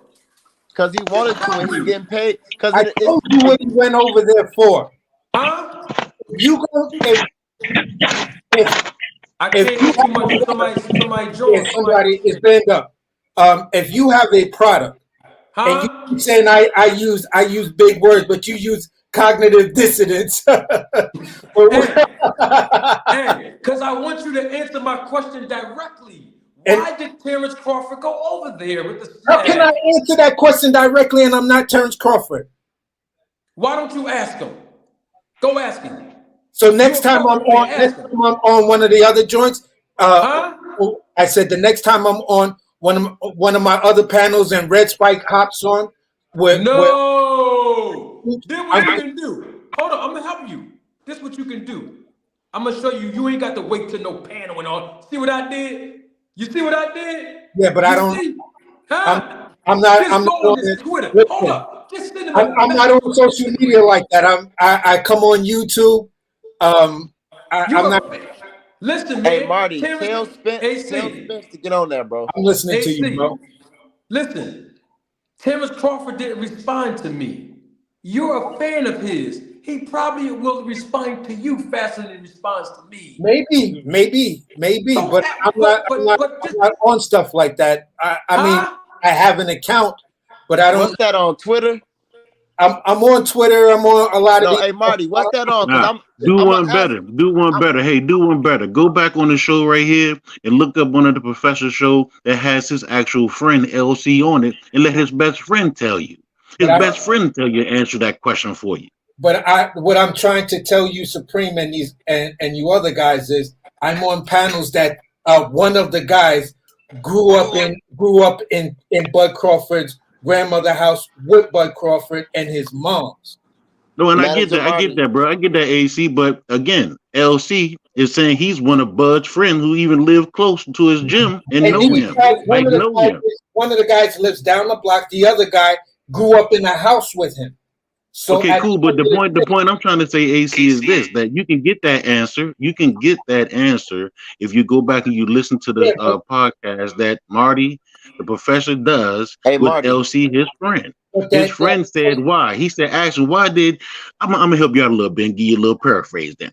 All right. The professor asked him, well, hey, LC, why did Terrence need to go over there to the SNAP program? His friend said, because Earl was much bigger and stronger Well, than I'm telling than Bud. y'all, tell L Spence to get on it. Or No, bro. We not gonna be until you. That's you being disingenuous, bro. It's Because you nothing keep going illegal back to about it. EJ. Hey, It's legal. What did EJ do to you, Bud? Stop, Spence. What did he do to you? Look, the supplements are legal, so it's nothing. No, they're not. Listen. Yes, they are. How you know?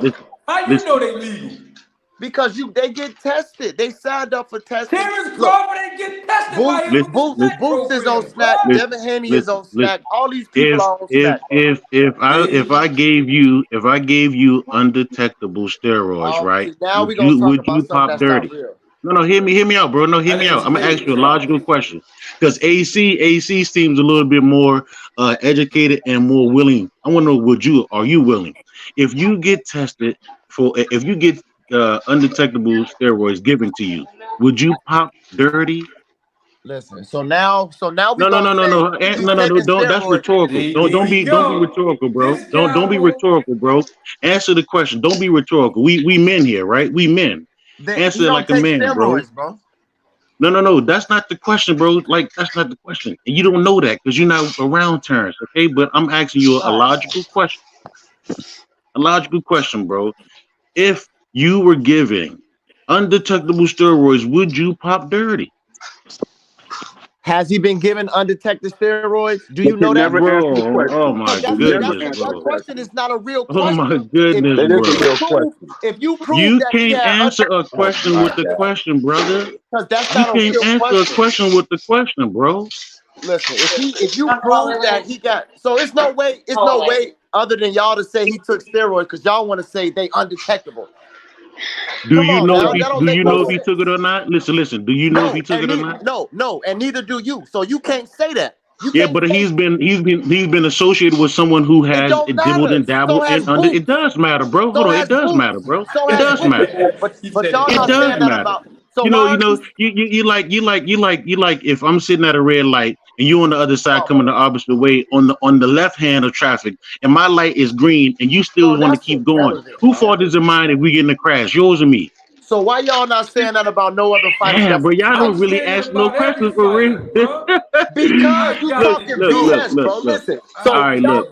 I'm done. I'm done since you don't want to answer questions. I'm done if you don't want to answer no questions because I guess it's a panel that we go back and forth and ask questions, answer, ask questions, answer. But it seemed like you can't do that. So go ahead and take it. I digress, Professor. You know, you guys. This is crazy, guys. I mean, we men, we talking, you know what I mean? We've been on the live for 4 hours, y'all. I mean, for real. And the thing is, I'm asking you guys direct questions like I always do. I'm not even doing nothing new. This is what I always do since I've been on YouTube. And it's funny to me how you guys can be so thorough when you're explaining talking points. But when I ask you guys basic questions, y'all give me projection, gaslighting, deflection, what somebody else should do, blame shifting. These are all tactics of personality disorders. And I'm not a mental health professional, and I'm not diagnosing y'all. All I'm saying is why we can't get straight answers. Because one of the questions you asking, AC, I've been asking y'all for 2 hours now. Because that's the question you can't answer unless because the answers will incriminate him and them and keep cutting me off. AC, I've been asking. I might be. I don't think it was 2 hours, but I've been asking y'all for at least an hour. Why is Manager Marty being criticized for the same thing Victor Conte is saying? I gave you my honest answer, my honest opinion. I gave you an answer too. If you are being criticized about it, it's because it has an undertone that's letting people giving people the impression. And So, you know how I told you emotional it's boxing about. so fans what? are. Let me finish. So You what? know how It's, emotional boxing it's fans like are. guilty by association, like you said. You're saying But we that. already know the answer. Victor Conte already told us the answer. He tweeted like prior to the fight. He said both fighters have agreed to 24/7 Why they ain't random VADA testing. You know that. So are we You know gonna that's take Victor Conte's word? Hey, Are we taking Ashanti, Victor that's Conte's Don word on this Crawford one or right not? there. I know, man. I'm just saying. Are we taking Victor Conte's word on that one? Or are we just gonna pick and choose what we want to believe first? Yes, sir. Crawford. Is that you? It That's is Don definitely Crawford, me. man. That's How you it. get back on, bro? Well, I mean, you asked me. You my Hey, guy. It's all I think good. y'all scared of me. Dark Crawford. You was in the hey, Nobody's background, scared of right? Osama bin Laden. nobody's scared of you, Crawford. You actually funny though, but Hey, nobody's Dark. scared of you, brother. Dark Crawford. Come You on, was in the Spin background. Master Supreme. Dark At Crawford. least you know my name. I like that young fella. Dark Crawford. Yes, sir. You was in the background, right? Yeah. I Of course asked he you this was. the last time. Now you got your goons with you today. All right. Right. What? Now, Nah, we missing Gregory. oh, Mr. Nah, Greg Gregory's a is turncoat. yeah, Mr. Greg No. ain't here. But listen, Dark, you got your goons with you, your fellow Crawford fans. Why did Crawford go to the snack program if he didn't need it? I'm just asking you. I don't have the real answer because I'm not Crawford. You want my I opinion? appreciate But that. I give Well, my let me opinion. I ask give you my this opinion. question. All right, I Yes, appreciate sir. that. Let me ask you this, Dark Go Crawford. ahead. Victor Yes, sir. Conte is on record. You probably wasn't here. I played the road to tape on him. He said Yeah. that Pacquiao was highly suspicious in his last 3 fights. He said that Pacquiao did not take VADA testing in his last 3 fights. He said he believed Pacquiao and Alex Ariza, his former strength and conditioning coach, was on PEDs his entire career. Manager Yep. Martin, I said Crawford looked suspicious in his last 3 fights. I told y'all the snack program works, and his strength and conditioning coach has been known for cheating and has been convicted for it. When I say it, it's a crime. Victor Conte can say it about Pacquiao. It's cool. Why do Manager Marty always get criticized, Darth Crawford? Because Victor Conte actually also said he is a professional. He's able to, he's in that field. He also said he's close to people that are close to Pacquiao. It's a difference. You have your right to opinion. You have the right to to accuse anybody. Still But haven't answered the question. comparing your opinion to that of Victor Conte on a subject it's like night and day. Does that make sense? No, it doesn't. Yes, it does. I mean, he said he knows. He said he knows Pacquiao. He knew Ariza. You don't know. Okay. Name one person. I'm glad you said that. So he knew people. Hold on, y'all. I got it.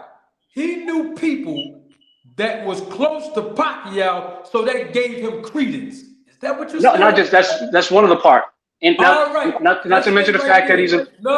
Let him finish, Marty. Let him finish, Marty. Nah, he don't want He to. finished already. I got a question for you. LC is Terrence Crawford's friend, and he said the reason why he went to the snack is because Spencer's bigger and stronger. Do his words got any credence? I ain't never heard Crawford said he had a friend named LC. I didn't ask you that, dude. So I can't take LC's. I can't take LC's word. LC's just he's just another man with another opinion. But wait, Crawford. Hold on. But wait, Crawford. Hold on, Dark Crawford. He's just another man with another opinion. I can tell you this. Yep. Hold on, I can tell you this. If that's the case, right? Terrence Crawford is on Twitter and he's tweeting all these things. And I know he heard and seen the podcast where he said his friend was LC. Why he didn't say, "Hey, man, I don't know nobody named no LC." I have no idea. Maybe he didn't listen to You don't know he's Marty's in the podcast. podcast. You don't know he's in the podcast. Say again. Hey, band up. If you don't we think, don't know if you if he don't saw think that Terrence podcast. Crawford, We don't know if he saw the podcast with LC on it. if you don't think Terrence Crawford is watching these lives and these podcasts, man, y'all are sorely mistaken, brother. No disrespect to Manager Marty. I hope he does watch it, but I don't think Buddy's wasting his time watching all these podcasts. He might listen. Go ahead. Let me share something with you, Band Up, and the rest of the Crawford fans that's watching Living Live and the replay of it. Terrence Crawford know who I am, and he watched this podcast, and his family watch it. They know who I am, bro. Believe that. Burger the Box and all them guys watch this show. This is the most entertaining show on YouTube. Why wouldn't they watch this thing here? What's wrong with you? So my question to you, Marty, why would you ask that? Listen, Why would you ask that man to come on your podcast then if you know he watches you in Who? all of the, Marty, all of the insinuations you do? Hey, time out. Hold on, man. Time out. Who you want me to ask to come on? Huh? Who you want me to ask to come on the show? Marty. You said you asked. Why did you ask? Why did you ask Crawford to come on the show? Huh? You asked Crawford to come on the show. Why would you do that if you know he watches you? I think two cent trying to get on, Professor Marty. Yep. 2 Cents trying to get on. I think Yo, 2 Cent trying to get on. Bro. Yo, Marty, you is dope. Hey, you is fire. You got some fire to you. Hold on, man. I want to answer the man. They never answer. Why don't I do what? You said Terrence Crawford and his whole family watches your channel. And I'm pretty sure they're more than displeased. They would be more than displeased if they watch your channel. So what is the point of asking that man, tweeting that man to come on your show then, if you think he watches your channel? He already said he's doing something, though. He already said he's doing something other than snack to go with snack. What does that tell you? What is he doing? Especially if he can't tell you what it is. What is he doing? You know it's illegal. I'm asking you. What is he doing? See, you got all the answers. What is he doing? Especially if he isn't telling you what it is, you know it's illegal. So what is it then? He knows. Why should he tell anybody if it's illegal? Y'all already riding. You know how you sound right now? What's the first three letters of assumption? Right now, people like you, y'all don't want to accept the fact what is the first three letters of assumption? Let the man talk. Y'all don't want to accept the fact that y'all suckers. Y'all can accept. Suckers. Y'all don't. Yeah, because he. Only a sucker will call somebody a sucker online. Somebody can tell you something. Supreme L. Go ahead, Joe. Hold on, man. One mic, man. Respect the host, man. Respect the host. Let my man Joe. Then my man Lucky McKinnell's on here too. Go ahead, Joe. All I was trying to express is, for the longest time, this guy been saying any and everything and been contradicting himself forever and saying whatever. And a lot of his fans, they just accept it. So why wouldn't y'all accept it if he says or little innuendos? Like, he doesn't have to be direct. You all already know. Now we don't. No, you don't accept it. You really don't. Neither do you. There's a difference between knowing something and people accepting it. Yeah, like I said, the first three letters of assumption. That's how you sound. Let's not be combative. Hold on. Let's not be combative, y'all. Come on. We all are grown on here. Let's not be combative, man. That man's lost. And what's let's not be combative, brother.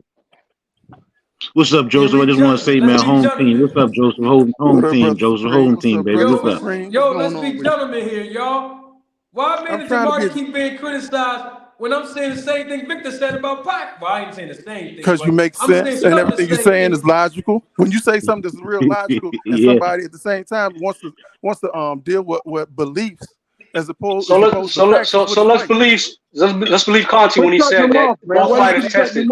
Conti said stuff. Come on, hey Crawford, come on, man. Don't cut him off, bro. Don't cut him. So Conti didn't say that? Let him speak. He didn't tweet that. Man, Conti tweeted. He said both fighters are tested. As a matter of fact, Rachel Donier was on this exact channel saying that both fighters are agreeing to be randomly tested. Rachel Donier, roll the tape, Marty. So did they get randomly tested? Roll the tape, Marty. We calling Rachel a liar? Why they not on the body? Why they not on the test dates, Osama? Yo, can I ask a question real quick? Yeah. Can I ask a question? Miss Manager Marty, real quick. Somebody said they can't take the guy's word. I found it. Can everybody mute your phone real quick, please, just real quick. We cooking tonight, y'all. We letting this thing rock out tonight. Hold on, we got a good audience here. The viewership is increasing exponentially. Can everybody mute your phones real quick, please? I see a couple people that didn't mute yet. This is important. I'm trying to get to mine. Now, we had a guy on here. He's still here on the panel. And he said he didn't hear the reasons why. They can give Victor Conti credence because Victor Conti, according to what he just said, knows somebody that's close to Pacquiao. I have somebody on here that's close to, you know what, I'm doing way too much talking. Don't take my word for it. Roll the tape. Well, it doesn't enhance skills, is what you're saying. Away, your defense, like skills. Yeah, like basically what you're saying is it don't enhance Bud's skills. Bud already had the skills, and I asked you the last time you were here. That's the part that I asked Dean as well. If he has these skills, you said Spencer flat-footed, the drinking that he does or he did in the past, the car accident, all these variables that were not being considered, LC, then that basically says that, like I've been saying, that Crawford don't need no snack program to beat a guy in those type of conditions. You would agree with that, right? I would agree with that. So the question becomes again, I asked Dean, I can ask you, why is he over there with the guy if he don't need him? Why not? The man said, why not? A blood friend. I said that too. Hey, you know what, man? Hold on. He's not Marty, you done. answered that. He's not done. Hold on.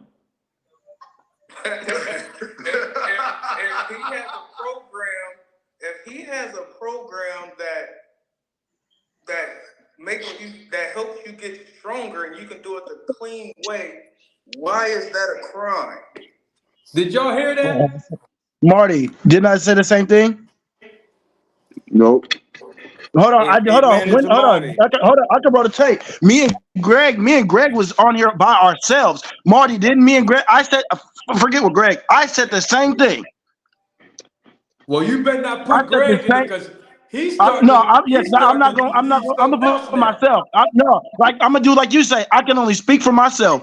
I said the same thing. I said why not?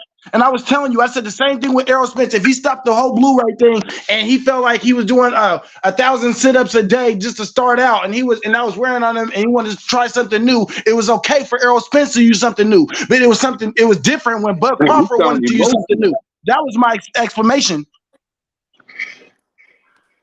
Man, that's But like you got to look at it. You got to look at it like two different things, though, bro. Like Blu-ray is known for strength and conditioning, working out, and like you can. There actually YouTube. You can see him working out.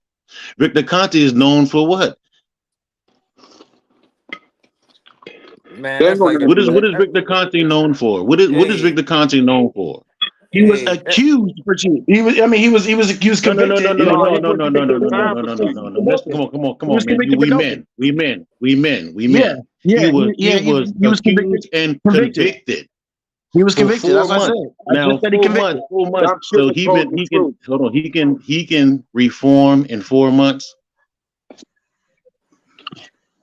That's like a blind man going to go get a driver's license. Conte And then is you known ask for the question, tweaking why did he go get a supplements. license? And you say, why not?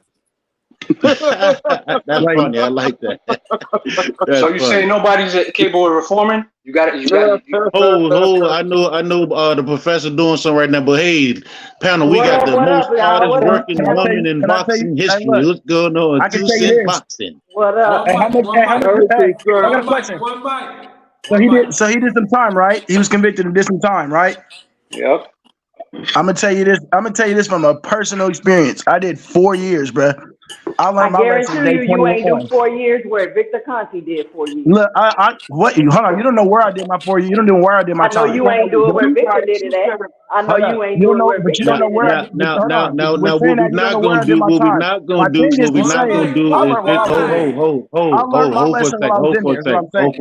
for a second. What we not gonna do, fellas, we got all these men up here. We're not gonna disrespect the woman, bro. All right. We are men here. We're not gonna disrespect the woman. All right. I see him disrespecting nobody. We all in agreement. We're not gonna do that. I just want to hop up here real quick and give my 2 cents. Thank you, Manager Marty, for letting me come on your platform and join the show. But I just want to say it's really hard to have this discussion and debate with people who have absolutely no idea who Victor Conte is, for one. Mm-hmm. 2, Victor Conte is not a strength and conditioning coach. All of the athletes Victor have worked with, top athletes, Marion Jones, Barry Bonds, all of them. If somebody can point me in a direction of an athlete that Victor has worked with, hey, somebody mute your phone, that Victor has worked with from scratch and made them be a champion, let me know. any athlete that's been under Victor's quote unquote tutelage that performed these amazing things got popped for using illegal steroids. Is he doing it now? I can't 100% say for sure, but that is Victor's MO. The only reason why we on here going back and forth and it's so hard for people to believe is because y'all haven't did y'all research. If you research this man, it ain't no way you would not have that thought in the back of your mind. He's not a strength and conditioning coach. He's not in here working with these athletes, making them better and stronger because of his workouts. He's not Blu-ray. I've never heard of, if anybody on here can find me one athlete that Victor helped be a champion without steroids, put it in the chat. I'll wait. So to sit here and just definitively say it ain't no possible way, that's crazy. It's like those situations where people go to jail for fraud or this and that, and then they come out and they say, oh, I'm changed. And then people start investing money with them or buying real estate from them, and then they get scammed, and they wonder why. It just doesn't make any sense. But two saying you're paying everybody as with a bar brush. So you're saying everybody that gets convicted of fraud or went to jail for something that it's incapable from me to But Victor Conte went to jail. He was in a facility. And on top of that, Victor Conte wasn't in no jail. He went to some type of camp where they had a sports. That's where all the celebrities go to. He goes where all the celebrities go to. Was he a celebrity? Was Victor Conte a celebrity? Yes, he was. No, he wasn't. I got a question to the queen. Balco made him a celebrity. If I can, I got a question to the queen. Yo, if R. Kelly get out right now, is nobody gonna sign with him? I wouldn't let my daughter that can sing. I'm just saying, I wouldn't let my daughter that can sing sign with him. No matter, hey, because Clarissa Shields work with him too. So no matter if it's a male or female, I don't know why y'all keep bringing up other boxers as if they don't. It's the same thing. He in jail. He in reform, right? Is nobody gonna work with him? Probably would you not, let your daughter? They're gonna have a bad name, bro. There's no way. Would you let? Go ahead, sis. This is my thing. You can't go work with somebody and then say you don't care what people say, and then when people start saying it, you feel in some type of way. The man is a known cheater. He's not allowed in any other sport. If he's so reformed, why he can't go work with football players? Why he can't go work with baseball players? Why did he himself say because they have a commission? Listen, let me finish. Why would he himself say, I'm going to the red light district of sports? Please tell me who can clean up the red light district.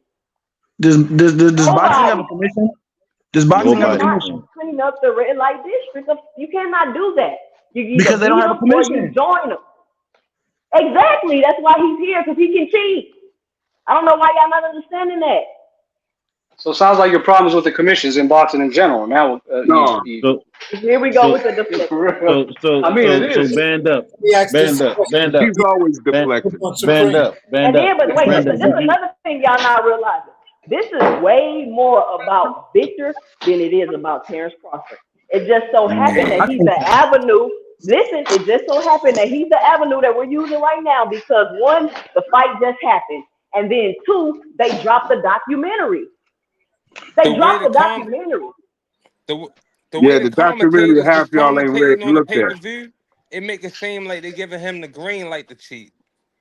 Of all people in the sports, they give him the most. But band up. The y'all claim is so unapproachable. I got another question for y'all. Please tell me how Victor is cleaning up boxing. How is he doing that? Please, not by tweeting. By tweeting that everybody else is cheating because he's not. He's requesting. I don't think he's cleaning up boxing. I think he's cleaning up boxers.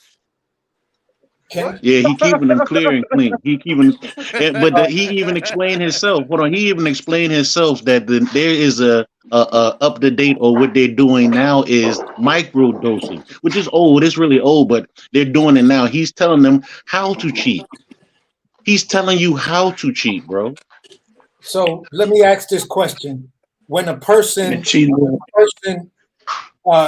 a computer, do they, when they get out of jail, if they go to jail, do they not get hired by a firm to write up software on so that company does not. Bro, if he can help you be a good athlete without cheating, why wasn't he doing it before? But the point, Why but the, wasn't he doing that before? but the point I'm trying to make, Mr. Ken, the point I'm trying to make here is simple. Is simply this: you have so many professional boxers that if the snack program is related to Victor Conte and Victor Conte is a known cheater, then why are fighters like Devin Haney, Clarissa Shields? And again, I'm going to say this. I'm going to say this because it's right here. Jared Anderson, Deron Boots Ennis, as well as. But AC, hold on. This man is Hold on, y'all. Hold on. But Don't come over here. Don't come over here defending Boost, man, because we know he's a snack. Can everybody mute your phones real quick, please? I know 2 Cents Boxing is muted. Can everybody mute your phone real quick? Darth Crawford, can you mute your phone, please? Real quick. Got you. 1 second. All right. But that's the question that I've been asking all night, AC. Not about other fighters right now. About Terrence Crawford, because y'all brought this to me tonight, right? So when I asked the question to you know what? Keep your phones muted. I'm gonna show y'all. This is part 2. I'm asking a question to and understand that. So we agree, LC. We agree that basically what you're saying is Crawford don't need. He don't need Victor Conte and snack. I mean, because he's always in shape. He's a gym rat. He don't smoke. He don't drink. He really don't need none of the benefits that is offered because in 37 fights before he fought Porter, he was doing everything right. I mean, so now if there's a financial gain, now we'll tell you this: if you owe Bud $2, he gonna want his $2. You referring to Victor Conte? No, I'm saying, like, I don't know if there's like a fight, if Snack is, if there's like a financial stipulation for representing Snack. You know what I'm saying? Because like you said, I agree with you. I don't think he was knocking out everybody before he joined. Yo, it's just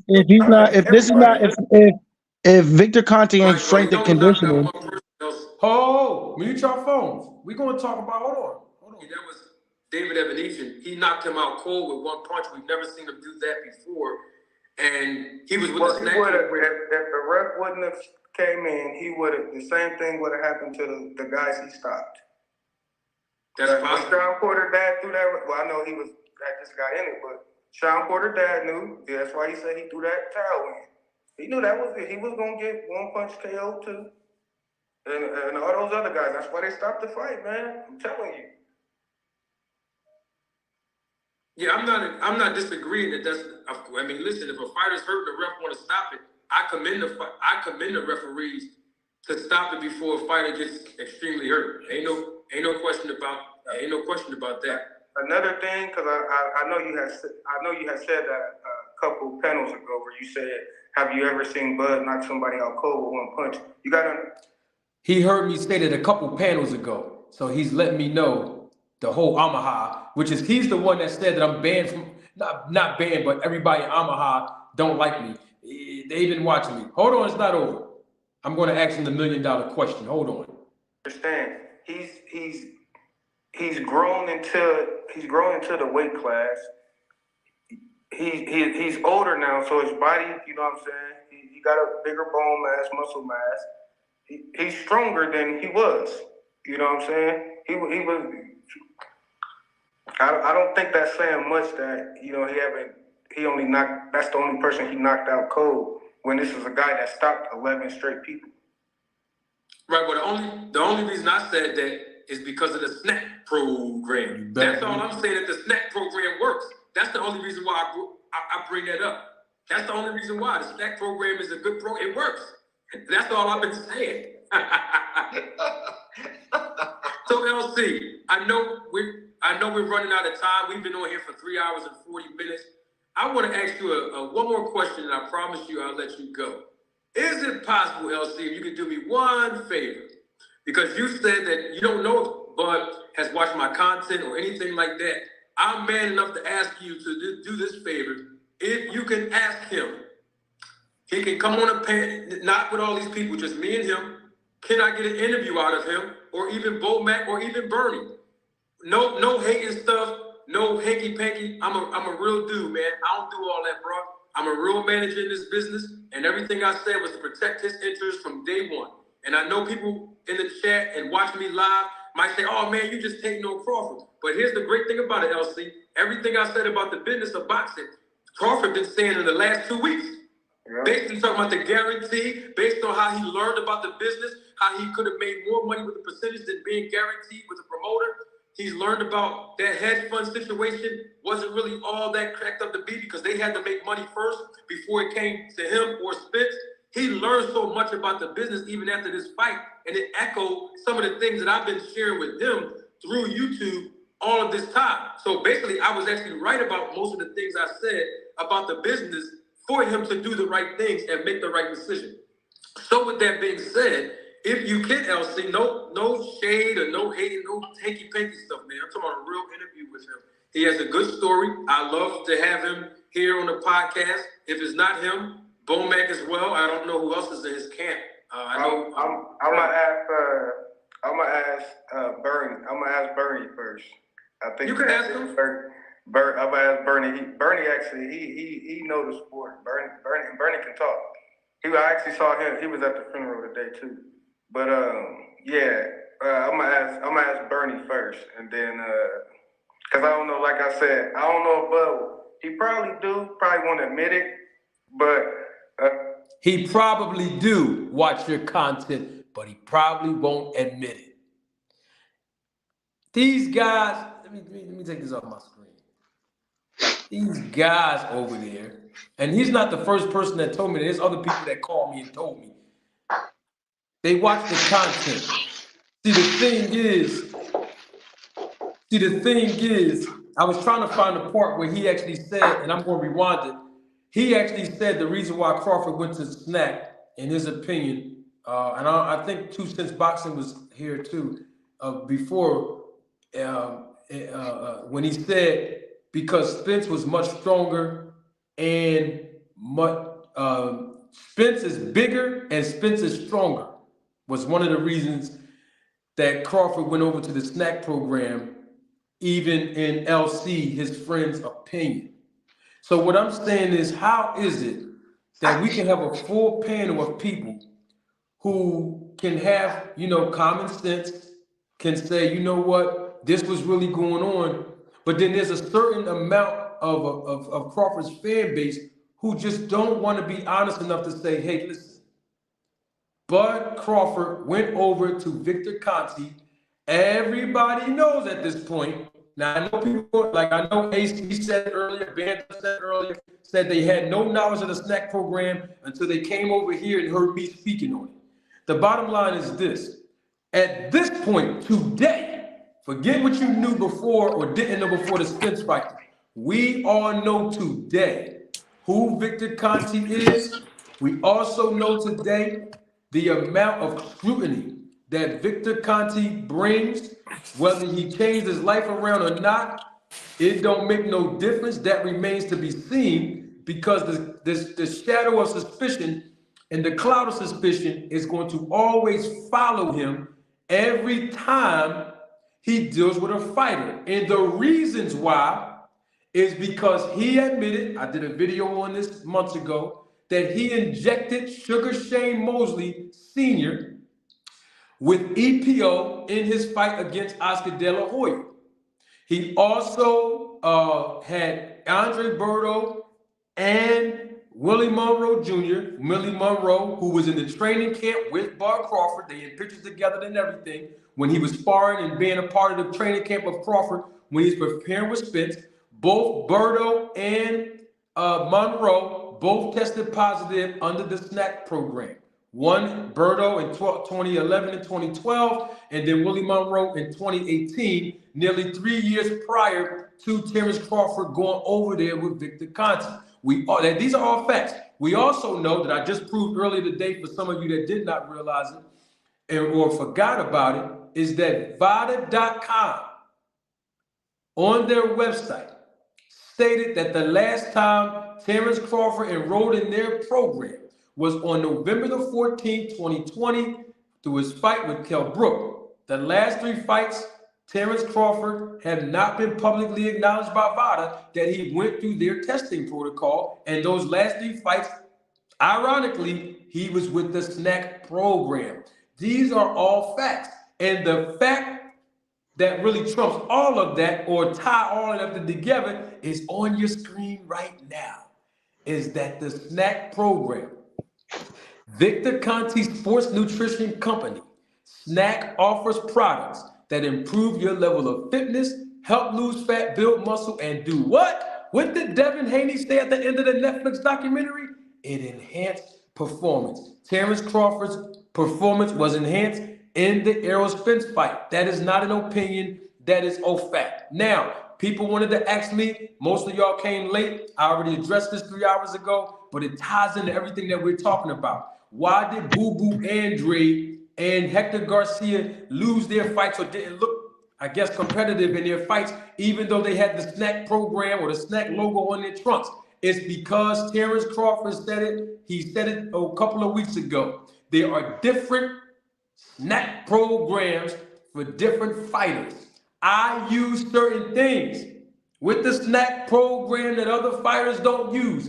These are the 3 sentences that Terrence Crawford said out of his own mouth. So if Boo Boo Andrade and Hector Garcia didn't look right, they on the wrong program. They should have got what the program Bud got on, and they would have looked highly successful. That's my 2, 3, 4, 5, 6 cents of it. 2 cents. But What you got to say about that? let me interject, because if you notice with that fight, I don't know if people know who Memo Heredia is, but he used to work with Victor Conti at Balco. He also decided to go into boxing. And the whole fight, the build-up between Benavidez and Andrade, all Victor and Heredia was doing was taking shots at each other, calling each other frauds, calling each other cons, saying how this person cheating, saying how that person cheating. And a lot of people want to say, oh, well, since Boo Boo didn't win, the snack program didn't work for him. It doesn't guarantee you a win. But did you see Boo Boo get knocked out?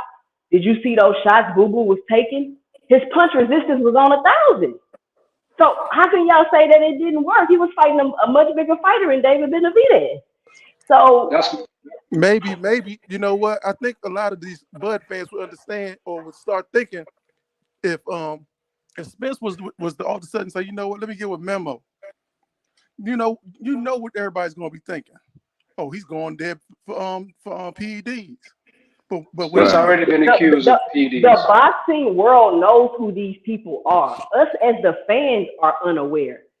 The boxing world knows who Memo Heredia is. They know who Victor Conti is. They know who Ariza is. They know when they see boxers working with these people, what's going on. And truthfully, it's probably them working with these people is a lot of the reason why they're probably being avoided. Because people know what you got going on. Boo Boo's about to go. If that fight would have went one more round, Boo Boo would have been face first. What I'm here, That's my guy. I just hope you guys dissect that. The way that Ebony look, the way Kell Brook looked is the same way Avanesian looked. No, he didn't. And that's two different time periods, right? No, that's two different time periods. You're talking about with the snack program and without, right? No, that's not true, Band Up. I have to disagree. Hold on. You just compare Kell Brook and Avanesian? Is that what you No. I'm saying what Bud did to them, how he punched Kell Brook and pretty much knocked his lights out and went out one hit. And Avanesian got put out in that one hit. Was two different time periods, right? He ain't knocked his lights out. He caught him with a check. He caught him with a check hook. Oh my God. Oh my God. Somebody with a check hook, they coming in, they're going to be off balance. Let's be clear here, Band Up. Let's not do this. We know that when Terrence Crawford fought Kell Brook, he was not with the snack program. We know that. Right. And we also know that when he TKO'd Kell Brook, that was not the same thing that he did to Dave. He knocked David Evanesian out cold. The man was unconscious for over a minute and a half. And even you agreed with me before, Band Up, and everybody on this panel will too. We've never seen Terrence Crawford knock anybody out with one punch. That's true. Marty, And how you you gonna said be it happy? yourself, and How you you just gonna be played it happy back. No, after that hold fight on. Let if me it talk. wasn't Hold on. after the Let me fifth fight? reply. Let me get my reply in. Hold up, Marty. You even said it yourself, even in that playback, right? Oh You my God. condemn a ref for stepping in, right? I did what? You're okay with you're fine with the ref stepping in, right? I'm a trained USA boxing referee, and we are taught that the first protocol and responsibility is to protect the safety of the fighter. Absolutely. That man got punched. No matter, and I hold on. No matter that man got punched and went all the way to the right. Went all the way to the right side of the ring, and the ref had to step in. That Avanesian got punched and put out. If the ref did not step in, that left or those lefts that he was coming with was going to put him out, whether it's a 1-2 or a 1. He's going to get put You out. talking about when And the his ref gloves is stepped in bust to save open? that man, bro. Man, have you ever You You talking about cannot when sit his here and gloves is say, bust open? remember no, when you cannot sit here. hold on, Floyd Mayweather caught Ricky Hatton with a check left hook, and Ricky Hatton hit the turnbuckle. You know, you're gonna be off balance. You're off balance already. A lot of times when you get caught with that joint, so you're gonna be either somehow depending on your stance or your position or whatever, you're gonna move like you're pretty much like you're gonna fall anyway. That So happens a lot. punch placement ain't got nothing to do with it either. Yeah, that's what I was It gonna say. does, it It's does, always it does. But All what right I'm then. saying is So a check. Joseph. It's always the punch you don't see that does the most damage. And if you go back to the They got to do it I'm anything. talking about the type of punch that was. If I'm you talking go about back to the Avanesian fight, but through a you series of can't go back to losses, that fight and then because he he had split, defective gloves. How you gonna go back to that he fight? split then he you can't split talk sense to these dudes, that man bro. with an uppercut. Can't talk You sense can't in these you can't broad go back to fans. that fight if you Hey, had We let me can't make talk a point to sense. something y'all No, we said was can't talk talking sense about to you guys earlier. that talk about this glove stuff, man. I'm done with Oh, hold that. on, wait. Bye.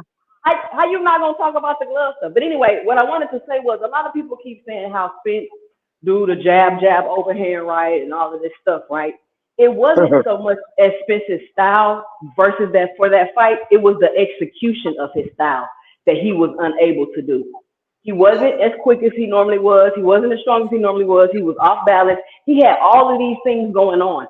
So yeah, you can point out all of Spence's mistakes, but And, he's been and the able to Bud be. fans, he look Wait, normal. he's been able to become Queen, a I'm coming Let straight me to your finish. panel when this next fight happens. I promise you I He's am. been able to become a unified champion in the Glamour Division 147 with all of those mistakes. And I don't think Crawford fans realize that y'all are discrediting this man's best win Nobody's by saying that We are Spence. not. No, Y'all wait, let me finish. discrediting. Let me finish. Nobody's Y'all are is the discrediting point. Hey, Crawford. bro, Let stop me cutting her finish. off, bro. Let her Let me talk and stop finish. cutting her off, man. Y'all are discrediting Crawford's best win by keep trying to say that Spence is basic. If Spence was that basic, he never would have been in the undisputed match. So y'all can kill that. It was Nobody's something going saying on that. with him. He wasn't able to execute how he normally executes. Period. Nobody's Paint saying the bar pressure, Nobody's Jen. saying he's to a point basic. of being Y'all was saying it. Y'all was saying he was Look, basic. we're It comes saying from he the point of that's being outclassed. Errol Spence, if you look at the way he trains, you train how you fight. Woo, There's they two sound things I've emotional. always said. There's two things I've always said about Errol Spence when I looked at him train. Number one, when you look at him hit the heavy bag, and if anybody here has any boxing experience, you have to chase the bag. That's one of the fundamental things that they teach you is to chase the bag, because this is how you reset, get off the line, and get back on the line. Number two, you've never seen that man do a lot of reactionary. Oh God, Bro, it doesn't matter if you're, oh God ain't got nothing to do with this. We talking boxing. you sound like an At the emotional end of the day, dude. at the end of the Why you cutting him off? I can't, cause We I can't can't talk take boxing. anybody serious that don't recognize that Earl wasn't 100%. extremely When you disappointed sit now. there and say he was One mic. normal, Remember? I can't One mic. take you serious. All over you. One mic. If you don't like the truth, then bounce. But all I'm saying is, when it comes You down bounce. to fighters, you always have a situation when it's those generational fighters that make Oh God. everybody All look right, so listen, easy. right? So listen. So we agree that the fight, I said this already. We agree that both fighters look different. They did. I mean, that's just the bottom line. Don't matter what the reason It's is. being outclassed, bro. All right, so listen, then it would be no need for Crawford to go to the snack program, But bro. that has nothing to do with it. He didn't go to So the what snack did he go? program. Okay, so It does. AC, just tell us in one sentence, what did Crawford go over to the snack program for? Just tell us. Am I Terrence Crawford? Reset. I didn't ask you. Oh No, my you're God. talking. AC, You talking like you Terrence Crawford. You're No, I'm not. Right. talking. Hold on. AC, you're talking because you're representing Crawford, and all of your points I'm have been representing my favorable. point of view in AC, you boxing. gonna let me finish? All of your points have been favorable towards Crawford, like you're speaking for him. Hey, AC, why do guys So buy sex pills? hold on. So I'm asking you real quick, AC. What did Crawford go over to the snack program for, in your opinion? Can you give us one sentence? Okay, if I had to make a honest assessment of why he went over there, I'm going to repeat what I said to you earlier that you keep trying to tell me. Just it's not. one sentence, real It's quick. promotion. It's promotional. I went Oh to the my program. God. I went to He the already program. said he uses stuff other And snack fighters don't Hey, use, so AC, that Hold on, promotion don't AC. count. I can't hear him. In One one mic, sentence. one mic. You guys can attack the man. It comes down to two things. You need to be One, attacked. it's a promotional thing. Number two, like I said, if you have a product that puts electrolytes back in my system better than Gatorade or any other thing, then that's probably the thing I'm going to use. All right, say no more. I got you. So basically, what you're saying is, even though the logic says if it ain't broke, don't fix it, defy that logic, because for 37 fights, he's been doing everything right. In the last 10 fights, y'all just said that he knocked everybody out. He TK'd everybody. He don't smoke. He don't drink. He's a gym rat. All this stuff that everybody keeps saying. That meant that whatever program he was using before, it was working. Let me ask you this question. So you really just assuming about electrolytes and all that. Let me ask you a question. This is a legitimate question. At the age of 20, Never is my answer the body question. different than the age of 35, 36? Don't answer that, Marty. They don't never. Can I make a You point? always Can I make answer. a point? No, don't. That's crazy. You don't want to answer that one. Answer You it, because I answer. got something You for it too. always answer. He asked you a question, and you Answer his answered the question, question with bro. the What is he question. talking about? Be easy, my guy. You answered the question with a question. Stop doing that. It's rhetorical, man. It's rhetorical, bro. I got it. It's rhetorical, All right, man. I'll answer Marty you. don't need your help. You can answer it. AC, I'm going to answer. Why did they get me to do this? Mute your phones, guys and ladies, please. You don't want to answer why he went over there. I will. I did answer it. You all right? My answer. It's my opinion. I'm not Terrence Crawford. No, it's okay. I know you're not Terrence Crawford. I know. You won't even go over there and ask him in a tweet or private DM. I know. Hold on. I'm a fan of his. I'm not. I know. You're a fan, and you still don't want to ask him a question. I know. I don't need to. I know. Relax. Hold on. I'm trying to figure out what's your point. Works. So you had mentioned that Crawford. I think we know this. Us fans know, and you had confirmed it. Crawford don't smoke. Crawford does not drink. Crawford, he's a gym rat. So my question to you, and I think this is the question that most fans would have. If Crawford doesn't drink, which we know, if he doesn't smoke, which we know, if he's a gym rat, meaning that he stays in the gym actively and he keeps his body in shape 24/7, way before he got with Conti. My question to you as his best friend, knowing him, why do you think that he went over to Victor Conti to get any type of improvements if everything he's been doing in the past 36 fights up until this point, or 37 fights in his case before he went to Victor Conti, was right? They've been doing a nice streak, him and Bomac and the team, Bernie, those guys over there. Why would you think he would go over there with Conti to improve anything if everything's been working out of 37 fights? Well, obviously he's going up against, I think, what the boxing world was saying, a bigger fighter. a bigger, stronger fighter. So, I mean, I think, like you said, snack does work. Obviously, there's a bunch of fighters that use the program. You know what I'm saying? Boots is probably the most noticeable one. We've heard enough. The man said Spence was bigger and stronger, and that's why he went He over. said the boxing world said that. He didn't say that. And if I keep playing it, I'm going to get him to spin the block like I just got the rest of you Crawford fans to do tonight. And he's going to admit it. And the bottom line is, it had nothing to do with no electrolytes, bro. You know, AC, that the snack program works, and you know Crawford went over there to Victor Conti for a reason. What are You don't you have to take insinuating? AC, stop cutting What me are you off. Let me saying? finish, bro. Let me finish. You don't have to take my word for it. Crawford told you, and he told everybody, bro. I use certain things with the snack program that other fighters don't. So can I? So what do you mean by that then? Just answer. What do you mean by that? He meant what he said. I use certain things that other fighters don't. Say no So more. you agree with us then? So you agree with us? Say no more. Thank you. For my body. Now, this is what I'm saying to you. You have a 3-division lineal champion now. You have a 2-division undisputed champion. You have a guy who is the only fighter in boxing history to walk around and have his fist casted for the International Boxing Hall of Fame. What are you trying to insinuate that he needed some program? Hey, bro, we don't want to hear you no more. You just said this for promotional use. We don't want to hear Hold you on, no more. AC, listen to what you just said.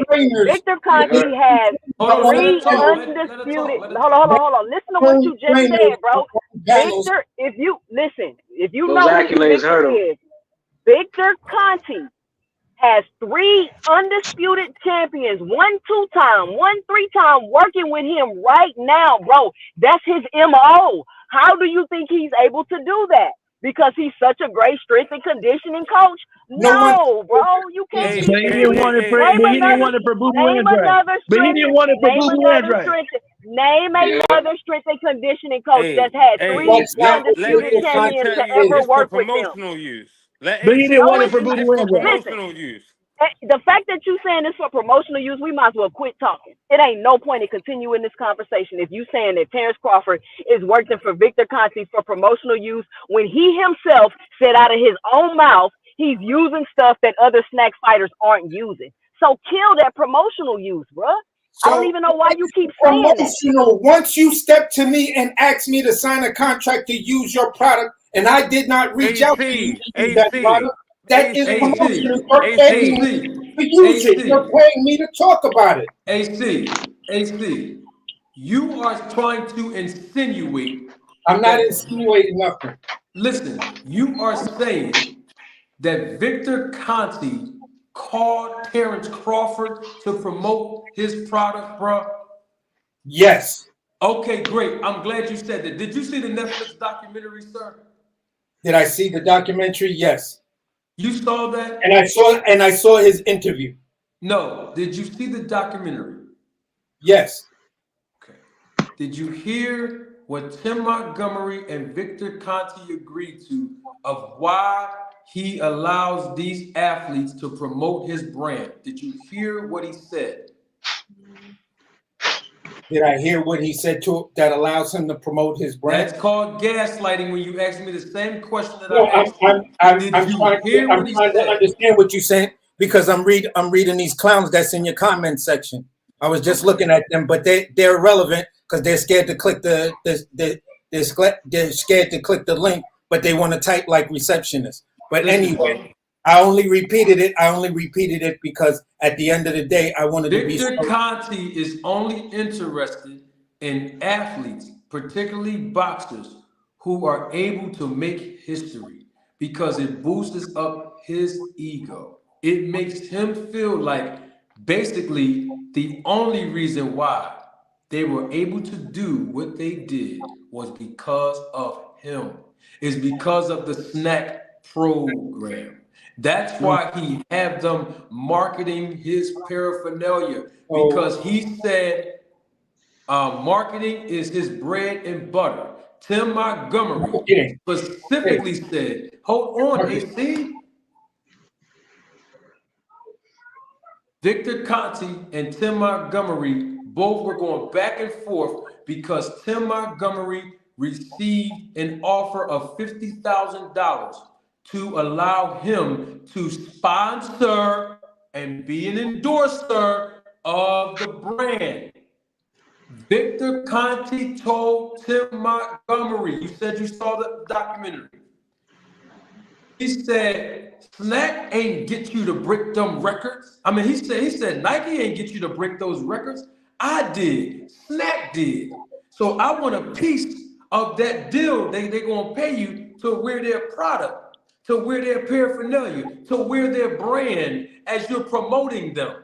And also, Tim Montgomery had a picture up there in the documentary where he also had the Nike logo, but he had ZMA right under it. In other words, is Tim Montgomery basically just laid it out. He allows Victor Conti allowed the athletes to promote the brand by wearing all of his merchandise because it gets people like you and I, regular Mojo guys and ladies, to think that if we purchase his merchandise, if we purchase his supplements, if we purchase whatever else he's selling, that's going to be a part of our quote-unquote workout regimen, that we can actually do what Barry Bonds did, Mark McGuire did, Sammy Sosa did, all these other athletes he worked with. But the real deal was the different program he was selling behind the scenes. So when we hear a guy like Crawford say, I use certain things that other fighters don't use,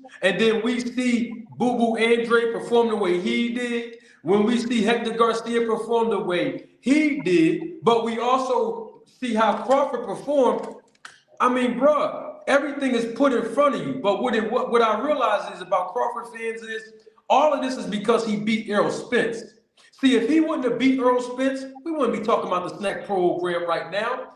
That's why y'all keep saying it don't matter if he's on the snack program or not. It was legal. It don't matter. It don't matter. All because y'all want to be right. Because y'all said he was going to beat Errol Spence. No, we're not saying it. We're not saying it. Marty, you can't say that. Marty, you can't say No, that. we're not saying that. We're saying it because of Oh, wait. Let me make a point to that, Marty. Let me make a point to that, Marty.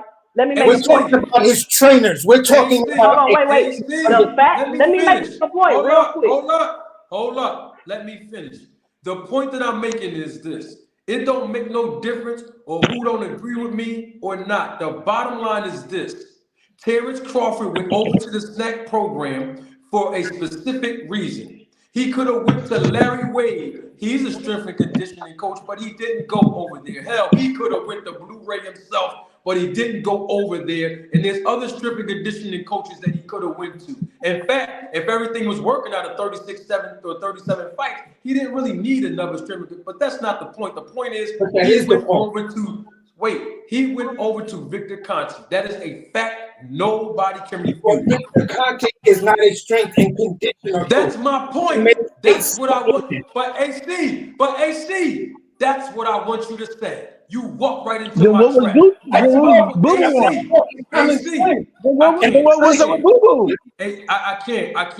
I can't. Listen, we're not emotional here. There's only one woman on this panel. I can't do it. Listen.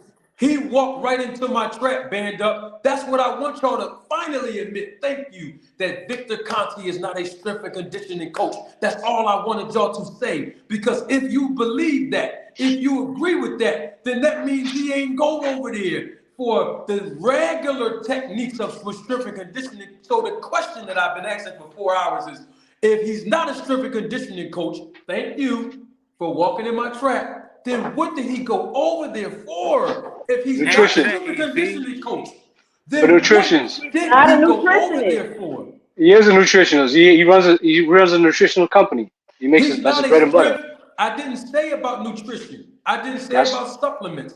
I 2 said cents that he strength. wasn't. Let's hold on. There's no bar to entry in this sport about strength and conditioning coaching.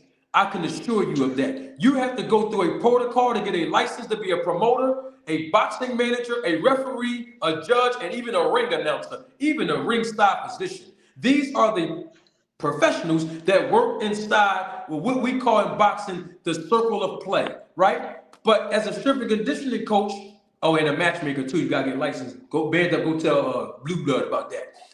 Anyway, but hold on. But when you are a strength and conditioning coach, there is no bar. You had a pocket, Ain't nobody buddy. gonna come and give you no protocol and procedures on how to do that. So what I'm basically saying is he's not a strength and conditioning coach to the point of 2 cents boxing. So then if he's not a strength and conditioning coach, the question remains that still have not been answered.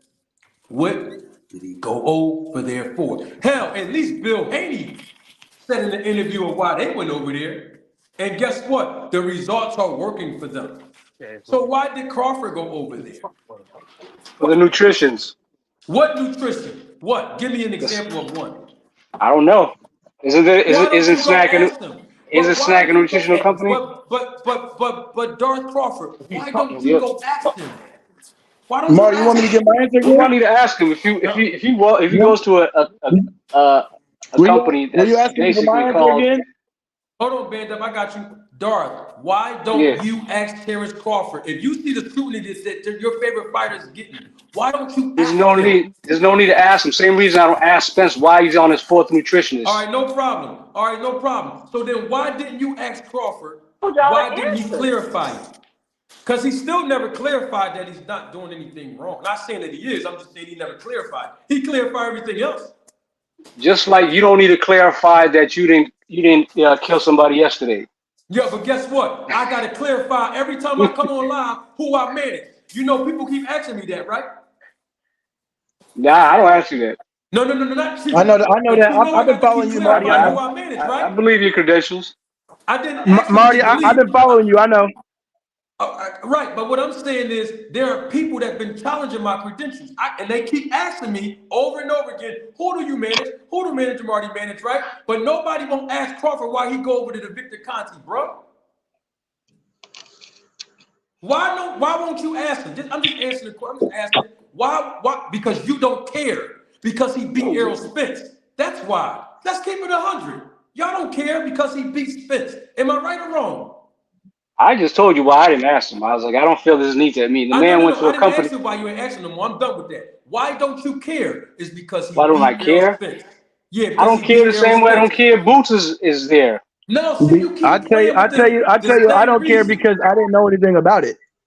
Because y'all, listen, man, y'all don't care because he beat Errol Spence. My fault, 2 cents boxing. No, I didn't know anything about it. So I couldn't. Marty, you've had me on your platform for months. I didn't know anything about that. Victor said out of his own mouth, you should be suspicious of me. Like, what are we talking about? He said out of his own mouth. He's telling y'all. He's right in y'all face with this.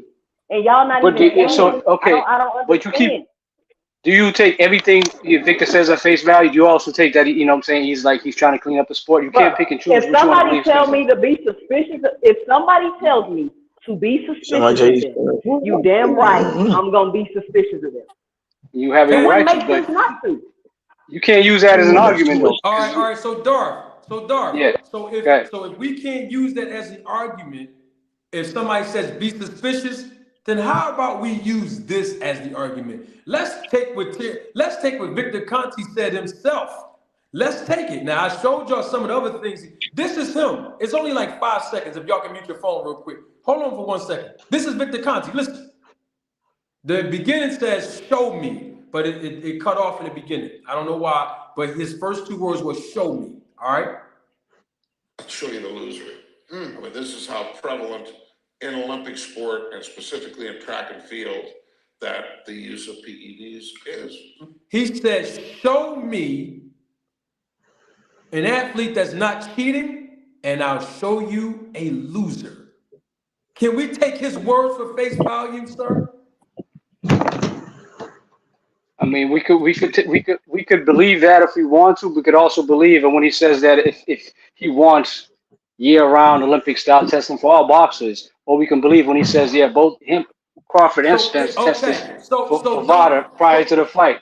So, Dark, my point is we cannot keep picking and choosing. Exactly. That's what y'all doing.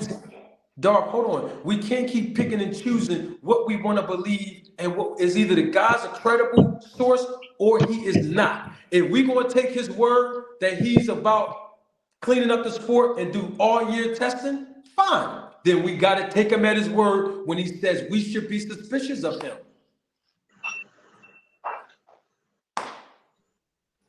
So if that's the case, though, Professor, if he's for 300, He said, go ahead, give me any athlete in the top. He said, give me any athlete in the top 10. You're breaking up. The phone was going in and out 2 cents. And for everybody that's watching the video, smash the like button. He said, give me any athlete in the top 10, and I can make them number 1. Can you name me any other strength and conditioning coach that can guarantee that? Man, he's a salesman. Of course he's gonna say that. Respect.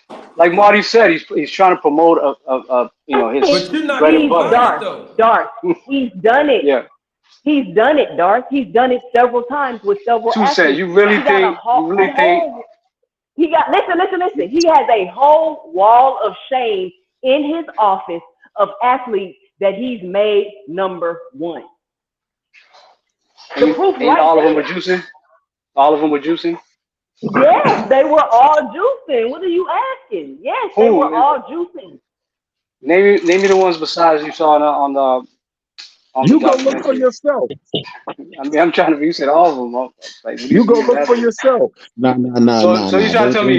You trying to tell me? Victor, you trying to tell me Haney needed Victor Conte to beat Kambosos? Because you mentioned the undisputed. It's not about that, bro. It's not about that. I mean, it is. Y'all are missing. If we can't pick and choose that, you guys can't pick and choose who gets what. Y'all trying to diminish these fighters, man, who put it all on the line. You're trying to diminish. No, it's just crazy, bro. You did it. You're doing it to Mr. Shields. You're doing it to Haney, and you're doing it to Crawford. Y'all taking all of that away. Victor made them. Marion Jones didn't need Victor Conte. She didn't need Victor Conte. But he can't listen. Victor Conte is taking advantage of these athletes. They're vulnerable and they want to win so bad that they're willing to do anything. Marion Jones didn't need Victor Conte. Barry Bonds, none of these athletes needed Victor Conte, but they wanted to win and be extraordinary. And he had things to give to them for them to be able to do that. It's plain and simple. Nobody's taking anything away from you, but the point is he got that extra edge to get you over the hump, to make you be able to achieve these extraordinary things that you're able to do. I got you. I respect your opinion, all that, and everything. But like I said, I'm going to keep saying it again. I think your problem is with the boxing commission and boxing in general for allowing Victor Conte to be in the sport. So let's why can't he have his own platform? I'm saying use the platform to, get in boxing in general, to get Victor Conte out of boxing. Because you're saying Victor Conte is the one, he's the real evil genius. He's the one that, that's. And don't I keep saying this is more about Victor than it is about Crawford. Right. We're making it more about Crawford every video. So if Crawford is his own man, he's a grown man. Recent case. Victor can't make him take that stuff. If Victor Conte was about 365 a day, 365 testing, 24 hours, 7 days a week, if he was really about that, why he only did EJ and Terrence, quote unquote, supposedly do only VADA? What do you mean? I mean, that's what the contract. The question again. Let me. That's what they signed up for the contract. Hear your question. Was EJ and Terrence not the biggest fight boxing? Victor didn't make him do anything. That's what they agreed on in the contract. If Victor Conte was about 365 days, 7 days a week, 24-hour testing, why did he only give, quote unquote, EJ and Terrence only VADA testing? What do you mean give? Who said Victor Conte gave them anything? Okay, the question. I guess you want to. I guess you don't comprehend. I'm asking you. No, I guess you don't know what you're talking about. Victor Conte didn't touch nobody. You said Victor said he's for 365, 24 hours, 7 days a week. That's what he says. I don't take everything he says. So why did he only give us, or quote unquote say something about only VADA being tested through EJ and Terrence. What does that have to do with the other? I'm still trying to Oh figure my out what you're goodness, trying to dude! say. Come on, man. You can't be serious, bro. Is That's why I Victor can't Conti the one? ask you nothing, bro. I try You not to ask first you. you I try not to started off. even ask You you started anything, off brother. Victor Conti. Why did Victor Conti test him for only 8 weeks? If he The 24 hours. question was if Victor Conti was for 365 days, Then 7 everybody days should be a week, tested. 24-hour testing. If that's what you say Okay. he's for, why That's did he what he only said, not me. have Vada test EJ? Dude, come on, bro. What do you mean? Why That's did? why I don't like How could he? asking you He anything, bro. cutting I don't you Well, like I'm off asking because asking he you him. don't have an You're answer. making it seem like anything. Victor was the one that said he tested him. Next. You make no Anybody who has sense. a sane mind, So let the me. question I'm asking is, if Victor say that he was for 365 days, 24 hours, 7 days a week testing, right? That's what Victor say he's for. Why did he not get the same testing for EJ and Terrence Crawford only You through make VADA? zero sense. Zero sense. How does he get a test for anybody? What he's saying is everybody should be testing him, not just Vada. No, He know that. Hey, Ashanti, Supreme he know that, explain what he's Ashanti. saying. He know that. He just playing the Are you devil saying advocate. He Victor know Conti that, was the man. one? You saying Victor Conti was the one that tested him?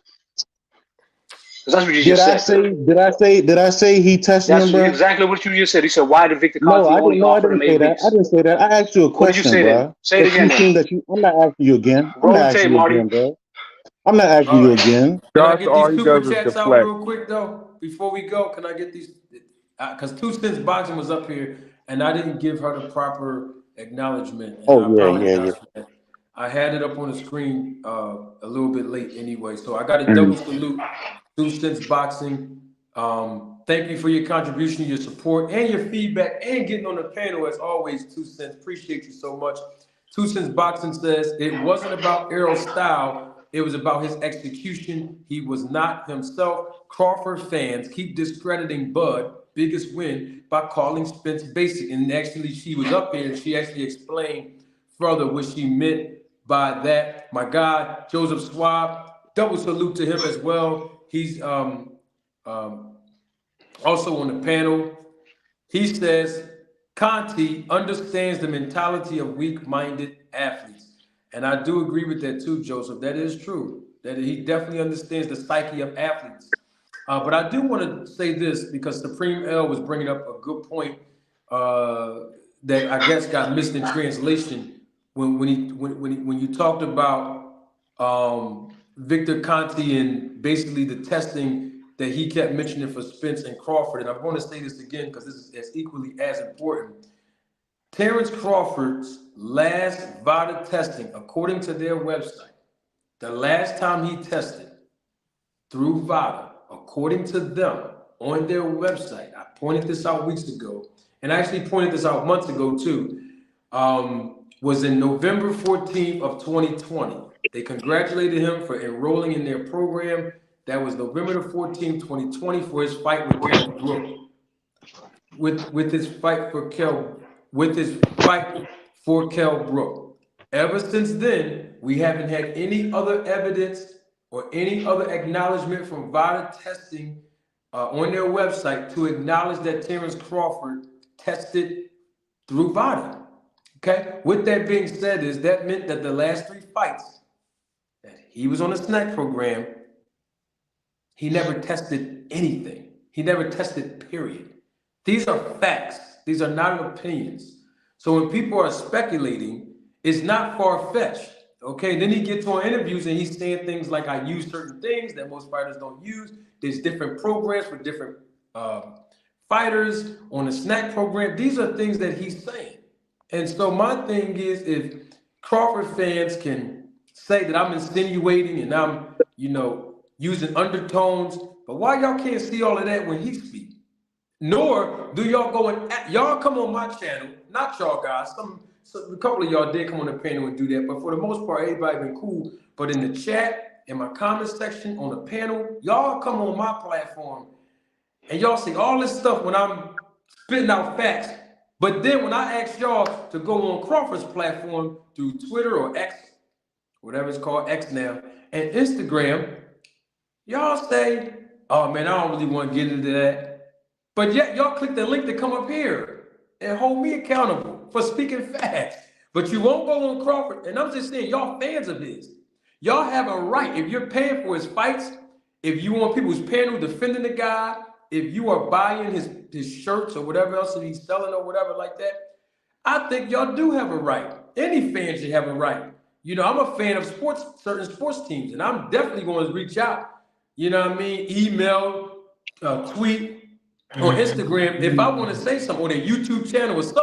Because I'm a football fan, I'm a boxing fan, I'm a basketball fan. I'm just saying in general, as a fan, you do have the right, if you're investing your time, money, and resources to basically support the team or the fighter, why not go over to their Instagram and everything and ask them a question or say something?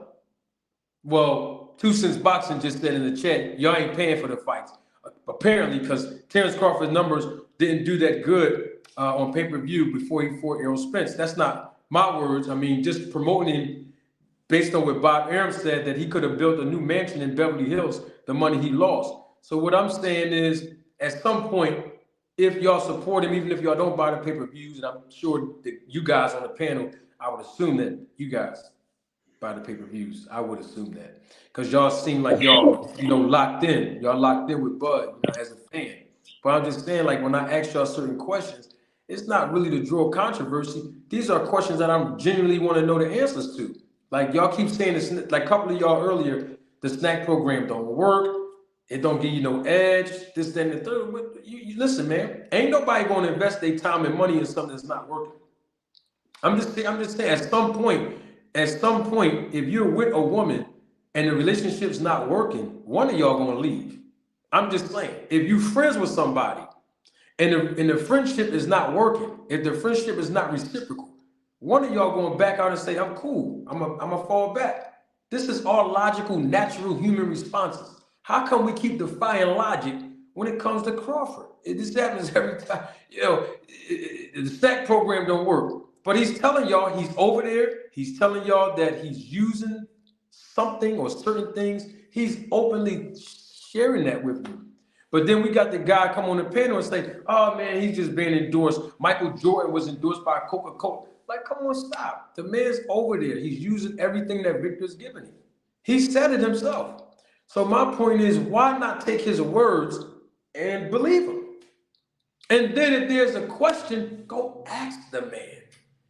I think he was trying. I think what AC was saying earlier is kind of like what you were saying. If Boots wasn't in that facility, but he's still taking that picture, you know what I mean? Is Boots in it too? I think that's.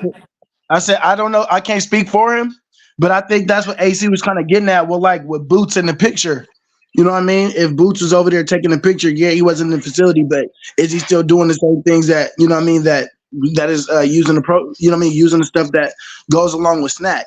What I would have to say to what 2 Cents said earlier, and I told Supreme L this, the things that I was never calling Arrow basic. I was highlighting the mismatches in the game of Errol Spence and Terrence Crawford. I was, the skill. I've always said the skill set of Terrence Crawford was going to take over. I never knew anything about the snack program or nothing about that. I was always specifically going off the eye test, what we've been seeing, and what and what's happening in the last couple fights. So it was never about the nutrition part that I thought that gave Bud the edge or anything like that. I always caught it, from the skills aspect of it.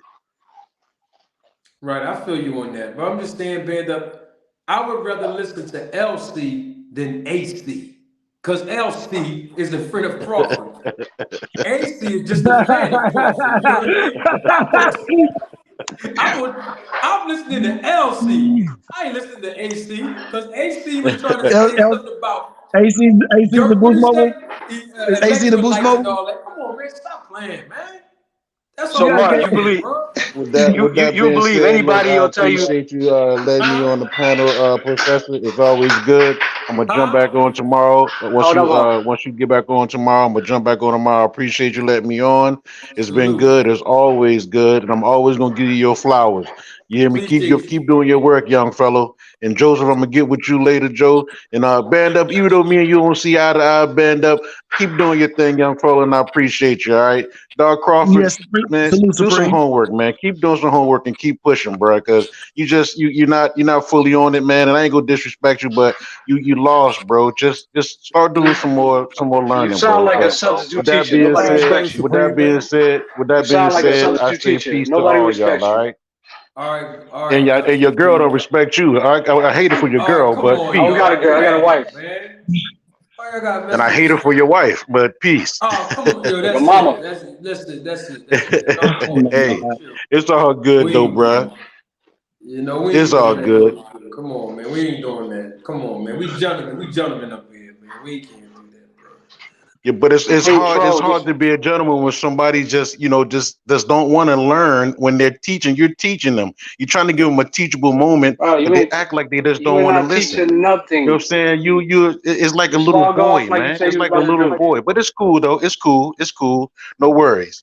No worries. Because one day you'll learn.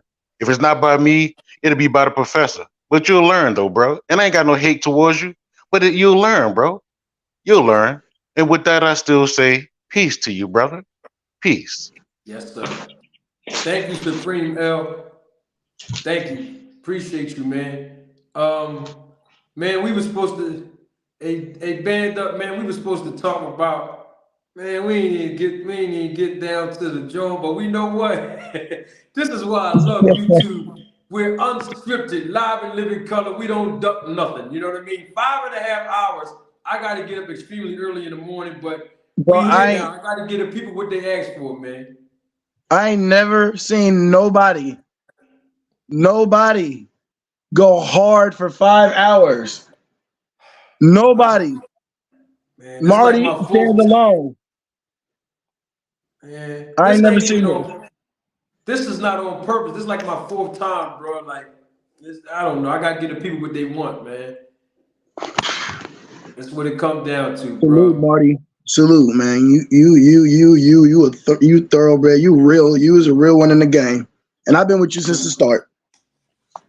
You was with me since the beginning, brother. I appreciate you, man. Yo, all right, listen. I got my man Joseph Swab on here, Joe. Man, you got 30 seconds, Joe, before we hang this thing up, man. What you got for us, Mr. Joe? Well, I just want to say, you guys are cool. You know what I'm saying? You know, we're gonna have differences of opinions or whatever, you know, and we have the fighters we like or whatever, or the things in our past that make us feel and look at things the way we look at them. And at the end of the day, we don't have to go too hard or real disrespectful or whatever. But at the same time, common sense is the key. That's all I got to say. Hey, Joseph, salute to you. We be back here tomorrow, man, 4 o'clock. We're going to really talk about what's next for Benavidez, what's next for Andrade. I mean, this is his first loss, so I'm sure he got other plans. He's 35 or 36, so he's got to hurry up and do something. We're going to get into what's going to happen this week. Was it this? No, that ain't this weekend. I think that's next weekend with Devin Haney and Regis. But I wanted to cook on the face off that they did. So tomorrow we'll come back and we'll air fry and cook on that face off that Devin Haney did with Regis Prograis. I don't know if y'all saw it, but check it out on YouTube. I for sure missed that. Oh yeah, they aired it last night. But I checked it out this morning, and it was all right. So I want us to cook on that. We got some more boxing topics to, speak on. We 5.5 hours in. Dark Crawford, appreciate you joining us again. Give us 30 seconds. Give us your last words, my brother. Man, all I could say, man, I truly, with all my heart, wish the snack program actually did work, man, because my guy, man, my fellow brother from the motherland got folded like a dollar bill. Snack program doesn't work, man, but I really wish it That did. program ain't the only program, bro. I swear to God, I wish it worked, man, because I was hurt, man. I felt that one, man, and I was so certain, man, he's gonna withstand the weather. But unlike unlike the Spence diehards and the ones in denial, I'm man enough to admit, my guy got beat by the better guy that night. You know, even Who you though I was referring expecting to? him. Boo Boo. Oh, okay. Yeah, you know, like I said, SANC program didn't work for him, man. I mean, I wish it did, but that's all I got, man.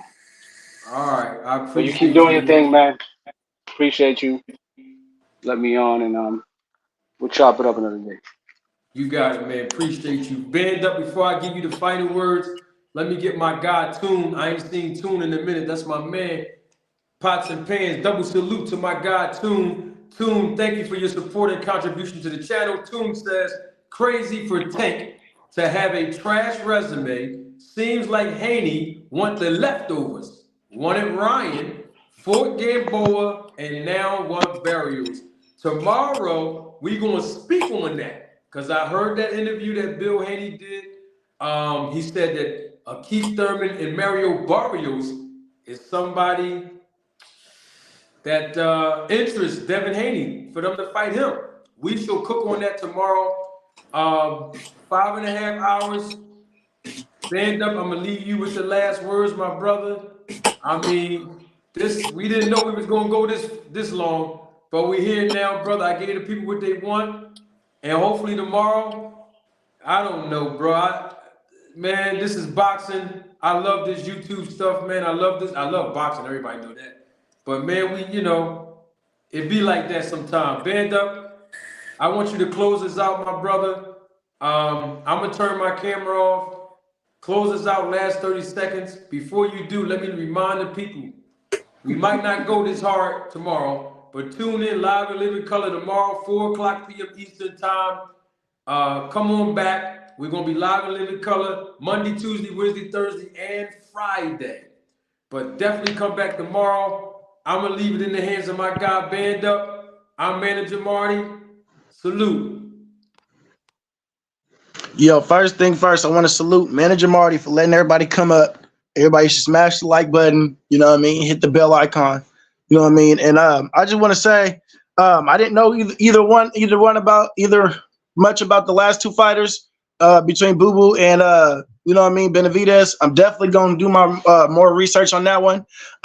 Like I said, we're gonna keep going back and forth with this Bud Crawford stuff, and it's gonna be, you know what I mean, it is what it is. We all got different opinions, but yeah, I got some heat that I want to let go, but we're gonna let it off tomorrow. All right, salute y'all.